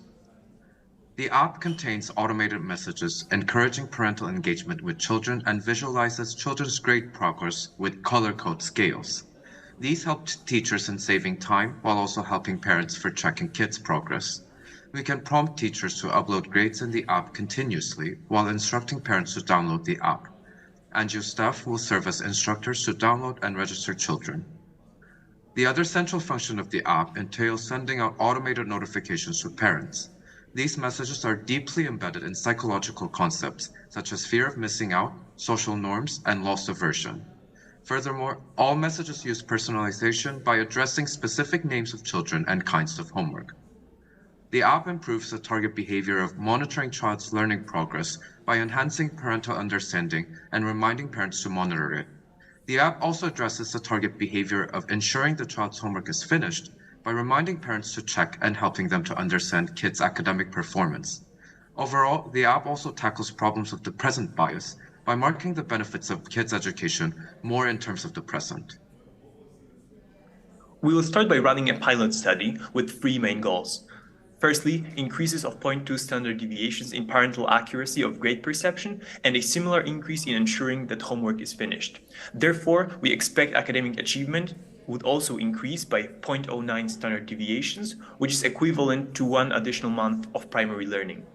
We'll run the study for half a year and in one big school within which we'll randomize classrooms into specific treatments. Fixed financial rewards will be provided for parents for participating. Our pilot phase would involve focus group studies to gather feedback and adjust our intervention and app on the way. Besides that, we would also incorporate cooperation with a local NGO to make sure that staff helps parents and teachers regularly with the implementation of the app. And for assessing the outcome of the pilot study, we would do a randomized controlled trial. So we would assign every classroom into one of the three conditions. First, a control group with no app features. Then treatment group 1, which has the app with full features. And lastly, a treatment group 2, which just receives text messages instead of app notifications. The three goals are then getting measured in the following way. First, monitoring child's progress gets tracked by the accuracy of the parental judgment of the child's grades compared to their actual grades. Second, guiding children in accomplishing schoolwork is assessed on day-to-day data on whether the parents check the homework. Third, academic achievement is tracked by the difference in school grades. Our data analysis methods will be the following. We will use a linear mixed effects model for all three measuring criteria, and experience sampling will be used for gathering data on homework assessment. Lastly, what are the main risks of our intervention and are we able to address them? We basically see two main concerns. First, will NGOs and schools cooperate? We talked personally to the executive director of the Lao Foundation, an education NGO in the Philippines, and she affirmed the ideas has high potential for attracting cooperation with education NGOs and schools, as we fix the huge problem of overcrowded classrooms where teachers lack the time to speak to parents. The second problem, will the parents cooperate? So a successful pilot phase will be a proof to the parents that this app improves children's grades in the end. Okay, so lastly, with a detailed intervention and a successful pilot phase, this project will be able to be scaled up, but of course, adjustments need to be tested in divergent cultural context. Lastly, these are our resources we used for our study.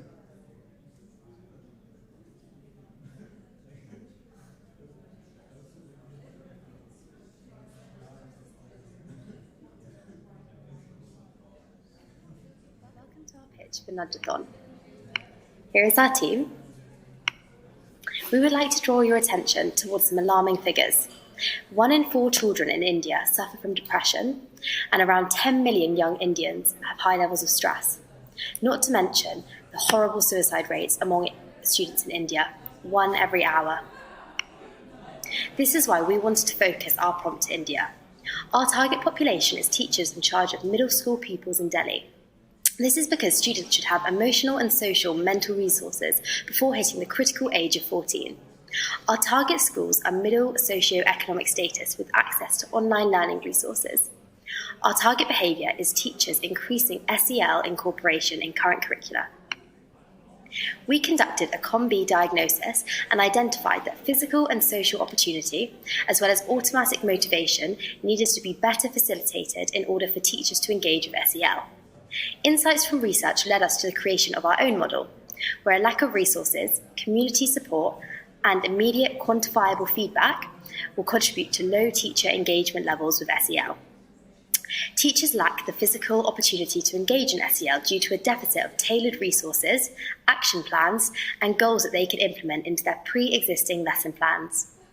Furthermore, there are currently limited ways in which teachers can share SEL resources and communicate with other local teachers, meaning they lack the social opportunity to develop ideas.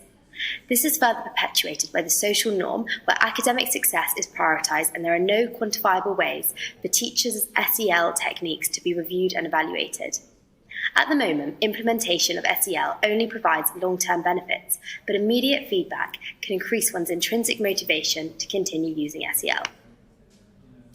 So we propose a web page intervention strategy that has tailored and goal-orientated resources through communal co-creation and support, where the community can provide immediate feedback through gamification, which allows to track progress of SEL implementation. The webpage would be part of an exciting and established organisation's website such as UNESCO. Only schools where all teachers have SEL training would be given an SEL UNESCO membership and access to the webpage. On this webpage, teachers would be able to access their school's profile, where they would see all the teachers. On the school's profile, there would be an action plan that was co-created by all teachers in the school. This would include clear monthly goals and a measurement of the goal's achievement level. When clicked on the goal, a teacher could share how they tried to reach this goal during the classes of their specific subject and how many students engaged from the class. Student engagement will be measured through 3 SEL questions and existence subject-specific tests once a month. Students would get bonus points for completing SEL questions, while teachers would be able to track the progress of achieving SEL incorporation on the website. Teachers would also be able to share their resources such as test questions, as well as like, comment and save other teachers' resources. Teacher engagement would be scored on the criteria of being socially active and tracking their progress of implementing SEL teachers and achieving co-created school goals. The score would later lead to the end-of-year awards for schools with highest score, i.e. golden SEL implementation, medium silver and low bronze. By partnering with UNESCO, we are leveraging authority bias. Moreover, the programme creates a roadmap for educators which helps create commitment from both the individual teacher and the institution through gaining a membership, as well as progress measuring and goal setting by leveraging goal gradients. Lastly, the platform's engaging element creates a social norm within the organisation to employ SEL. We want to pilot our intervention leveraging Young SEL Facilitating Initiative from the Government of Delhi, the Happiness Curriculum. Our plan is to initially provide membership to 100 target schools running the Happiness Curriculum and measure the impact created through quantifiable KPIs. Our major success metric is called MySEL score, which is a sum of goal gradient plus engagement on social posts of resources and SEL task completion. As a long-term strategy, UNESCO should look to extend the platform, allowing other countries and schools to subscribe, including filtering functions that makes the content tailored and personalised. Whilst we recognise that the success of our intervention is contingent on schools in Delhi signing up, we believe that UNESCO's reputation will encourage schools to trial the platform, especially since most schools in Delhi have already been taught about the benefits of an SEL approach through an NGO-led training programme. Our intervention would be successful because it is simple to scale and repeat. In addition to that, we have taken into account ethical considerations, and our intervention will operate on a secure platform, meaning users can be confident that their data is secure. We are ensuring teacher autonomy whilst getting commitment on the individual and institutional level. Furthermore, our intervention is designed to work in unison with current initiatives and curricula. Lastly, the feedback ensures user retention and high satisfaction. Thank you. Hello, I'm Iman Farahat from Group 10, and on behalf of my team, I will present our intervention proposal for Nudgeathon 2023. Our challenge was to design a digital or a social communication intervention so that it can be used to motivate parents to engage with their child's learning. By conducting research on the topic, we found that parental engagement is directly associated with student outcomes, such as the dropout rates. We also found that this case also applies in India, as some experiments demonstrate and reflect the positive relation between both factors. This was the entry point that made us look further in India. We found that parental support is relatively low for children's parents coming from a lower educational background. Furthermore, dropout rates for children were relatively higher for girls compared to boys due to the key reasons of parents wanting them to take part in household activities. We found that these factors made us have a great need to tackle the parental engagement within India.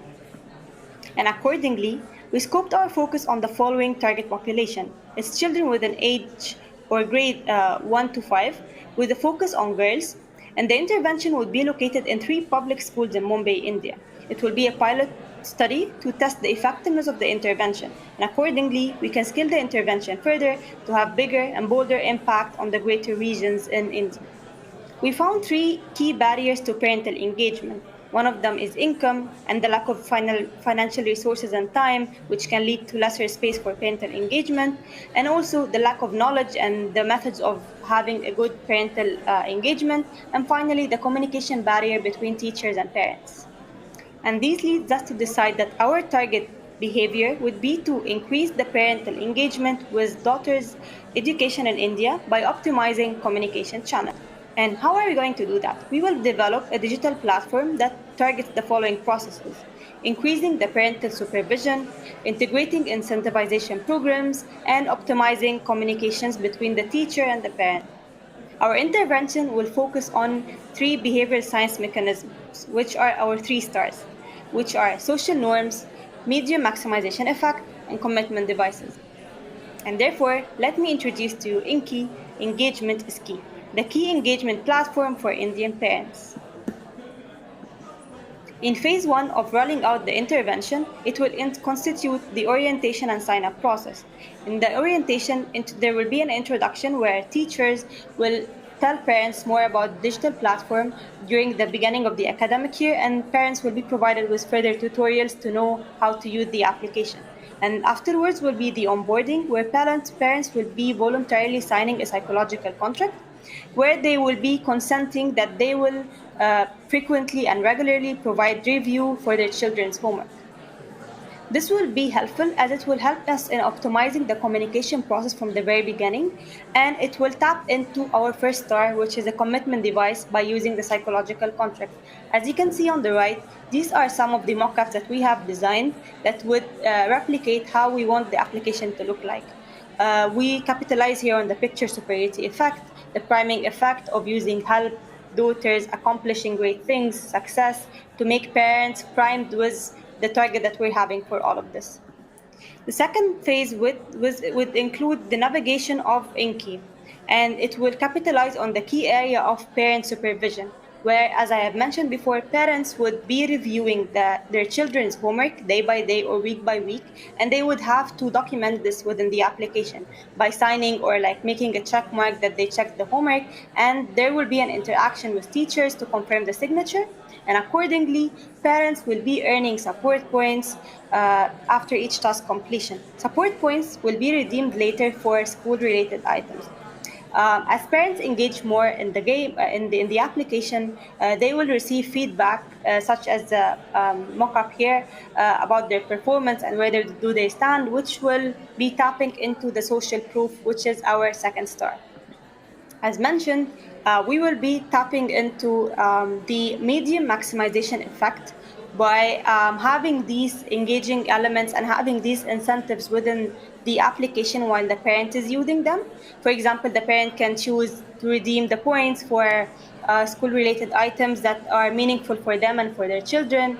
And also the point system would have an exponential reward rate, which would help in building a habit as time moves forward.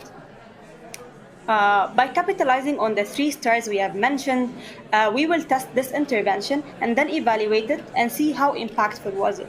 We will analyze the number of girls and boys sign-ups, the number of scholarships obtained by girls through the application, the amount of benefit that the parents got from using it, the number of points that they collected, the level of engagement, to see how impactful was it. And accordingly, we can roll it over to have a bigger impact. If we decide to do it with a bigger impact, we would have a future direction with more areas that we want to tackle in this program or this application, which will be having, for example, chatbot that would provide personalized feedback based on the child and the parents' performances, different language interfaces which would fit with all the people in India in different areas, and to have more gamification elements to have a better user experience. And that's all. Thank you so much for watching our presentation.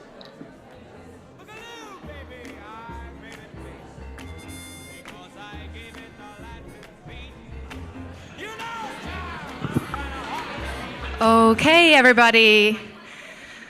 The time has come, the time that we've all been waiting for, eagerly, impatiently. We have the winners. We know the winners at this stage. We're going to reveal them in just a second. But first and foremost, I'd like to thank you all for attending today, particularly all our participants. You've done such an amazing job. We've heard time and time again that the level was even higher than last year. We had even more participants this year, or even more applicants, than last year. So even for you to be at this stage right now, there was a tough selection process. So you should be extremely proud of yourselves. Extremely proud of yourselves for also working so hard and really pushing it. I know from personal experience how it is like to be standing in your shoes as last year's participant and winner. But Yeah, honestly, it's a real test. It's a real test, so you should be really, really proud of yourselves. So without any further ado, I'd like to invite on the stage Eva and Ariane, who we have been organizing this year's Nudgeathon with, as well as Umar Taj, the founder of Nudgeathon.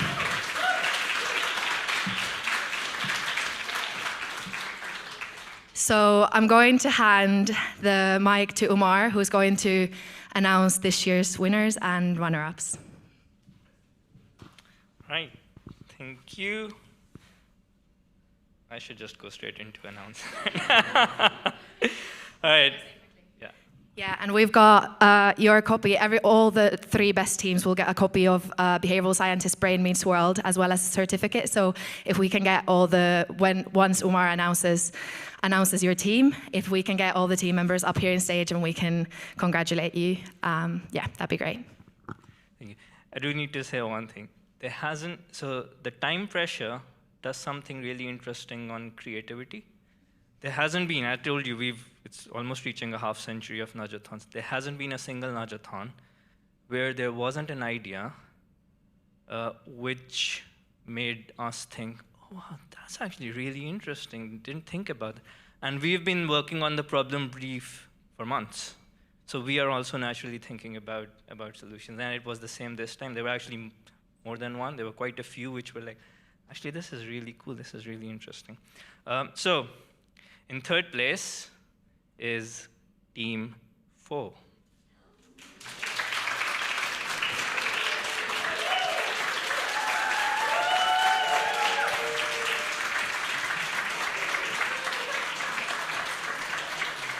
Congratulations. Congratulations. Congratulations. Congratulations. And here's your certificates as well. If you can stay for a picture. You stay for a picture.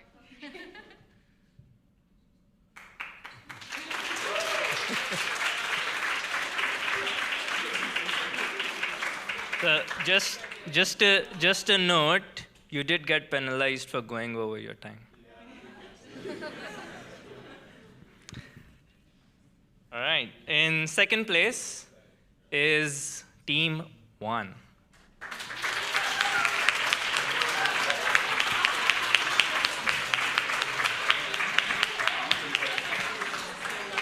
Here you are. Thank you so much. Well done. Thank you. Thank you. Well done, guys. Well done. Here you are. Certificates. Yeah.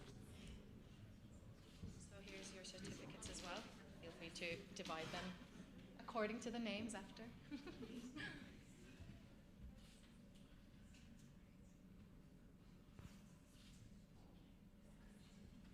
Right. Well done. Well done.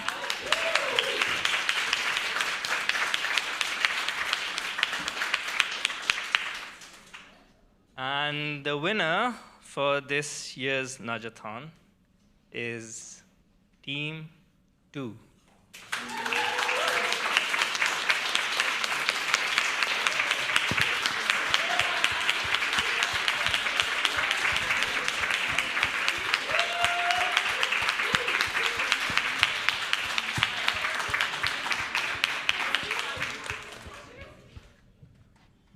Really, really good work, Team 2.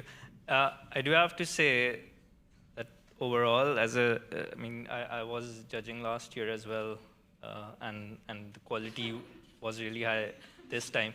So it's not to say that the rest of the teams were like there wasn't a lot of variation. So really good work by everyone else as well.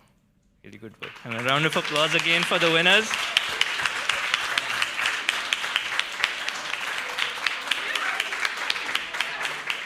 Right. Well done. Well done. I'll pass the mic. Just to recap this year's prizes as well, what Team 2 will be getting. They will get to firstly feature on, firstly get an opportunity to win Nudgestock tickets. So see Rory in person again. Secondly, feature on Daniel Benes, also he's from Ogilvy as well. His podcast, The Growing Pains of Behavioural Science. Thirdly, you'll get a meeting with also the runner-ups as well. You'll get a meeting with GAPS, so the Global Association of Applied Behavioural Scientists, to get a chance to present your pitch, as well as get feedback and ask any questions. You've gotten your issue of Brain Meets World, and finally, you will all embark on an all-expenses-paid trip to Paris to work with People's Courage Solutions. So you'll be seeing Yohan again as well.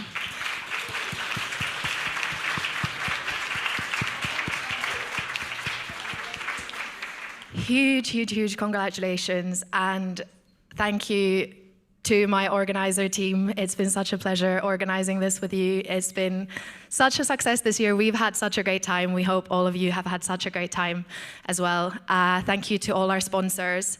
Thank you to the attendees, mentors, everyone who has helped bring this together. We are honestly so grateful.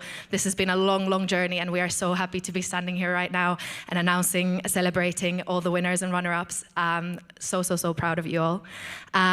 Without further ado, there's some drinks downstairs, so we can all celebrate the ending, the fabulous ending of Nudgeathon 2023. And once again, huge congratulations. Thank you.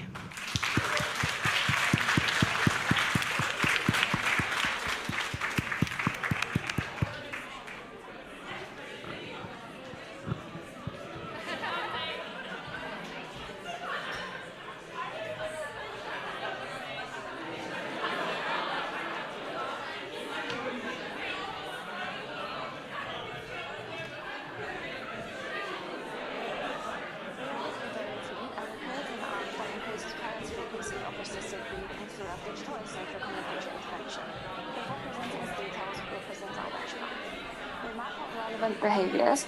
Assisted reading, defined as providing immediate feedback to the child as they read text aloud, was identified as the most promising and feasible target behavior. This is mainly because reading is the aspect of children's learning where parents can have the greatest influence and what leads to high subsequent learning outcomes. Our intervention will motivate